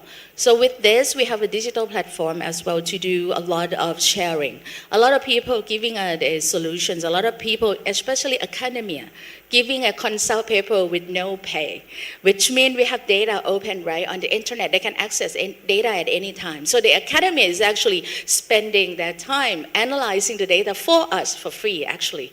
So this is the other way of getting the consult paper without pay. So that BMS actually have a lot of solutions to actually try with. Also, you're asking me of public-private financing, the trees and then the green area. We're actually getting into financial mechanism. For example, anyone that giving the private land to BMA for 7 years, that's go to tax exemption. And you can do like a pond, you can do a water resistant, you can do a green area and else. So basically we're joining in terms of doing that so that we can make the society as together as a whole. And other question you have for me is the inclusiveness in terms of how we see it as a factor. So right now we have citizen. This is our core value working within BMA. Our core value is citizen-centric. So instead of telling what public agency or BMA can do, just thinking what they have to get and then coming back what we can do. So that is a little twisting, that citizen-centric. And also co-creation by collaboration and digital government. Right now, every data is actually, even spatial data, you can access as well. Go to Google, type in Bangkok risk map or Bangkok health map. You will get every data that Bangkok has, except PDPA, privacy control. Those data, you wouldn't get it through the internet. With this, we can do a lot of co-creation. We do one-stop service, we do universal design, and also we're doing this kind of learning program and tracking. So by far as the definition go for smart city that we're using to answer to SDG, diversity go. So you both have analog system and digital system all together parallelly, because we have to serve people who is not very good at technological literacy as well. Otherwise, someone will be left behind. So if the concept in the morning, I heard from the video at the beginning that no one left behind. So as long as I know, I have about almost a couple 10,000 people, and I also have 3,000 of them at the age over 100. So I think I might have to deal with this as well in terms of taking care of this. And this would be quite almost the last picture that I have, because the question has been heading to me as well. What would be next in terms of the 6 key elements? So let's say, in terms of food system, we have food bank. Right now, urban poor can get a voucher to go to our food bank as well. The food banks is actually working both regularly in terms of normal and crisis situation. Energy assessment, right now we are actually changing the energy to alternate energy. Of course, we're doing green areas, trying to get back our carbon neutral, and we will go to carbon revenue anytime soon by the end of this year, so that the incentive financial mechanism go for the private sector as well. And also the climate change right now, we are trying enormously to get into MCR, making city resilience, hoping that the twinning between climate change and disaster risk reduction can also go together. Also, job and social creation right now, we're actually opening a lot of jobs, because a lot of people actually followed the economic system within Bangkok after COVID, of course. So we're actually hiring more. We even actually hire disabilities. I think Bangkok is the first public agency that hiring disabilities as a civil service. And I have 83,000 civil service with me. So I'm trying to get to that 10% right now. I'm climbing up at about 3 to 5%, so not there yet. And last but not the least, we're trying to do the literacy, and we communicate to the people to join the program as well. Finally, these are all that we define and how we become smart city in terms of, we actually have to make sure that none of our digitization outsmart people. How scary that is, getting to one of the restaurant and no waiter and waitress is there, only a robot. So it's scary enough for some of the people in the society as well. Infrastructure have to be there. You cannot deny. A smart city wouldn't actually happen to be occur without the infrastructure. So we are getting there, Internet of Things and all the digitization platform providing both analog and digitization, and also the service. So we're hoping that doing this, the idea of it is having everyone own the SDG, having everyone own an SDG. Otherwise, SDG is too far from them. I have 10 million people in Bangkok, so we cannot speak SDG language to every one of them. So the only way that I can speak this language to them is providing the platform and the way of participation that they actually can join. So hopefully by the end of it, I can make Bangkok livable city for all. Thank you. Thank you. It's really excellent. You answer all the questions, and first let me congratulate you for making a progress on SDGs, wherever goals are.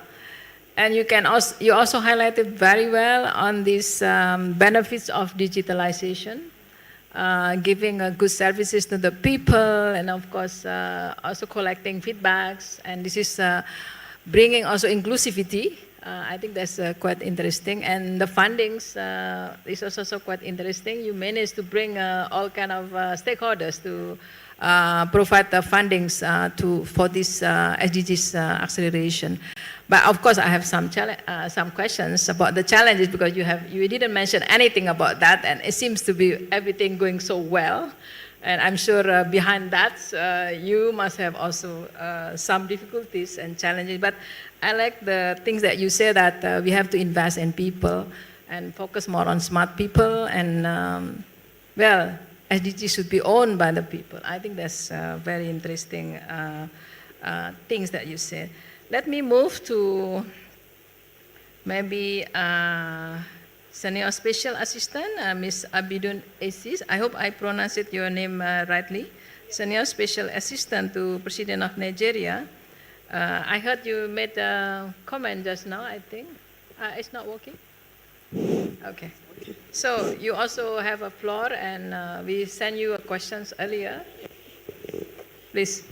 Thank you very much. Just to give a little background about Nigeria, Nigeria has over 2 million people.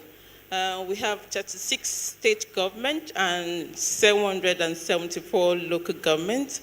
Nigeria is an oil-producing nation, and just to give that brief background, during the era of COVID-19, we all realized the need for embracing digitalization and technology in all our service delivery. And COVID-19 also made us to see the gaps in terms of our preparedness for smart city and e-governance. We could see during the COVID-19, we were able to embrace digital technology for e-commerce, for telemedicine healthcare, and also for digital governance. So it's a reality of what the need for digital governance. So I will be speaking in this section on exploring the opportunities and challenges of implementing the digital government and also smart city initiative locally in Nigeria, focusing on some of the achievements and challenges, and also financing through public-private partnerships. So for the digital transformation and inclusion, digital transformation involves integrating digital technology into all the areas of a society, inclusiveness, ensuring that no one is left behind, that everyone, especially the most vulnerable, benefit from these changes. Key aspects is in healthcare, social protection, education, and job security. What you see in the most part of the African countries is that you have more digital literacy in the big cities, while the other smaller cities are left behind. And most of the investors also concentrate in the big cities, leaving the rural area behind in terms of digital knowledge and technology. And this is the opportunity that SDG has given, that no one should be left behind. Everybody deserves digital literacy. For achievement in the digital transformation, globally, many digital transformation initiatives have shown positive support. In Nigeria, the federal capital, Abuja City, we have Abuja Smart City Initiative that helps to make governance, transport, tourism, health, business, home, and smarter through strategic collaboration between the public and the private sector. The Abuja Smart City Initiative also offers biometric-based identity card e-payment function. So Abuja Municipal Area Council also bidded for the Seoul Smart City program, and they got a bronze medal for their Smart City initiative that is known as Waste Bazaar. The initiative was to organize the informal waste speakers. It was majorly on about recycling of waste, and it was to reform the waste sectors, organizing the informal sectors, using digital technology to track waste and get people to sign up for waste speakers to pick up the waste, and also transforming waste to wealth. So we were structuring the informal sectors who are waste pickers that you see in many rural communities, picking waste and sorting waste. We also used that project to sensitize people about separating waste from the source.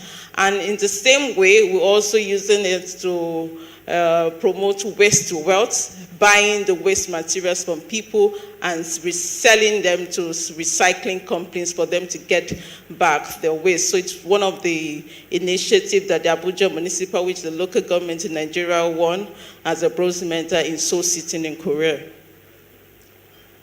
So some of the challenges of the digital transformation is technological barrier. Like I said, there's a digital gap between the urban city and the rural areas in African countries and also in Nigeria inclusive.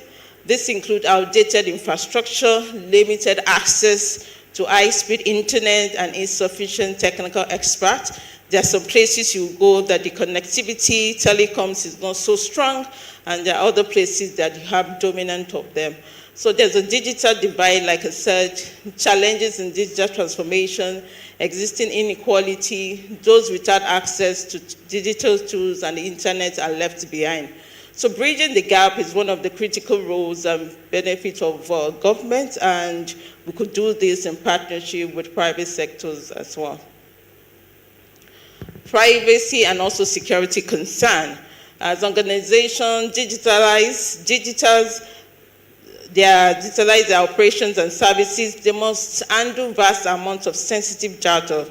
Ensuring the protection of this data from cyber thefts, breaches, and unauthorized access is crucial.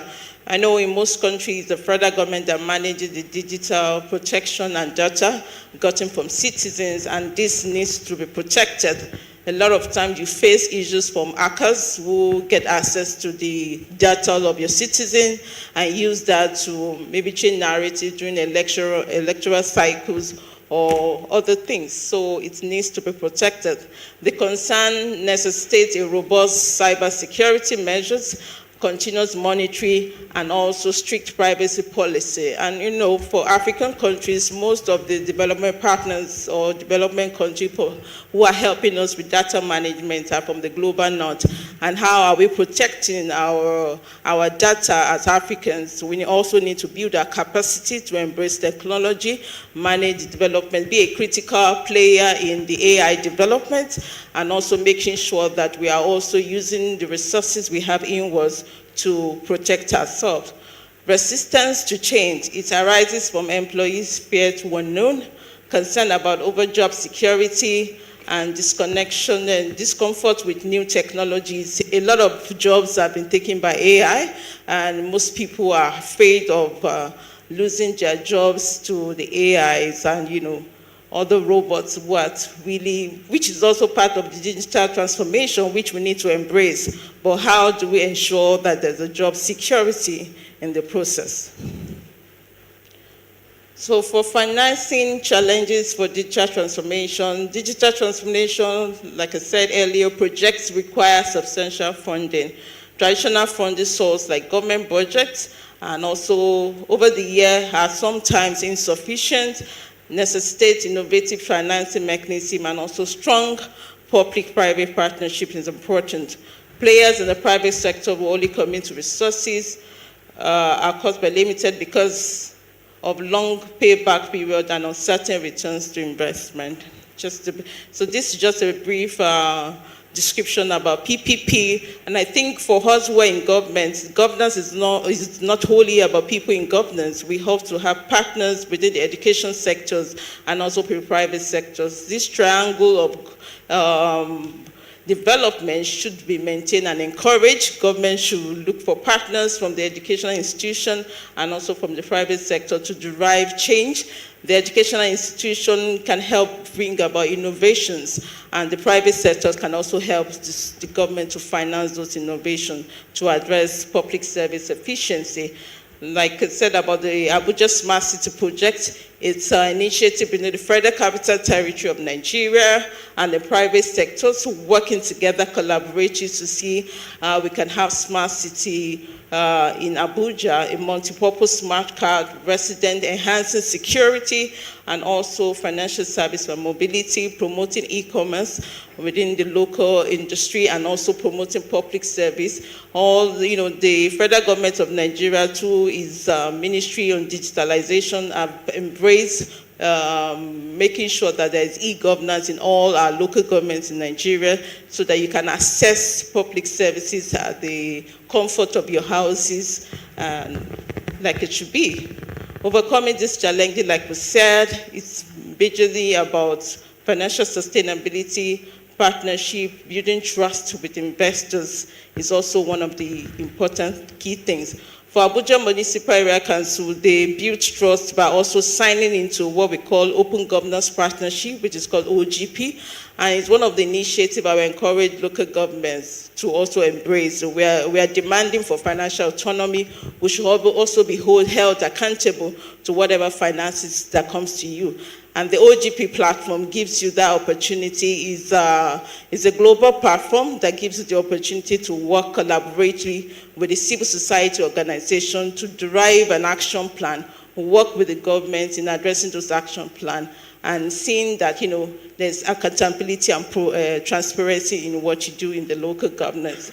So this explains the multi-stakeholder partnership that we have between the government and the private sectors and also the citizens who are the end result of the transparency and development.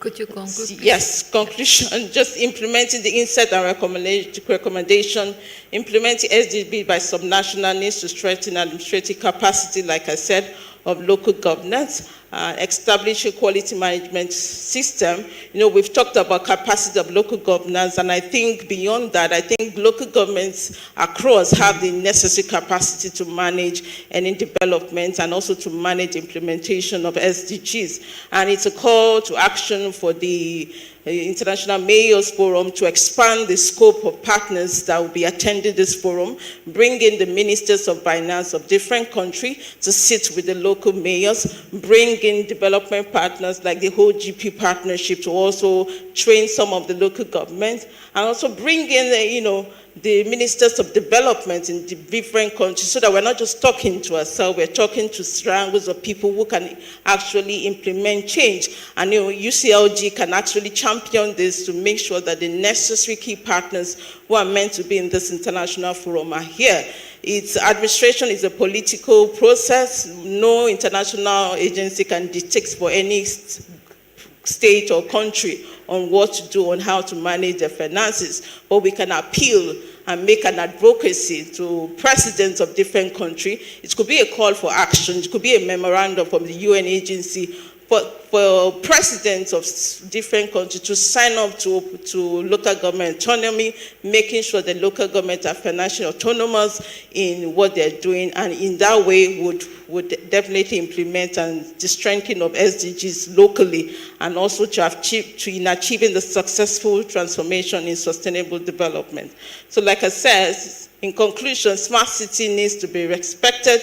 It is respectful for local tradition and local contents. And the end goal of Smart City Initiative should not just be about to replicate another city's success, but to integrate this into the local environment. Thank you. Thank you very much. Thank you very much for highlighting the challenges and also giving us very good recommendations. I think we all, I see everybody's nodding, means agree with whatever recommendation you put just now. And thank you so much. Important of political will and also participatory governance in digital transition. Let me now move back to Asia. We have here Secretary General of Association of Cities of Vietnam, Secretary Ngo Trung Hai. You are presenting association here, and I think we all very clear what the function of the association. And you also given the same questions, same as we given to the other panelists. So you have 10 minutes to speak here on this digital transition and focusing on e-governance or governments. Yes, please. Okay, thank you, Dr. Bernardia. Good afternoon, ladies and gentlemen. Yeah, now that I would like to speak about sustainable social housing. Yeah, so in our urban modern transformation in Vietnam, we try to think about the justice, therefore not the high income and also the poor people and low income. And with the Vietnam, we focus on the goal 11. Yeah, we focus on the sustainable city and also community. Then we emphasize the important role of sustainable and resilient urban and rural development to ensure safe living and working environment. So up to by 2030, the city and human settlement are inclusive, safe, resilient, sustainable, to ensure that everyone, especially vulnerable people, women, children, people with a disability, and old people have access to adequate, safe housing and basic service. So at the reasonable price. So the social housing is a reasonable price. And then our government decided, okay, next 5 years, we try to build 1 million apartment in social housing. So need 2,400,000 units. Yeah, so that's why we have to build 1 million for the next 5 years. And you can see in the picture, the people live still. We still have the people live in very small, and also the lack of the basic the condition, like a small apartment. But in opposite, we have a lot of the new house in the urban commotion the complex, but nobody lives there. So the investor focus on the middle income and also the rich people, but still have the more than the 2 million the people need a house. Then who need the social housing? So we have the 12 the kind of the people. For example, the worker, the poor people, the low income people, and also the army, and also the student, the farmer, and also the civil servant. Then we want to give a reasonable house for them. But we need the incentive policy. For example, the incentive infrastructure support of private enterprise or public investment can use the social housing development fund. So also the people buy the social housing after the 5 years, they can sell their apartment. So with me, okay, we have some the key for the social housing: smart development. Smart city means smart development. So on the picture is just my project in Ha Long City. Yeah, we submit to the local government to build this project. So the smart development, we mean that we use the term of the affordable housing. And with the social housing is our city authority give the land free for the developer, free, no check any the money. So the problem is now that we come back to subsidy the house, maybe 20 years ago, but now we try to use the term of affordable housing, and also we can use prefabricated technology, and also we use small and medium apartment because the poor people or the low income people just don't need the